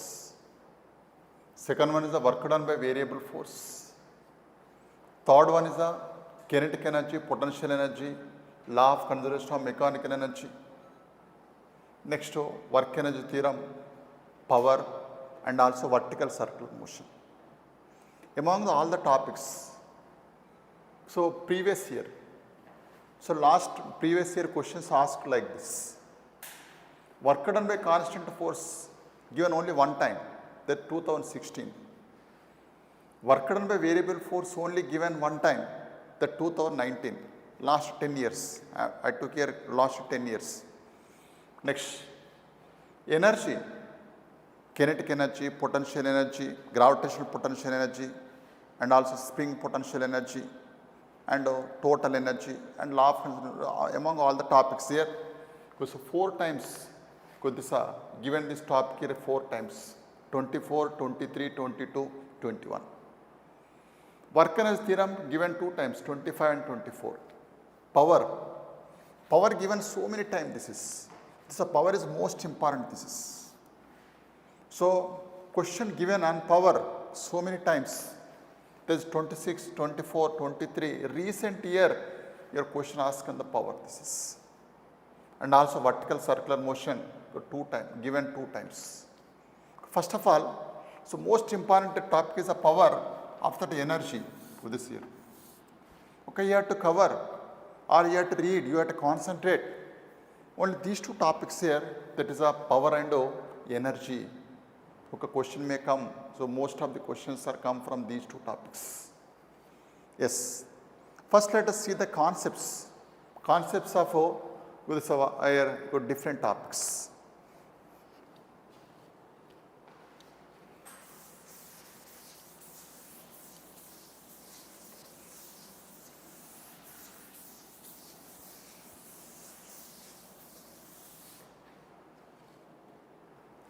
First of all, discuss the work done by constant force. Work done by constant force.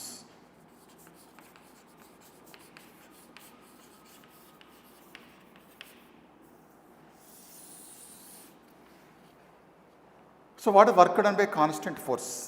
Whenever constant force acting on a body, then the body displaces. Okay, so like this. This is a body, this is. Suppose force acting on this body, F, it displaces like this. This is displacement of the body, this is theta, the angle between the displacement and force. So work done by the force or work done by constant force formula, W is equal to what? Dot product of force and displacement. That is F bar dot S bar. This is F bar dot S bar. This also can be written as W is equal to F bar dot S bar can be written as Fs cos theta. Fs cos theta. Because this work done depends on the force, displacement and also theta, angle between the force and displacement. Okay, in this different cases are there.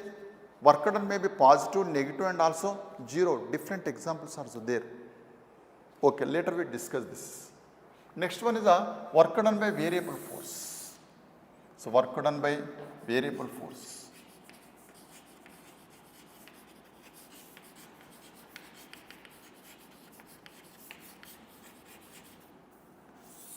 How to calculate work done by variable force? So variable force nothing but force depends on the position. Means x value, y value, z value like this. The force is given in terms of x, y, z. That is called variable force. Suppose body is taken from A to B like this. This is A, this is B, this is. By using variable force. A means here this is the initial position. These coordinates are x1, y1, z1. B is the final position. These coordinates are x2, y2, z2. This is. So for this here, force. So for this variable force, we take F bar is equal what? Fx I cap. This is Fy j cap. Fz k cap. This is the first way to calculate work done during the small displacement. This is a small displacement. This is a force. But during small displacement can be written as ds bar is equal to dx I cap plus dy j cap plus dz k cap. Work done during the small displacement dw is equal to what? F bar dot ds bar. This can be written as work under the small displacement is equal to dot product of force and displacement can be written as this is equal to fx dx fy dy plus fz dz. But total work done, this total work done is equal to what? Total work done is equal to integration of small work done from A to B. Okay, this dw is equal to how much here? This is equal to f bar dot ds bar or dw value. Well, this is equal to integral of here A to B. Well, this A to B means here this x1, y1, z1. This is x2, y2, z2. This is fx dx, fy dy plus fz dz. After that, w is equal to what? Get w is equal to, could take integration of first term, this is fx dx. Okay, limits only x1 to x2 because with respect to x this is. Next, and integration of second term. While taking integration of second term, take limits y1 to y2 because this is with respect to y. Next, integration of third term, integral of fz dz, this is here z1 to z2. Because this is work done, this is. Because this is work done by variable force. Because this is work done by constant force. Like this is possible to find out the work done by constant force. Because this is work done by variable force. And also if we draw the graph between the force and displacement, the area under force displacement graph also gives a work done. Suppose if you draw the force displacement graph like this is a force, this is a displacement. So graph is like this. This is a area under force displacement graph. This gives a work done because work done is equal to force into displacement. No, go force in displacement so that this area gives a work done. Area under force displacement gives a work done. Okay, these are important points in the work done by constant force, work done by variable force. Next, let us see what is the kinetic energy, what is the potential energy or gravitational potential energy, what is the spring potential energy, okay, what is the conservative force, what is the non-conservative force, what is the law of conservation of mechanical energy.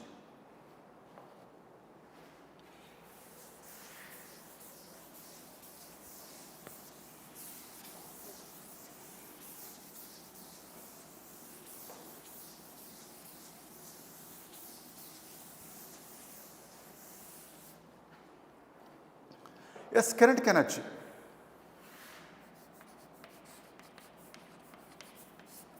So what is the kinetic energy? The energy possessed by a body by virtue of its motion is called its kinetic energy. Generally moving bullet possesses kinetic energy and also moving car possesses kinetic energy. That kinetic energy formula, suppose a body of mass m moving with velocity v, kinetic energy is equal to, kinetic energy that the body is equal to what? Half mv square. Or kinetic energy formula K is equal to what? K is equal to half mv square. This also can be written as P square by 2m. This is kinetic energy. Then what is the gravitational potential energy? Gravitational potential energy. What is gravitational potential energy? The energy possessed by a body by virtue of its position. Or position, or generally potential energy means here the energy possessed by virtue of its position or configuration is called potential energy. In this potential energy, there are different types of potential energies are there. One is the gravitational potential energy, another one is the potential energy stored in the spring like this. So, gravitational potential energy is due to position. When a body is lifted from ground to certain height, a work is done against the gravitational forces that is stored in the form of gravitational potential energy. That gravitational potential energy is equal to U is equal to how much here? This is equal to mgh.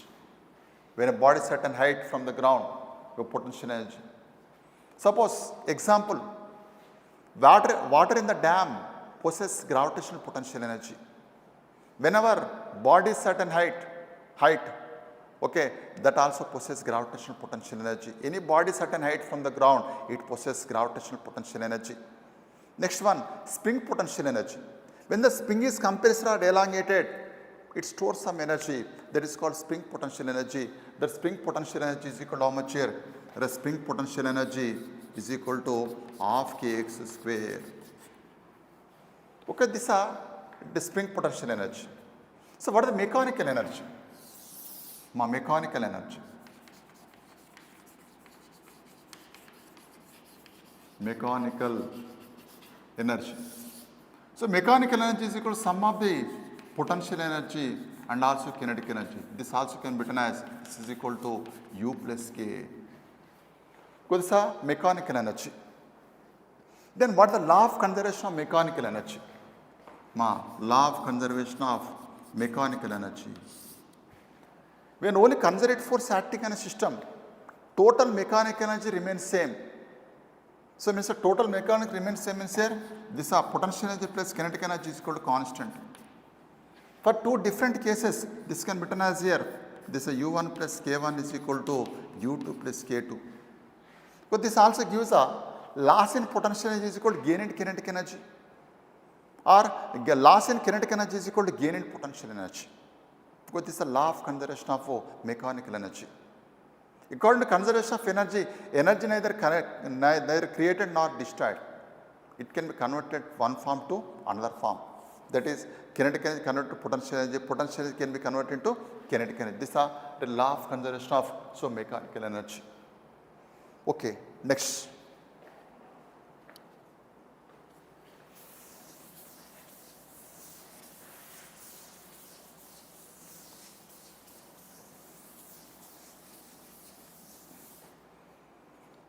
Next one is the power.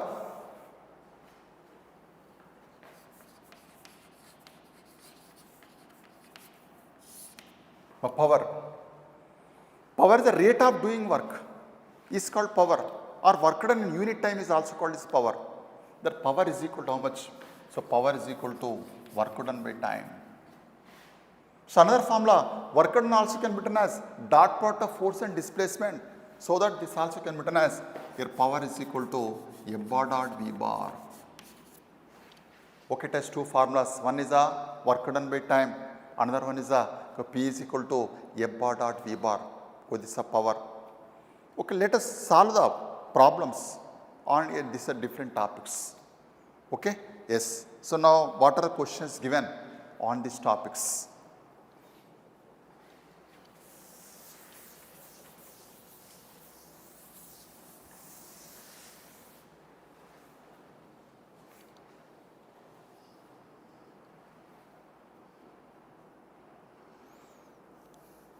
Yes. One question given 2026 summer. 2026. The power of a crane. So the power of a crane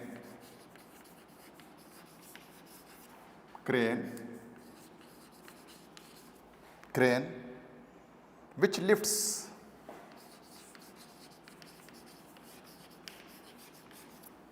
lifts a mass of 1000 kg to a height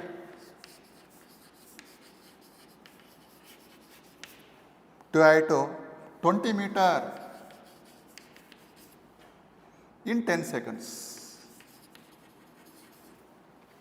20 meters in 10 seconds. Given G value, G also given, G is equal to 9.8 meter per second square.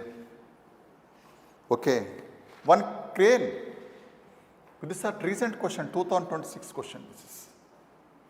Crane lifts the body to a certain height. So how much power, what is the power of the crane?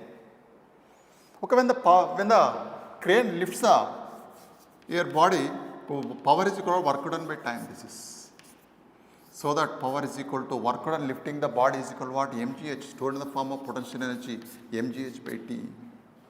So substitute there, then the P is equal to m is given, this is 1000, G is a 9.8 and H is a 20 divided by time is a 10 seconds. So substitute there, you will get answer. Because this finally you will get this answer is 19.6. This 19.6 kilowatts. Because simple question. Question based on only formula based this is. So if you observe, so most of the questions based on your formula based and also concept based. Okay, if you perfect concept clarity, then you can solve each and every question. Next, so I will take another question. So on the power, let us first of all let us solve the problems on the power. This is.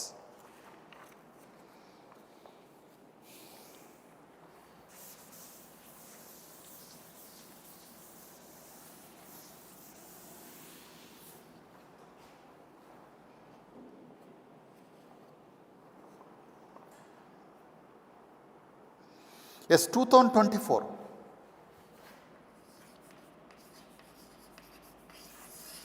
Question. At an instant of time t, at any instant of time t, the displacement of any particle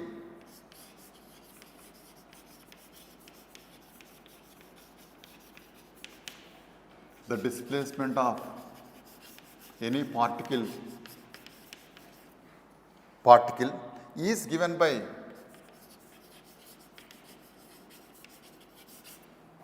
given by 2t minus 1 SI units. These are SI units. Under the influence of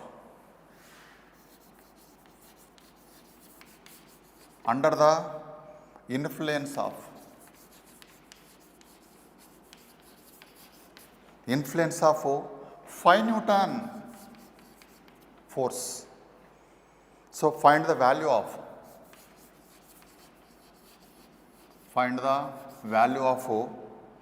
instantaneous power.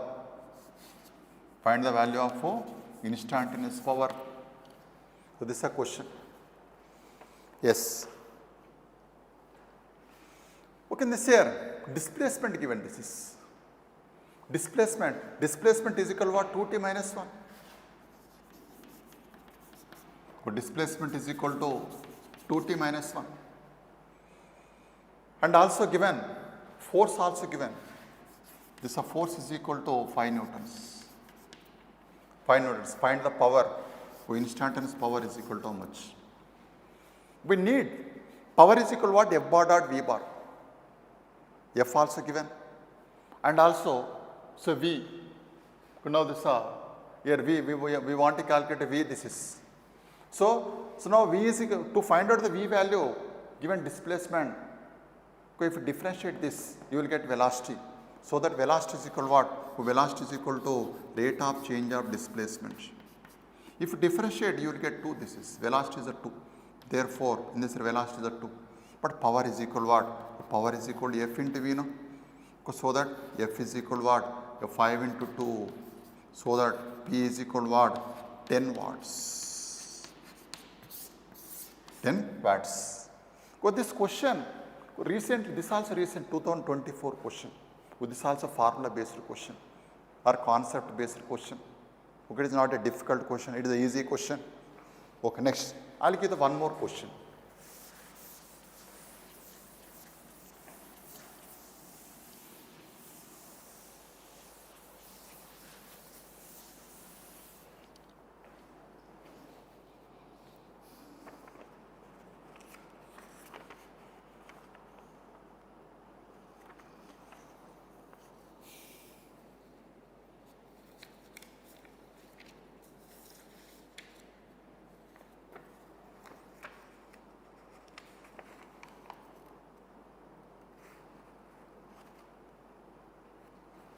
Yes. This is 2022. Sorry, 2022 also given this is 2022. In 2022 question, an electric lift with a maximum load of an electric lift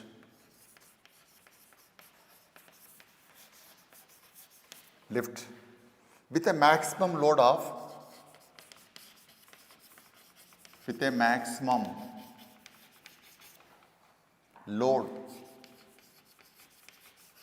load of 2000 kg lift plus passenger. This is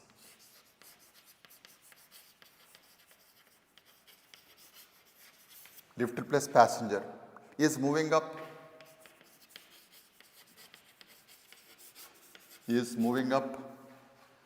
with a constant speed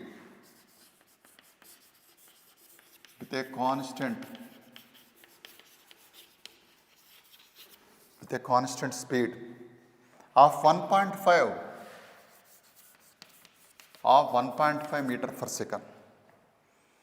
The frictional force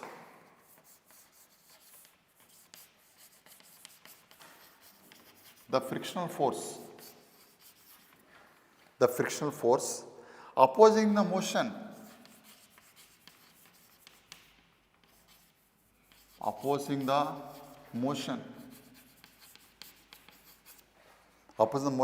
is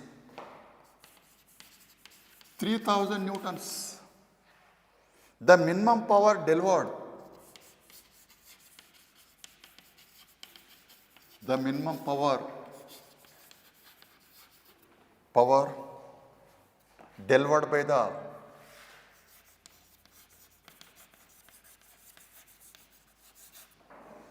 by the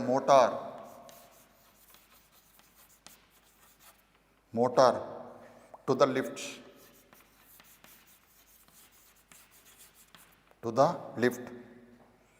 in watts is dash. Okay. In this here, this are friction. The minimum power is equal to how much? Okay.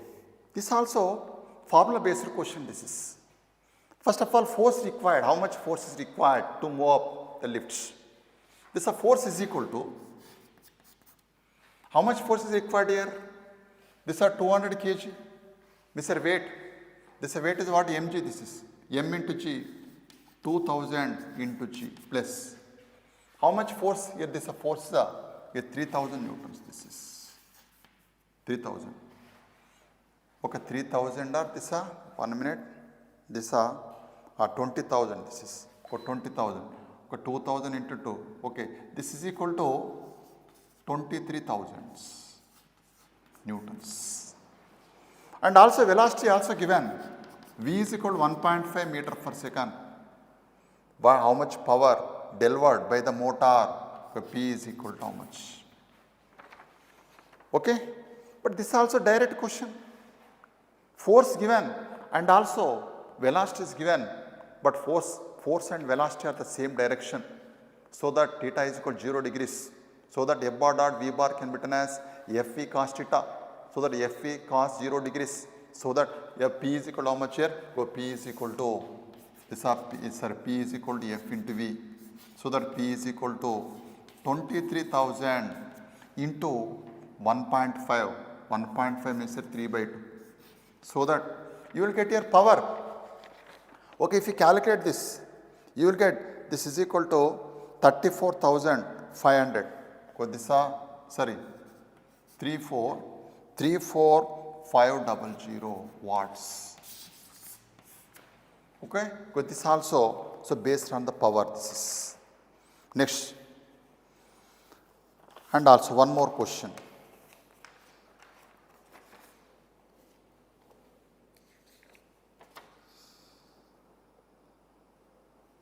Yes, this is 2021.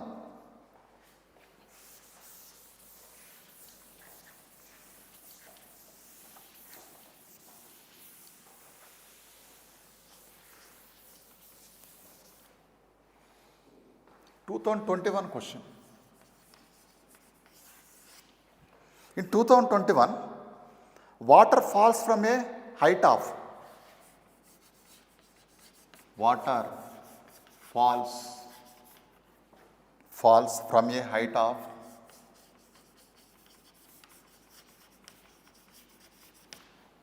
height of 60 meter at the rate of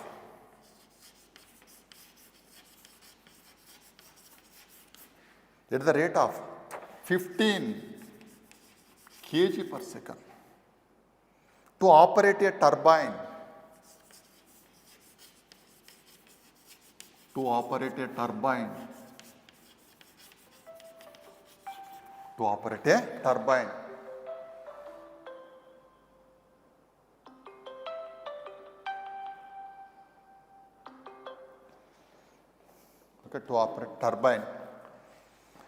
and the losses due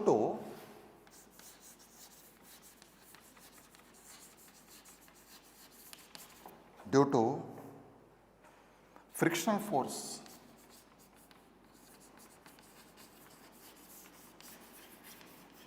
frictional force are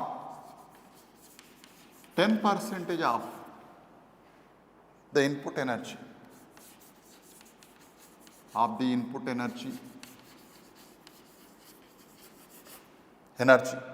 How much power is generated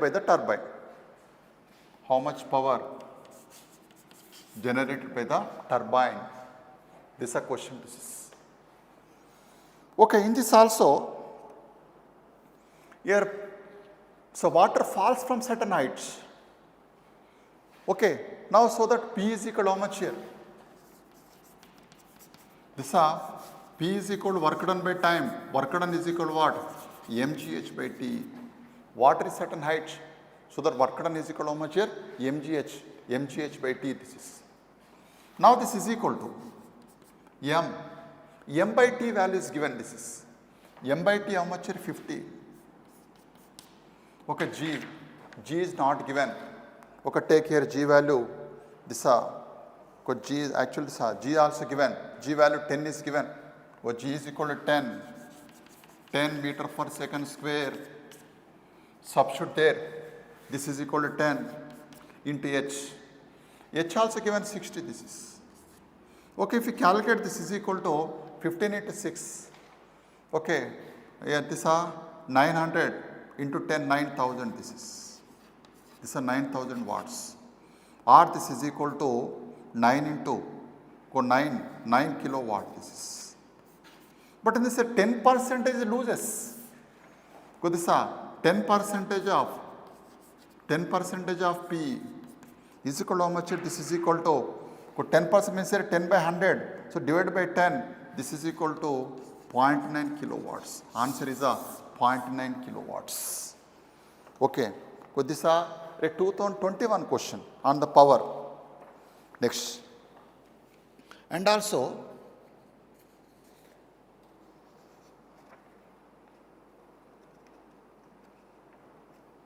yes, in 2016 also one question asked on the power.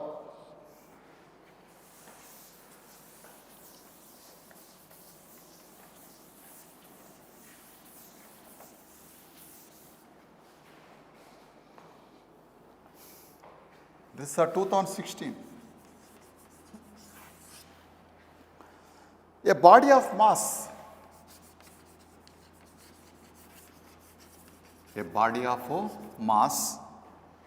1 kg begins to move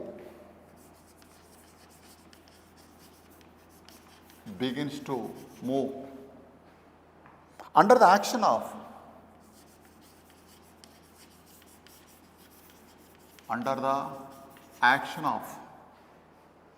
a time,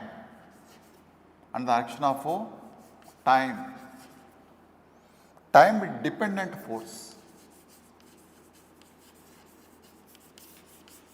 dependent force.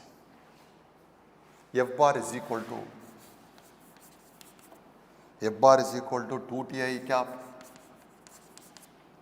plus 3 t square j cap Newton, where I and j are unit vectors along x and y. What power will be delivered by the force at any time t? Okay, this are what power will be delivered in time, function of time. This is a question. This is okay. First of all, we have to calculate. Okay, in this here well, we want to calculate velocity. This is to find out the power we need. Here already force is given, mass also given. Find from this here, find out first of all acceleration. From the acceleration, find out velocity. After that, power is equal to what? F bar dot v bar. Okay. Now this acceleration is equal to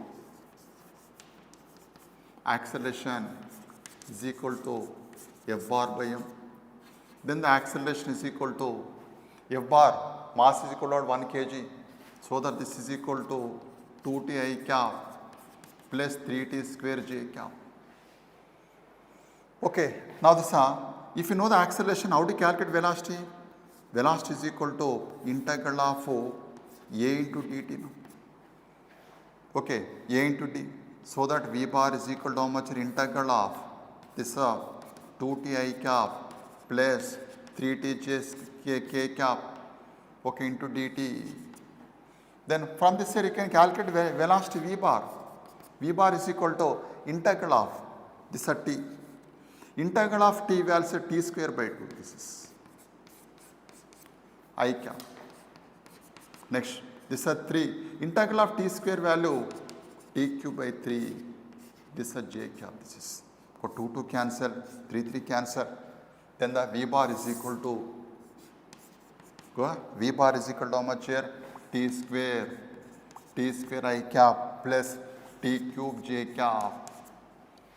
Okay, we got here. Because this is velocity. This is velocity. This is force. Find out the power. Power is equal to what? F bar dot v bar. Okay. Now this power is equal to F bar dot v bar. Dot product. Okay. Dot product means here this is 2t into t square. This is equal to 2t cube. This is plus 3t square into t cube. 3 t to the power of 5. Okay. This is a power. This is final answer is 2t cube 3t to the power of 5. Like this here, your questions here based on the power. So among all the topics here, most of the so many times asked on the power. So that you have to concentrate on the power. Next. So I will discuss here questions based on remaining topics.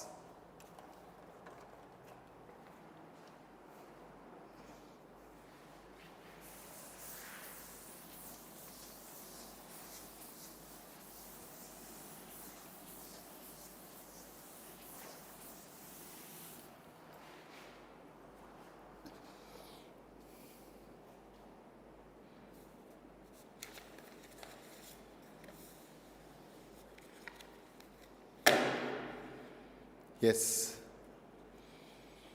Let us see the work done by one question based on work done by variable force. Okay, let us take questions based on work done by variable force.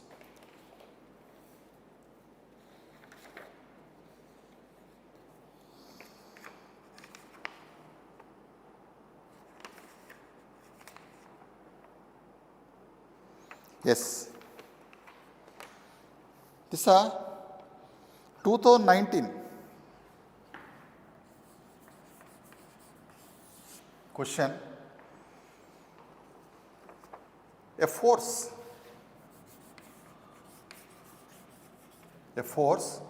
F is equal to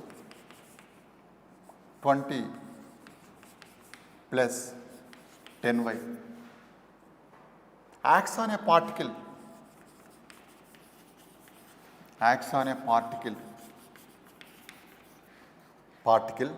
in y direction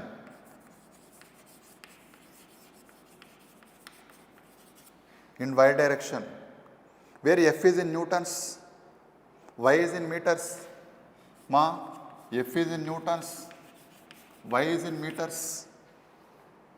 Work done by this force.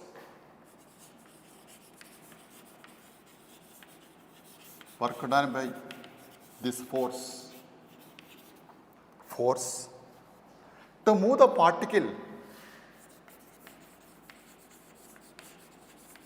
To move the particle from y is equal 0 to y is equal 1 meter is dash. Okay, this question based on variable force, because force depends on, your force is given, force depends on y. So that here whenever y changes, F also changes. That is why force is a variable force. Already told you how to calculate the work done by variable force. First way to calculate this is F bar, this is right, F bar. F bar is along the y direction now.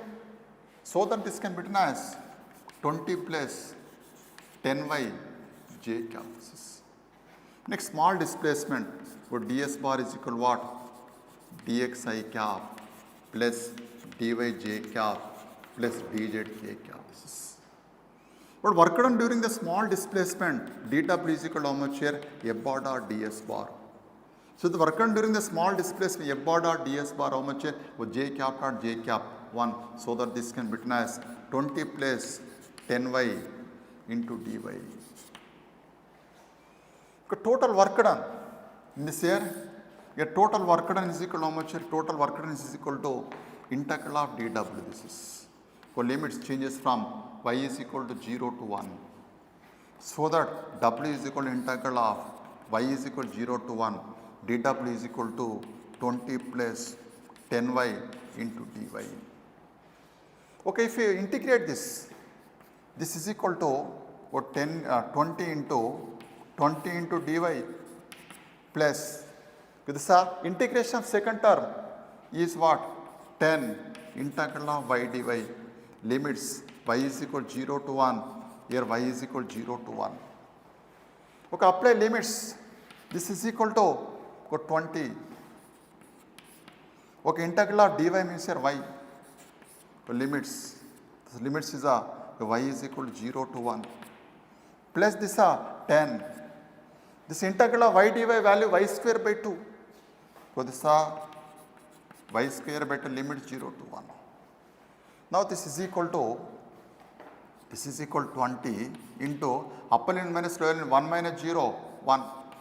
Next 10. This 1 by 2 minus 0. This 1 by 2. So that this is equal to 20 plus 5. This is equal to 25. Okay, 25 joules. Work done is equal to how much? 25 joules. So this is a question related to work done by variable force. Okay.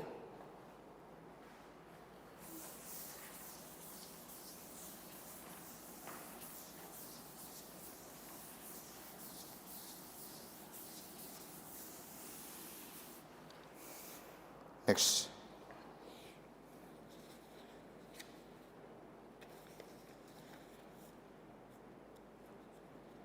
Yes, now let us discuss different questions.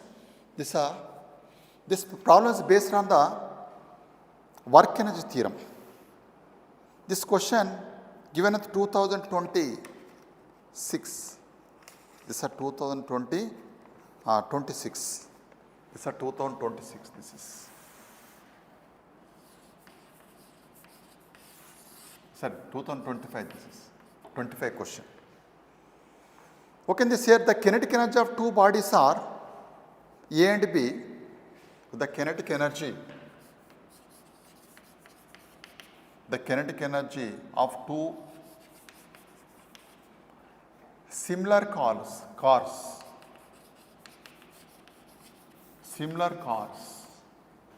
A and B,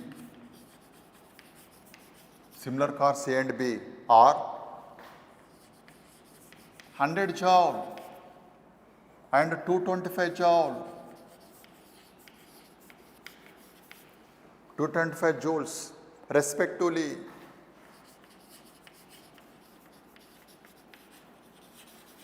respectively. On applying brakes,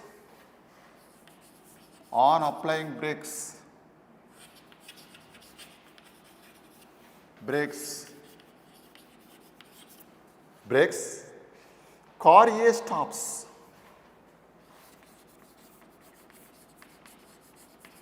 Car A stops 100 meter and B stops after 1500 meter.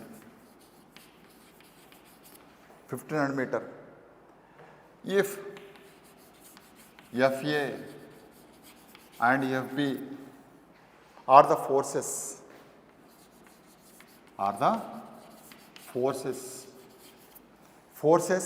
applied by the brakes,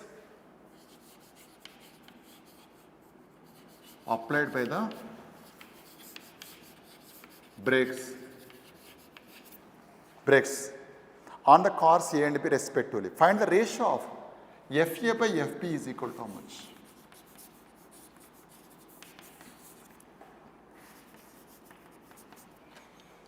In this are two cars. Now these are applying brakes and stops. These are two cars. One is A car, this is.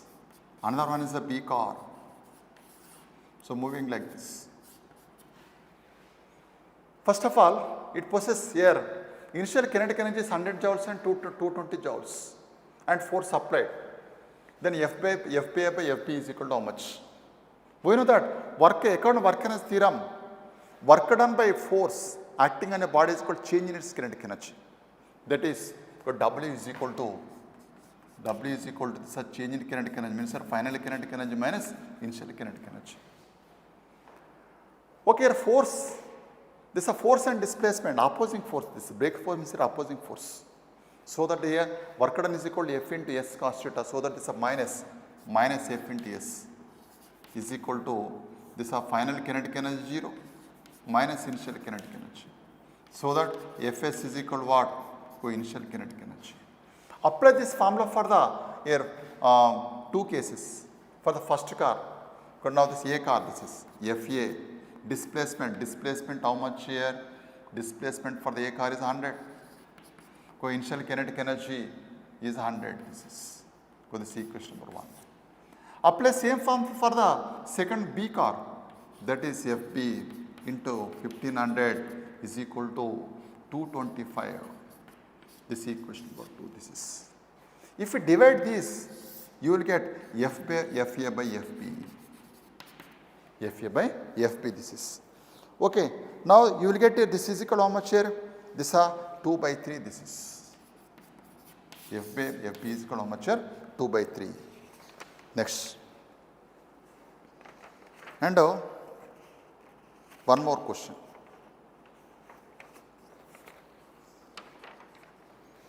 This question also based on work energy theorem.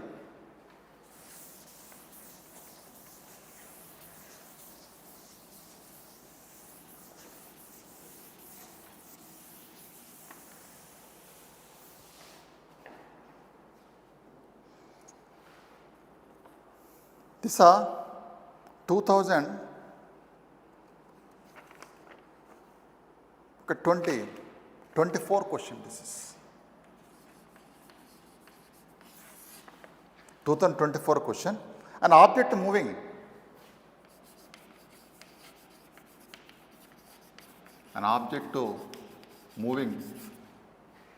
Along horizontal x direction.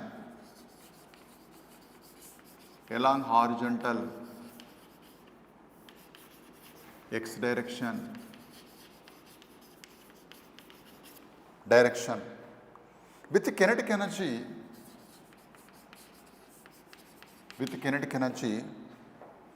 10 joule. He is displaced through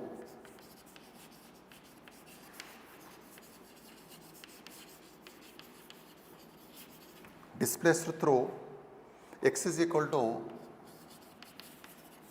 3 cap meter by the force by the force.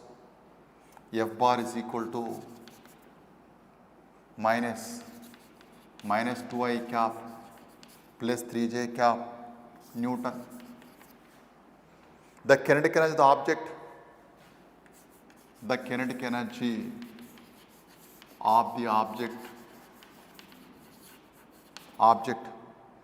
at the end of the displacement,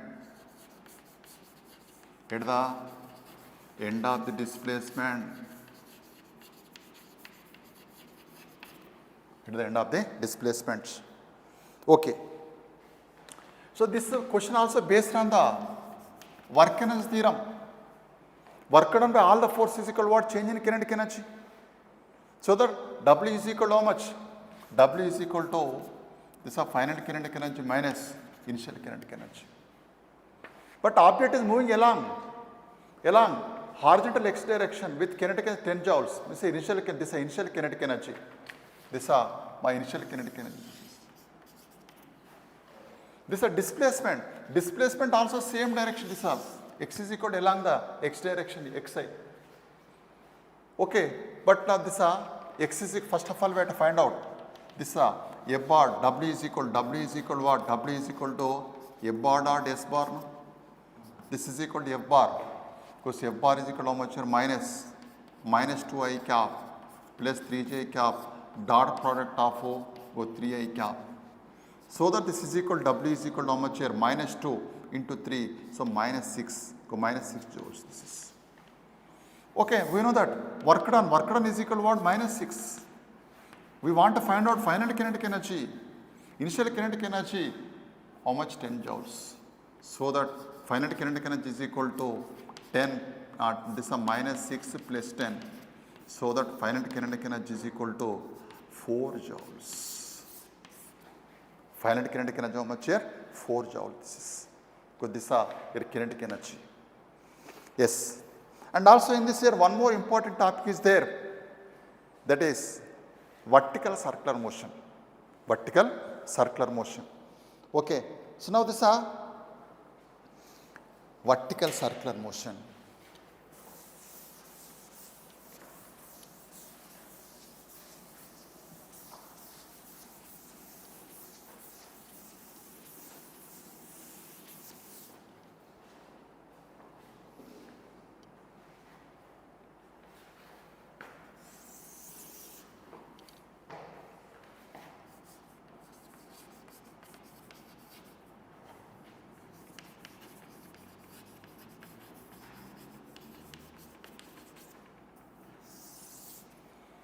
This is a non-uniform vertical circular motion. In uniform vertical circular motion, speed is constant. But in non-uniform vertical circular motion, speed is not constant. Because this is a non-uniform. This is a non-uniform vertical circular motion. Okay, in this year, we are going to discuss what is the minimum speed at the lowest point to complete the vertical circle. What is the minimum speed at the highest point? What is the minimum speed at any angular displacement theta. Now let us consider a body of mass m tied to one end of the string. It is rotated in the vertical circle. It moves in the vertical circle like this. Okay, now this is center. This is one end of the string. This another end of the string. This is a body of mass m attached. It moves in the vertical circle like this. This is center of the circle. This is velocity at the highest point. This is velocity at the lowest point. Okay. Now, so whenever body at the highest point, water force acting, so gravitational force is acting mg, and also tension. This is a tension at the highest point. Or this is a tension at the highest point. Okay, when the lowest point, water force acting mg downwards, tension acting toward the center, this is a tension at the lowest point. Okay, what is the minimum speed? This is a minimum speed at the highest point. This is the minimum speed at the highest point. Minimum speed at highest point.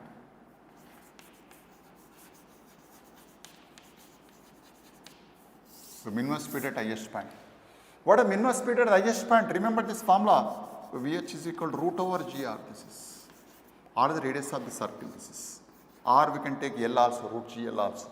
This is velocity speed at the minimum speed at the highest point to complete the vertical circle. Remember root over gr. And also tension. This tension, the string is equal to how much here? This tension must be 0.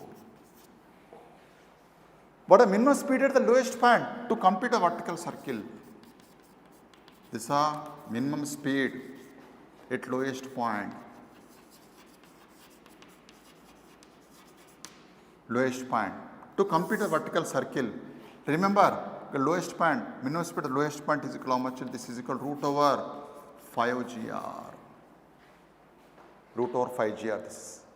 And tension at the lowest point. Net force of these two toward a center that provides centripetal force. So that from this here, what TL is equal to what? mg plus m u square by r. This is a tension at the lowest point. Okay, if you value substitute here, finally you will get tension is equal to 6 mg. Next, and speed at the angular displacement. What is the minimum speed at the angular displacement? This is the minimum speed of the angular displacement. It at any angle. This is okay. At this point here, this is mg downward. This is gravitational force acting, and also tension acts toward the center. This is because speed at this point is v. This is okay. So this is minimum speed at the angular displacement theta. This is minimum speed.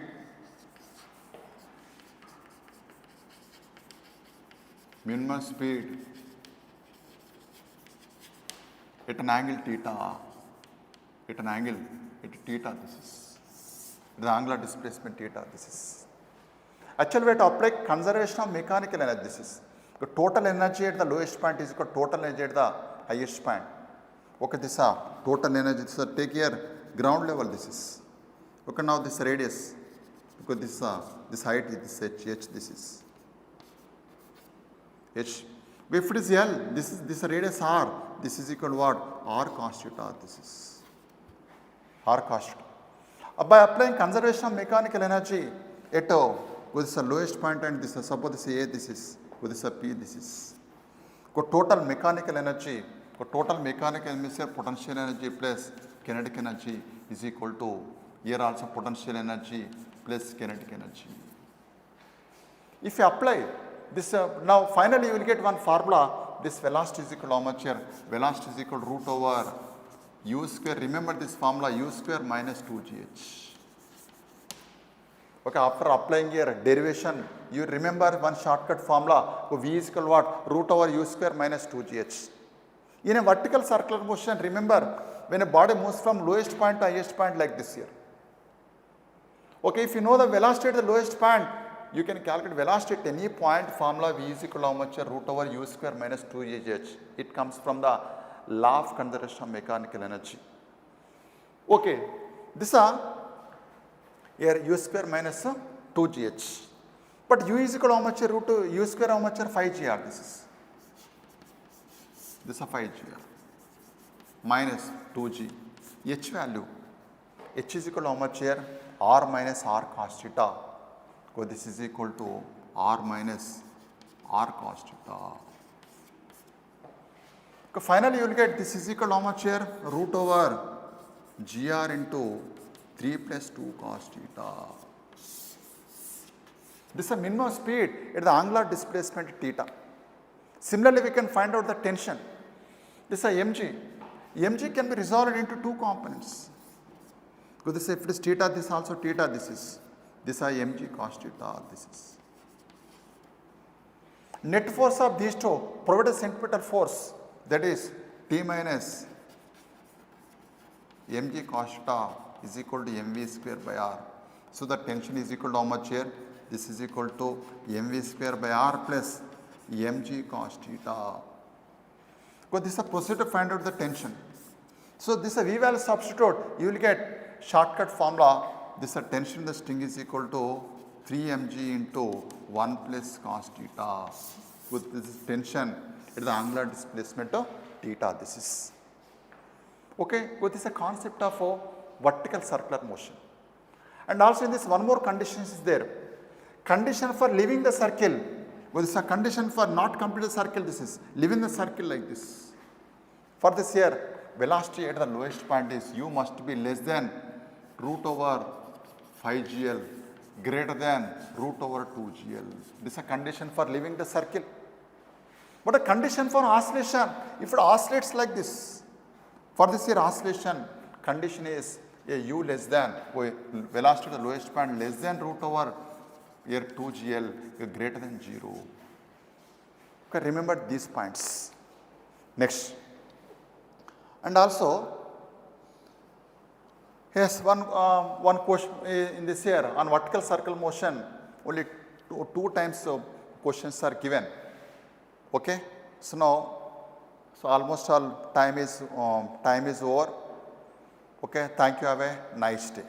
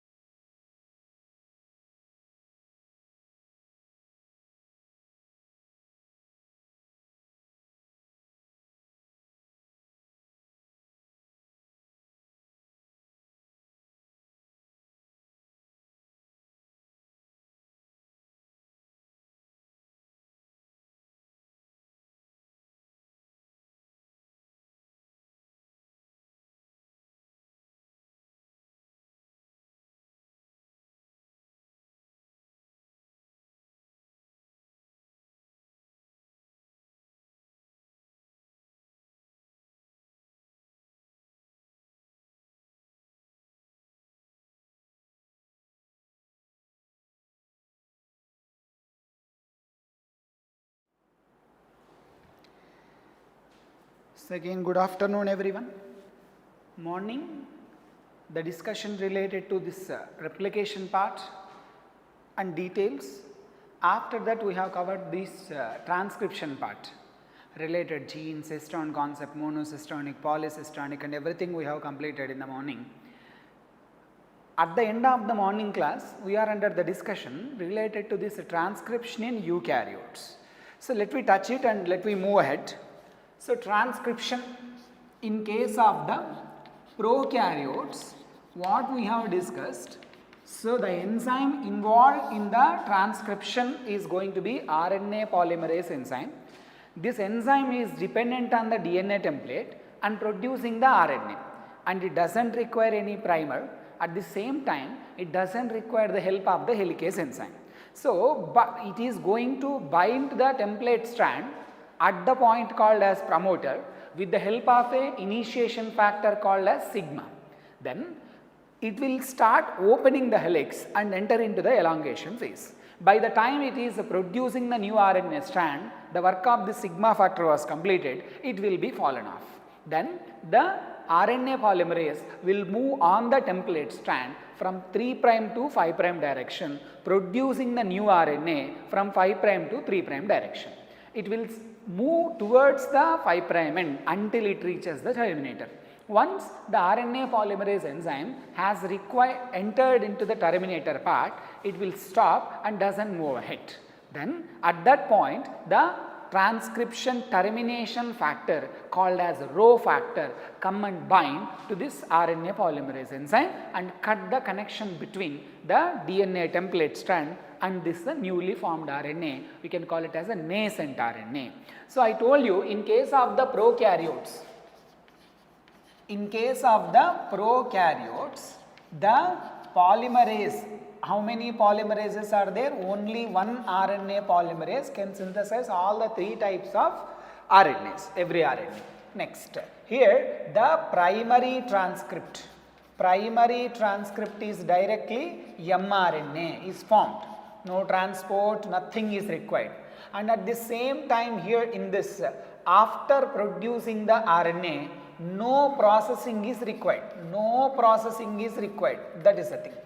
Next, transcription and translation are coupled. So, coupled with the translation part. Coupled with the translation part. Then, let me compare it with the eukaryotic transcription part. Same process is almost same. I mean, it is going to bind with the promoter with the help of the sigma factor, elongate, termination factor, rho, everything is common. What makes the difference? Two major differences are there, ma. Here 3 RNA polymerases are there synthesizing 3 different types of RNAs. RNA polymerase 1, I told you its lucky number is 8. 5.8 srRNA, 18 srRNA, 28 srRNA. These 3 are produced by RNA polymerase 1. Then RNA polymerase 2 is going to synthesize a hnRNA, heterogeneous nuclear RNA. If you remember it properly, it is the RNA which is going to form the mRNA. That is called as a precursor of the mRNA. Will be synthesized by RNA polymerase 2. Then RNA polymerase 3 is going to synthesize tRNA, snRNA and 5S RNA. All those are memory based things, you can cover it off. Then 3 RNA polymerases are there in the eukaryotes, only one is there in the prokaryotes. Next, the primary transcript here in case of the eukaryotes is not directly mRNA. First hnRNA is formed, that hnRNA will be transformed into mRNA by 3 processes called as a capping, splicing and tailing. Capping, splicing and tailing. With these 3 processes it is going to form the mRNA. So what is happening in capping means a simple diagram. This is suppose hnRNA contains intron, exon and so on. It will continue alternative sequences. At first if you consider one by one, at a time they will happen. First at the 5' end methyl guanosine triphosphate is going to get added. It is actually 7-methyl guanosine triphosphate is added at the 5' end. This is going to be called as a cap and the process is going to be called as capping. The capping is the process occurs at the 5' end of the hnRNA. Keep in mind, the enzyme involved here is a guanyl transferase. I am repeating, guanyl transferase is the enzyme which is going to be add methyl guanosine triphosphate at the 5' end.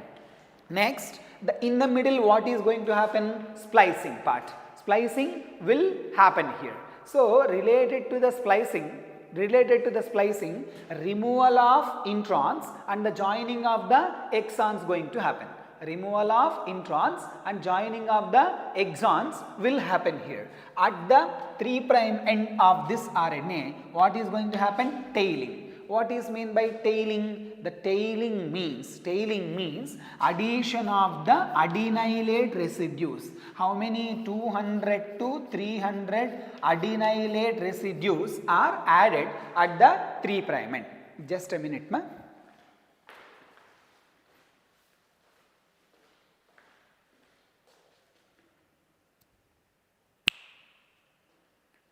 Hello.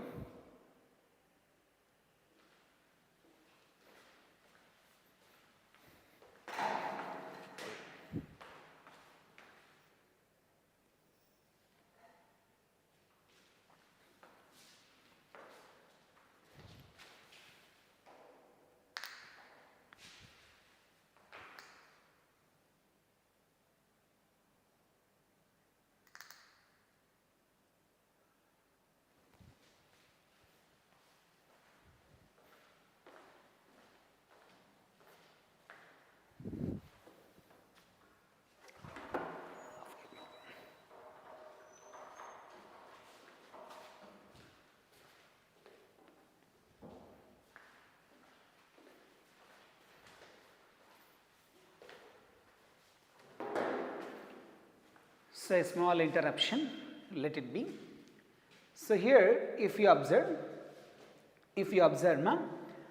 capping is happening at the 5' end, tailing is happening at the 3' end. At the capping, methyl guanosine triphosphate is added.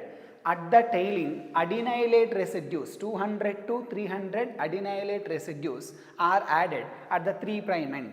Poly A phosphorylase enzyme, not poly A, this is different. Adenylate residues are added at the 200 to 300 range at the 3' end. Next, during this process, splicing is done by rRNA, that is called, not rRNA, snRNA along with the proteins going to do this particular process called as a splicing.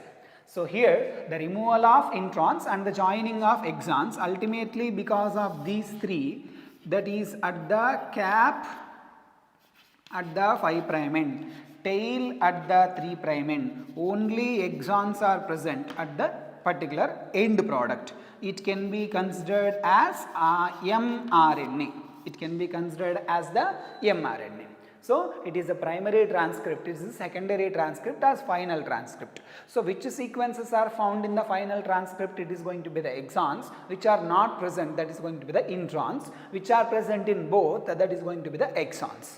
So the number of RNA polymerases and the kind of processing is required is different than the prokaryotes when compared to eukaryotes part. And this entire process happens within the nucleus. After doing this entire process, this mature RNA or processed RNA or mRNA, fully formed RNA, will be transported out of the nucleus into cytoplasm. Remember, we are talking about eukaryotes, which is containing a defined nucleus surrounded by nuclear envelope. So that this entire process, the formation of mRNA happened within the nucleolus. It will be transported into cytoplasm with the help of nuclear pore. How comes this nuclear pore? It is a gap between the nuclear envelope. It is nuclear envelope is interrupted at some places, considered as a nuclear pore. Next, after entry into the cytoplasm, it is ready to involve into the translation process. So there ends the entire concept, but one thing you should remember here the transcription and translation are coupled in prokaryotes. Such character you cannot observe in case of the eukaryotes. After saying this, let we enter into the next concept, that is going to be the process of mutation. So related to this mutation, just a 1 minute thing is required. So sudden heritable change that happens in the DNA, it is going to be called as mutation. We have seen different kinds of mutations. Two mutations particularly you have to think on. One is the point mutation, which is a single base pair change. We can observe this in the sickle cell anemia. GAG will become GUG in the mRNA, that leads to change in the 6th position glutamic acid with the valine. It will be changed. So the mutation, another kind we have to discuss on here is a frame shift mutation. So frame shift mutation is the second one we have to focus on.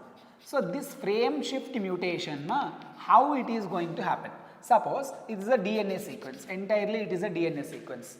Addition or deletion of one base or addition or deletion of two bases is going to change the reading frame. So because of addition or deletion, either add or delete one or two bases will changes the reading frame. Will changes the reading frame from the point of insertion or the deletion. Suppose if you have added or deleted 3 or its multiples, if you have added or deleted 3 or its multiple bases, it either add or delete, it does not change the reading frame. It is not going to change the reading frame. This much is enough in this particular situation. So I am repeating, addition or deletion of one or two bases will changes the reading frame from the point of insertion or deletion, whereas addition or deletion of bases at 3 or its multiple does not going to change the reading frame. So frame shift mutation arises because of either addition or deletion of one or two bases from the point of insertion. The change will be going to happen. Next, after saying this, let me move ahead slowly. Third process of this genetic, molecular central dogma. The third process is a translation process. Before entering into the translation, the background story and connected basic features we have to go on. That is a genetic code. That is going to be genetic code. See here, earlier processes like transcription and replication, in this process which is replication, complementarity rule is there, means A pairs with T, G pairs with C, vice versa. Whereas transcription process, DNA to mRNA, the process here, if you observe, here also undergoing the complementarity rule, except A pairs with U in this. If the A is present here, it is going to pair with the U. But in the case of translation, mRNA which is going to form a polypeptide chain, I mean by protein, which is having amino acid chains. Here in the mRNA is a kind of nucleic acid. It is a combination of nucleotides. So this process is under the rule of complementarity, and the rule is governed by nucleotide, same language. But here nucleotide language, it has to convert into amino acid language. There is no complementarity here, neither practically nor theoretically. But how to convert this entire process, we call it as a deciphering. Deciphering of the genetic code is a challenging task. In this direction, first scientist has given forward the direction is George Gamow. George Gamow is a scientist, said that genetic code is triplet. Genetic code is triplet for the first time given by the scientist George Gamow. Means the combination of T nucleotides will form one amino acid. That is the thing. Next, another scientist, Hargobind Khorana. Mr. Hargobind Khorana, what he has done, he has produced a chemical method to synthesize the RNA artificially. So, chemical method to synthesize the RNA with a defined sequence of bases. Whichever sequence you want, in that sequence we can synthesize the RNA with the help of copolymers and homopolymers. Copolymers and homopolymers. Based on this, he has synthesized the mRNA method. Next, after that, another scientist, Severo Okawa. Severo Okawa is a scientist. What he had done? He had produced an enzyme that is called polynucleotide phosphorylase. I am repeating, polynucleotide phosphorylase is the enzyme. Phosphorylase is the enzyme that is helpful in the synthesis, polymerization of the amino acids without depending on the template. Without depending on the template, it can do the polymerization process. So, polynucleotide phosphorylase, and even it is called as a Severo Okawa enzyme. It is a template independent enzyme. Next, the third scientist is Marshall Nirenberg. Marshall Nirenberg. Mr. Marshall Nirenberg is the scientist. He is going to, what is his contribution? He has produced a cell-free system of protein synthesis. Cell-free system of protein synthesis without depending on the cell, artificially in vitro condition, how to synthesize the protein with the defined sequences is produced by Mr. Marshall Nirenberg. So, scientists, their contribution more than enough for the discussion. Next, after saying that, salient features of the genetic code. Salient features of the genetic code. First thing, code is a triplet. I told you who had proposed this, Mr. George Gamow. A combination of 3 nucleotides forms one amino acid, codes for one amino acid. Second thing, this genetic code is nearly universal. It is not completely universal, it is nearly universal from bacteria to human beings. AUG always codes for the methionine. But there are some exceptions for this in case of mitochondrial codons. In case of these, except these exceptions, most of the time it is universally applicable. That is why we are saying it is not completely universal, it is a nearly universal in nature. Next, after saying that, the next thing is genetic code is degenerate. What do you understand by degenerate? Let's say one amino acid will be coded by more than one codon. More number of codons is going to synthesize one single same amino acid. For example, leucine or serine, 6 codons are there coding for this particular amino acids. But there is one exception for this, UGG and AUG. These two are non-degenerate codons. This UGG is going to code for tryptophan, whereas AUG codes for what? Methionine. These are amino acids containing single codon. Single codon coding amino acids are tryptophan and methionine. These are important to remember. These are non-degenerate codons. Except these two, remaining all codons are degenerate codons. So total 64 codons are there. In that 61 and 3 I will be separate. These are sense codons which are coding for amino acids. These are non-sense codons which does not code for any amino acids. These are, we cannot say these are not having any function. They are having the function to stop the process of translation. These are coding for the amino acids. Everyone 64 is functional, but the kind of function matters here. Next, among these, AUG has a dual role. Means what? It is going to act as initiator codon. At the same time, it is coding for the amino acid methionine.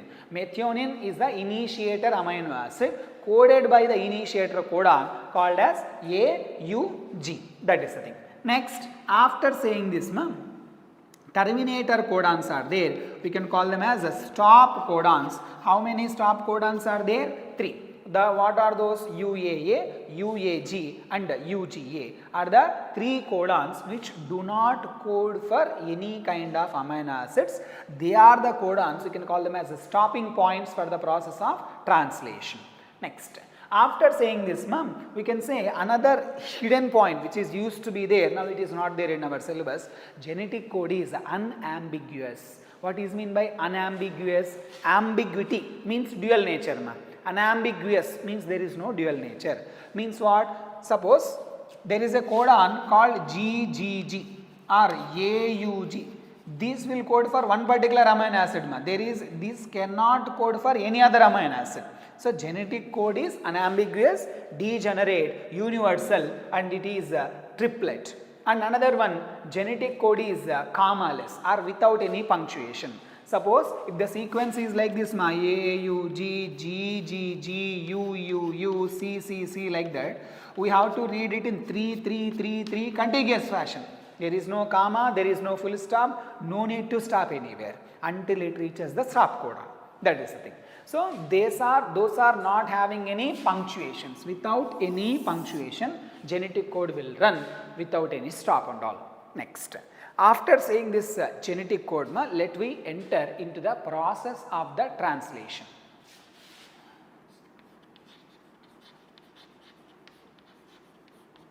Process of translation.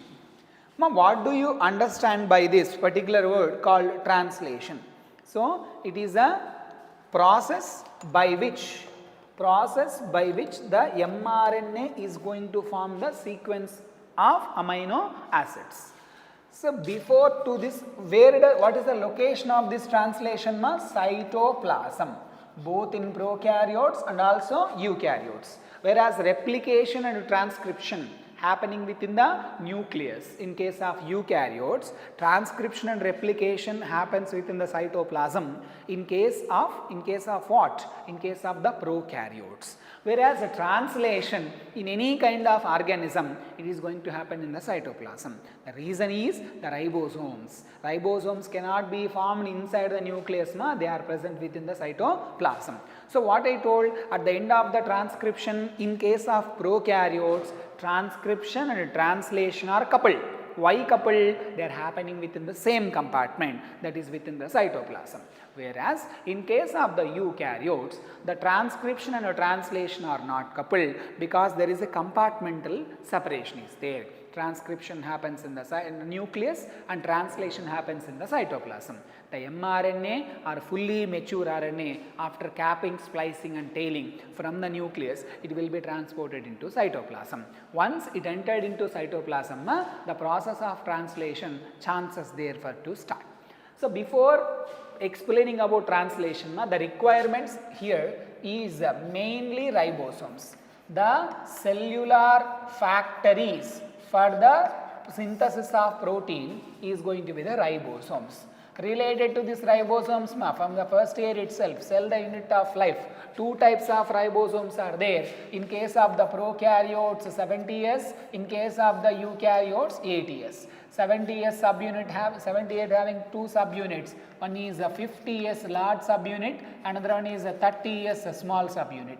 Here 80S is having large subunit 60S, smaller subunit 40S. So what is the S means here? Sedimentation coefficient or the Swedberg unit. It is a measurement, direct measurement for the density. Next, after saying this, these ribosomes are made up of ribosomal RNA and proteins. Ribosomal RNA and proteins. How many different kinds of proteins? 80 different kinds of proteins it is made up of. I told you ribosomal RNA is a structural and also catalytic. Here you have to remember it is forming the structure of the ribosomes. That's why it is called as structural RNA, which is ribosomal RNA. What is the location of this ribosomal RNA synthesis? Do you remember? It is happens within the nucleolus. First year cell the unit of life concept, there is a statement. More and large nucleolus is found in the cells which is involved in active protein synthesis. For active protein synthesis, more ribosomes are required. More ribosomes required, more rRNA. More RNA will be synthesized in the nucleolus. So nucleolus is a site where manufacturing unit of the ribosomal RNA. Keep in mind, Next, after saying this, the ribosomes along with that what are required? tRNA is required. So about tRNA we have to discuss now. About tRNA. So this tRNA is the adapter molecule.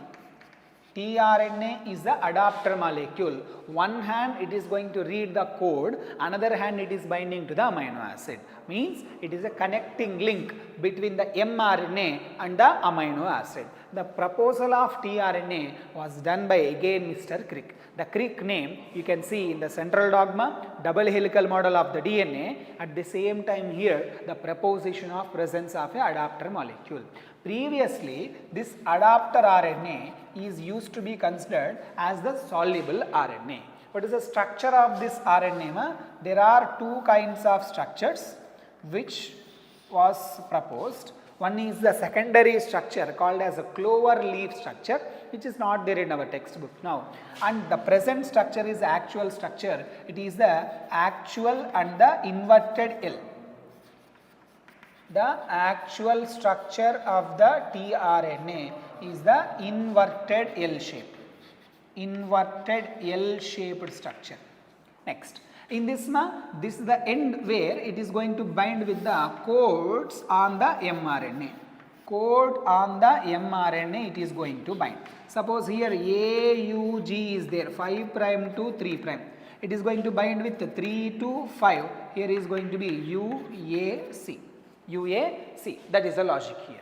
Next, at the 3' end it is going to attach with a amino acid. This is going to be called as amino acid acceptor end. The 5' end will be normal, it is going to have 3' end at the amino acid going to end.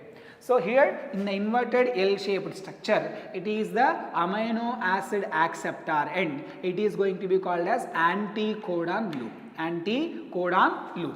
And important information related to this tRNA, there is a particular tRNA. tRNA is specific for each amino acid. tRNA is specific for each amino acid, first thing. Second thing, no tRNA for stop codon. No tRNA for stop codon. Again we are going to touch this point. So no tRNA for stop codon. Next, after that there is a specific tRNA called as initiator tRNA, which is going to bind with the AUG and brings the methionine.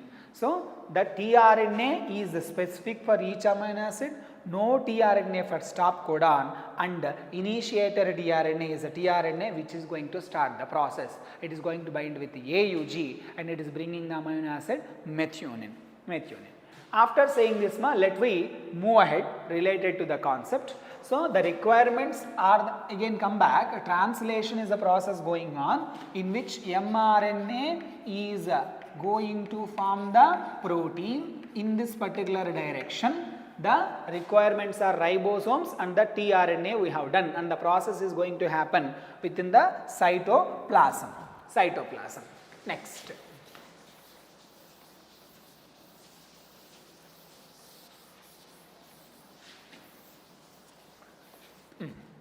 After saying this, now if you observe here in this process of translation, in this first phase, what is going to happen in the first phase? This is called amino acylation of tRNA.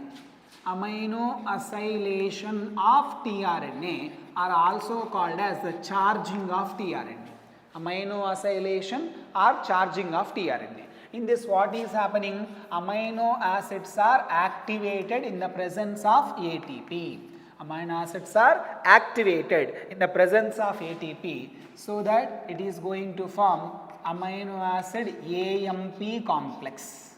And the enzyme involved here is amino acylase. So then it is going to form 2 phosphates is going to get released. Now this amino acid AMP complex is going to bind with the suitable tRNA, so that it will be forming like this, or inverted L shape. It is going to bind with the amino acid. Such tRNA is going to be called as cognate tRNA. Such tRNA is going to be called as what? Cognate tRNA. Cognate tRNA means suitable tRNA.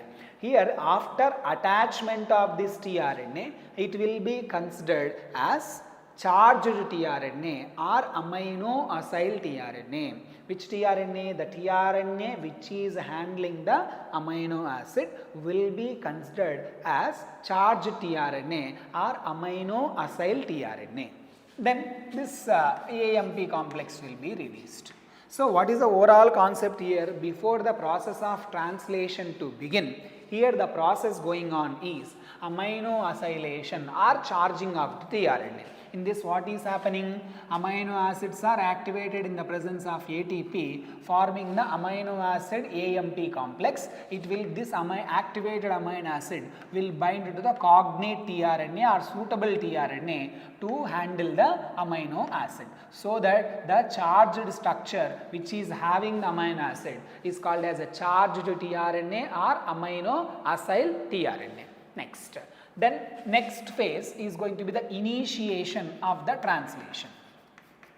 In the initiation of translation, we have to first understand translational unit. Which unit? Translational unit. So in this translational unit, what is going on? First, there is a initiator codon AUG and the terminator codon UGG. For example, I have taken, that is going to be UAA, UAG, UGA, UGA, UAA, UAG and UGA, anyone here. Next, in the middle the codons will be there, suppose UUU, CCC or GGG, like that, anything. For example, I have taken here. Next, at the 5' and AUG will be there, at the 3' and terminator codon will be there. Same. Now, these are the sequences which is going to involve in the translation. Along with that, there are some other sequences which are not going to involve but helps the process of translation. Those are called UTRs, untranslated regions. Untranslated regions are present both at 5' end and also at the 3' end. At the 5' end they are present before to the start codon, at the 3' end they are present after the stop codon. To be precise, what is their function? We are not supposed to go into the details at this point. So they are helpful for efficient translation. For the translation to happen efficiently, these are going to be utilized. Next, the process first step in the translation, smaller subunit will come and bind to the initiator codon. Which subunit ma? Smaller subunit of the ribosome. If you are talking about prokaryotes, the 30S. If you are talking about eukaryotes, it is going to be the 40S. Now, after that, some people will think that directly larger subunit going to bind. No, the charged tRNA, which is the initiator tRNA, will come and bind here. Charged tRNA or initiator tRNA will come and bind. The initiator tRNA is going to bind with the AUG, with the codon-anticodon interaction handling the methionine. After that, the large subunit is going to get bind, larger subunit. Now, the next tRNA is going to come and bind at this point. So, it is it is going to bind with the AAA like that, 5 to 3 prime, 5 to 3 prime. That is the logic here. Next, after that, it is also having one amino acid here, amino acid. So, this is the complex which is coming and binding to the suitable amino acid, suitable codon on the mRNA, forming the hydrogen bonds. Now, when two charged tRNAs are brought closer, there is a formation of the peptide bond in between them. The peptide bond formation is done by the enzyme. What is the enzyme? Ribozyme. This ribozyme, I told you earlier itself, it is not an enzyme made up of protein. It is an enzyme made up of ribonucleic acid, RNA. Which RNA? 23S rRNA in case of the prokaryotes, whereas 28S rRNA in case of the eukaryotes. This 28 rRNA of the eukaryotes will be synthesized with which polymerase? Polymerase number 1. I told you polymerase 1 having 8 as lucky number, 5.8S, 18S, 28S rRNAs. Now, if you observe, so what is happening? First smaller subunit bind, later on initiator tRNA bind, later on larger subunit bind, after that another tRNA which is having amino acid is also bind. Now, if you look at this diagram, there are two charged tRNAs which are brought closer to each other. When two charged tRNAs are brought closer to each other, there is a formation of a peptide bond. It is catalyzed by the enzyme ribozyme or peptidyl transferase, also called as peptidyl transferase. It is found in the larger subunit of the ribozyme. Next, this site is going to be called as a P site, this site is going to be called as A site, peptidyl site, amino acid type site. There is an imaginary site which is called E site, which is exit site, which is also present within the ribosome. So, three sites are there, E site, P site, A site, A site. Now, if two sites are filled, the ribosome will take a step ahead. At a time, one codon it will move. Each codon it will move. The next step, it is same situation, AUG. It is going to be stop codon UAA or UAG or UGA. In the middle, I have drawn UUU, CCC. This is the 5' end, this is going to be the 3' end. Here, UTR position, both present at start codon, before to start codon at the 5' end, after the start codon in case of the 3' end. Where is our ribosome now? It has taken one step ahead when compared to the start codon. So that it is the position now with the second and the third one. At the second one, there is already one RNA is attached, the RNA. It is having peptide bond with initiator amino acid. Now, the another empty space is there. To this, as per textbook statement, complexes combined of RNA attached to amino acid. Complexes combined of RNA attached to amino acid will come and bind to the codons. Next, again the same process going to happen, the ribozyme will play a role here, forms the peptide bond between two amino acids which are present here.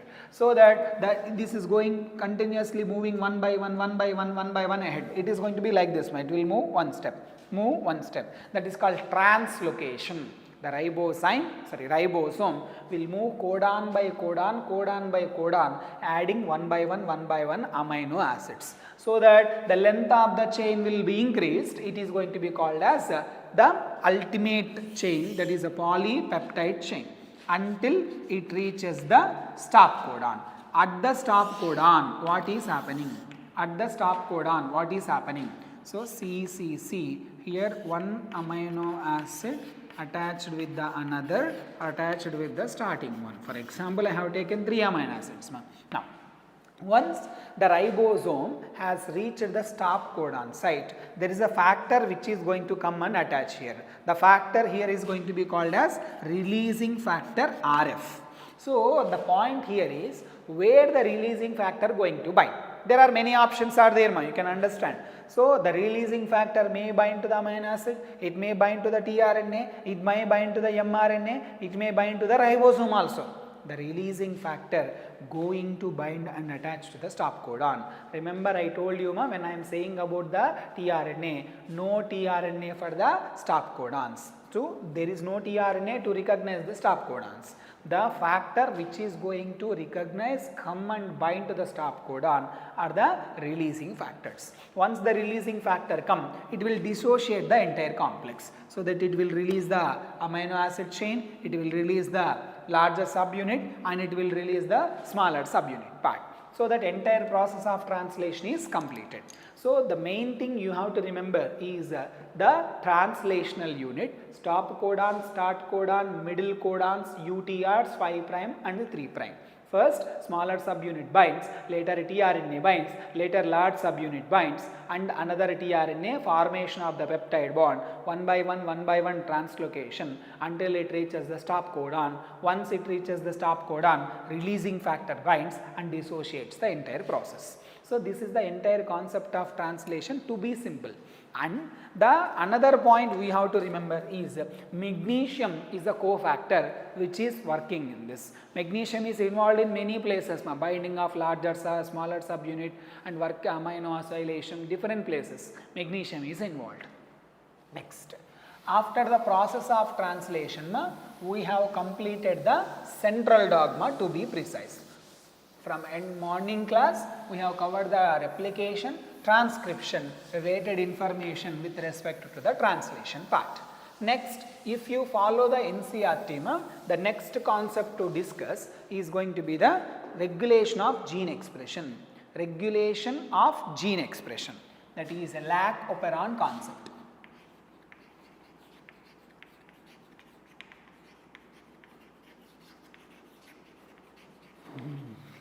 So regulation of the gene expression means, first if you focus on this particular part, gene expression means a formation of a protein or a polypeptide.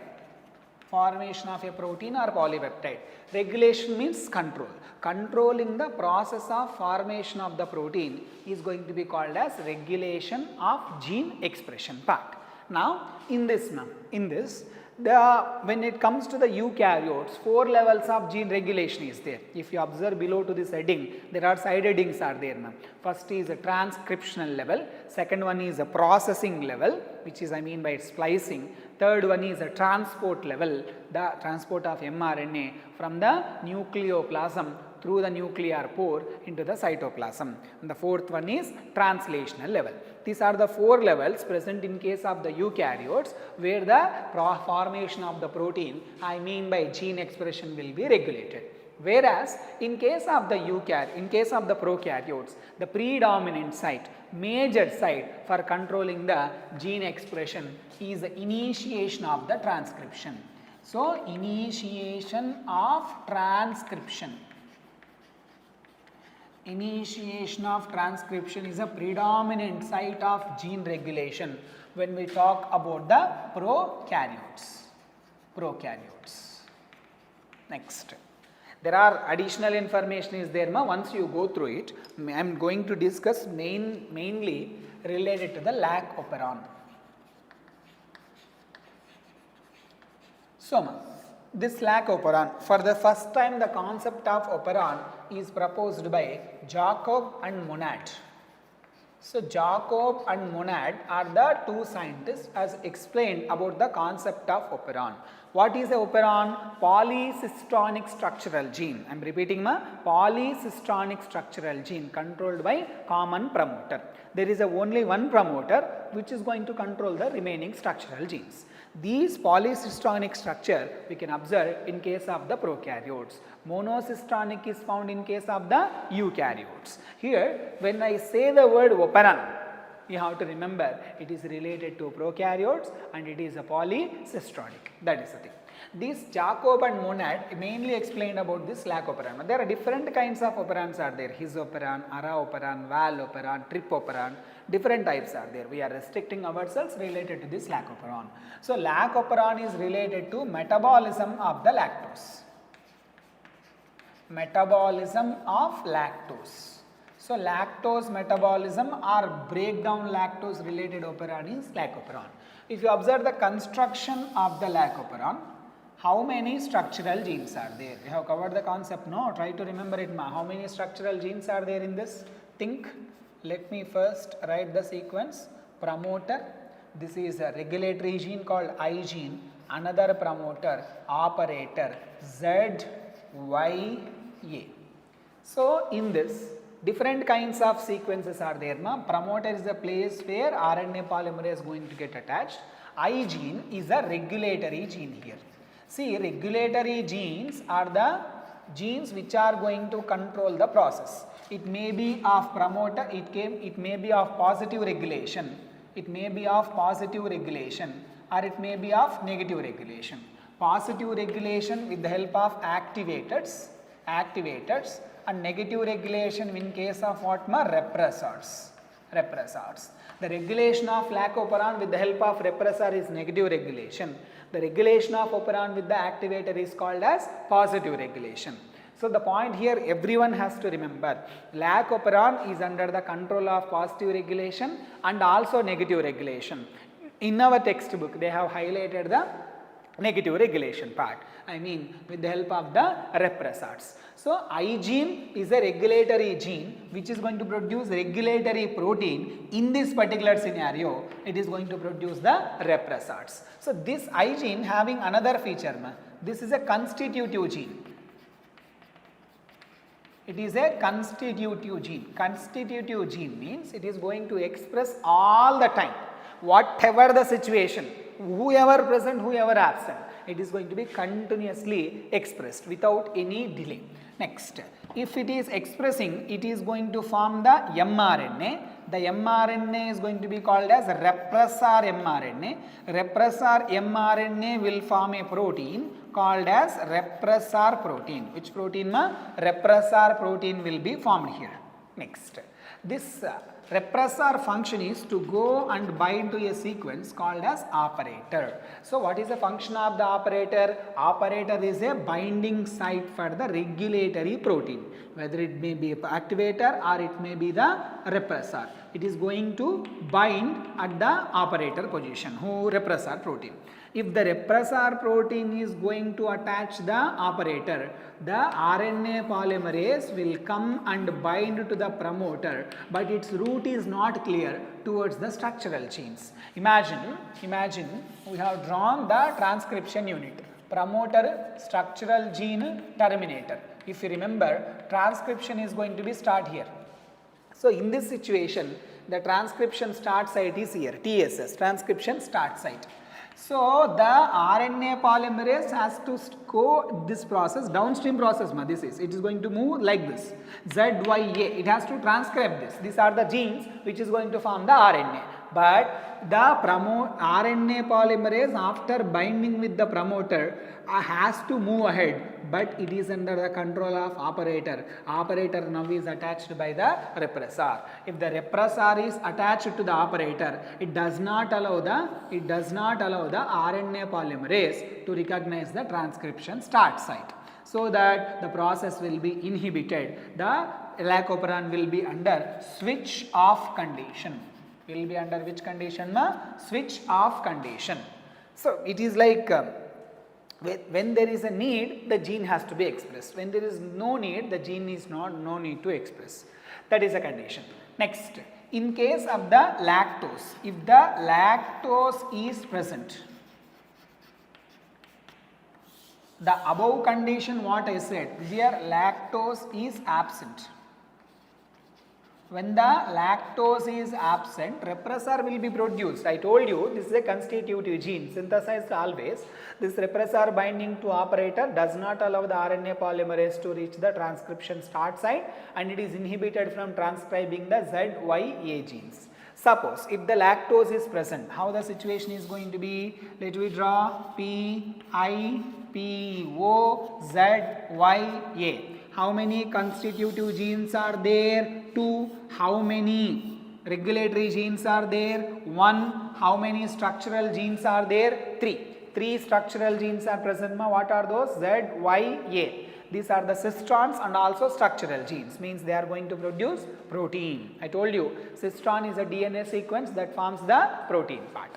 Now, same. In the presence of lactose, who will be synthesized? The repressor mRNA synthesized, and repressor is synthesized. But now the hero entry, that is lactose, going to enter into the story. This lactose is act as a inducer. Inducer means it is going to start the process. The lactose or allolactose or beta galactoside. So lactose is also called beta galactoside. Remember it, ma'am. Beta galactoside is another name for the lactose. Allolactose is also there, we can consider it.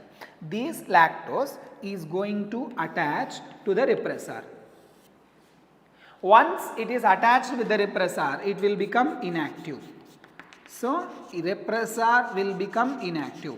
This inactive repressor cannot go and bind to the operator. So that what will happen, ma'am? This repressor is not there. Line is clear for the RNA polymerase. This RNA polymerase will move and transcribe the entire thing. ZYA will be transcribed. It forms the mRNA of the lac operon called as lac mRNA. It is going to produce beta galactosidase. It is going to produce a permease. It is going to produce a transacetylase. Transacetylase. Beta galactosidase is the enzyme. It is going to do what, ma? It will break down the lactose into glucose plus galactose. Here one point you have to remember, lactose is a disaccharide. It is the combination of 2 monosaccharides, glucose and galactose. Do you remember, ma? What is the bond present between glucose and galactose? 2 sugars. What is the bond present here? Glycosidic bond.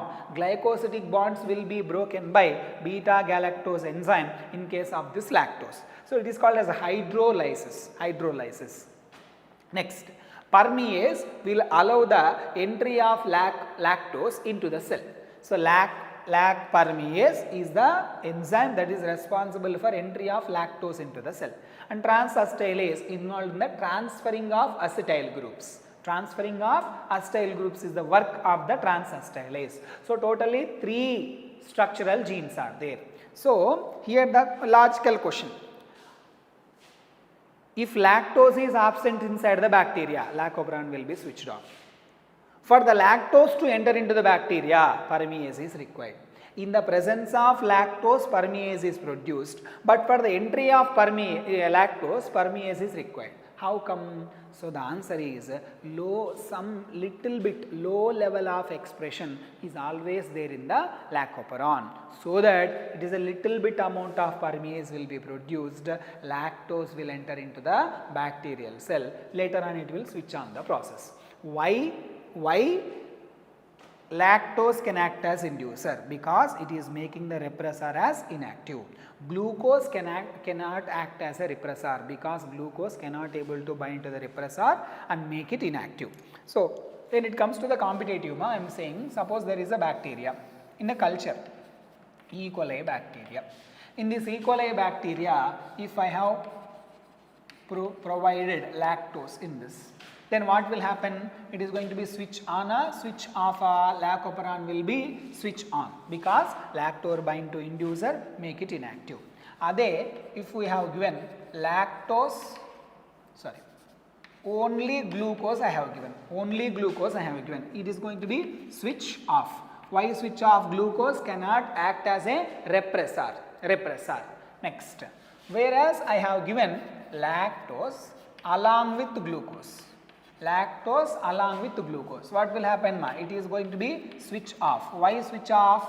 There is no requirement to make it switch on, again converting the lactose into glucose and utilizing it. Bacteria can directly utilize the glucose without depending on the lactose. So, there is a textbook statement, ma. In the absence of most favored food for this bacteria, that is glucose, if you supply the lactose, then only it will be switch on. In the presence of glucose, if you give the lactose, it is not going to switch on. That is the logic here.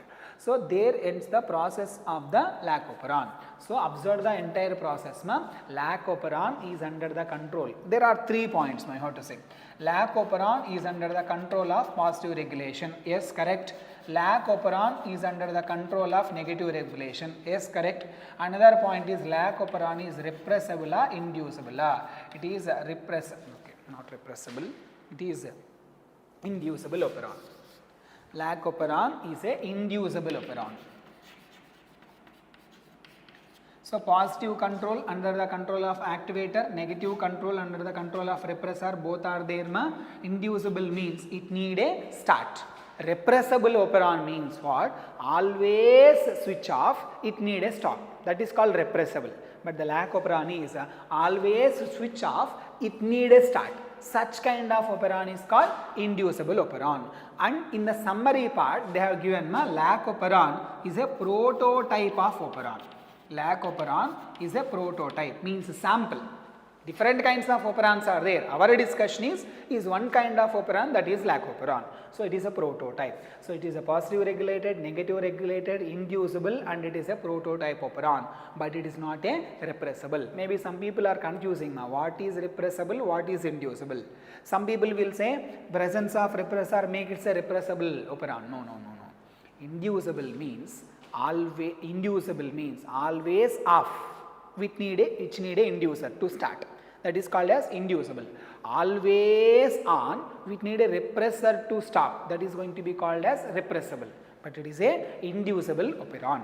So, this is the entire concept of lac operon. Simply to say, 3 structural genes are there called ZYA, and 1 regulatory gene is there, that is called I gene, and 2 promoters are there. Some people will ask, sir, what is the use of this promoter? This is the promoter required for the RNA polymerase to bind for transcribing this one. This is the promoter going to control these structural genes. Remember it, ma'am. Then after saying the lac operon, we have covered this, the process of gene regulation. I mean the process of formation of the polypeptide or the protein. Next, last 2 concepts are remaining, that is a human genome project and the DNA fingerprinting. How much we can cover? Let we go through the human genome project. HGP. There so much information, huge information is there to discuss about this HGP. But to be precise, what is required, let me go through with it. It is started in the year 1990, completed by 2003, and is a 13-year-old project. 13-year-old project. It was started by US Department of Energy. Initial days in the UK Trust, London, Germany, France, China are the minor contributors. You can go through with that. But here one thing you have to remember, in this year, how many chromosomes they have sequenced? Total 24 chromosomes they have sequenced, my important part. 24 chromosomes they have sequenced. How come 24? 22 autosomes. 22 autosomes, one X and one Y. So, which are those 2 are allosomes. So, total 24 chromosomes they have sequenced. Among this 24, chromosome number 1 has completed in the year 2006 May. May 2006 is the extra 3 years it has taken. Why? Because it is having more number of genes. 2968 genes are there. That's why it has taken more extra time. So, this is the next thing to remember. Next. After saying this, this human genome project is called as a mega project. What is the reason for it? Human Genome Project is considered as a mega project. How? So this required, so many requirements are there. To be precise, 2 or 3 let me discuss. First one, this is high cost. High cost. How much? To sequence one base pair, $3 are required. $3 are required. Total 3.3 into 10 power 9 base pairs to cover. How much? $9 billion are required. $9 billion are required. And second thing, for the storage and analysis. For the storage, what do you say? 3,300 books are required. 3,300 books are required. Each book contains 1,000 pages. Each page contains 1,000 letters. Like that, 3,300 books are required to store the information. For the analysis of the data which is going to get produced here, high speed computational devices are required. High speed computational devices are required. And to do this entire project, scientists from various disciplines are required. Various disciplines. So technical, biological, different kinds of scientists has to be involved in this. So it is a multi-year project, many countries have involved, so much of data generated, high cost and high storage is required. That's why this project is going to be considered as a mega project. Next, in this another point to discuss here is non-human models. Non-human models of this. Goals of the HGP is a memory based concept, once go through with it. Non-human models. Who are the non-human models other than human beings? Which are the models we have gone through the sequencing? First, there is a bacteria, let's say E. coli bacteria, and the yeast. Scientific name of the yeast, Saccharomyces cerevisiae. Once remember the concept of yeast. It belongs to the fungi Ascomycetes. It is a unicellular eukaryote. First thing. Second thing, cell division time in the yeast is 90 minutes.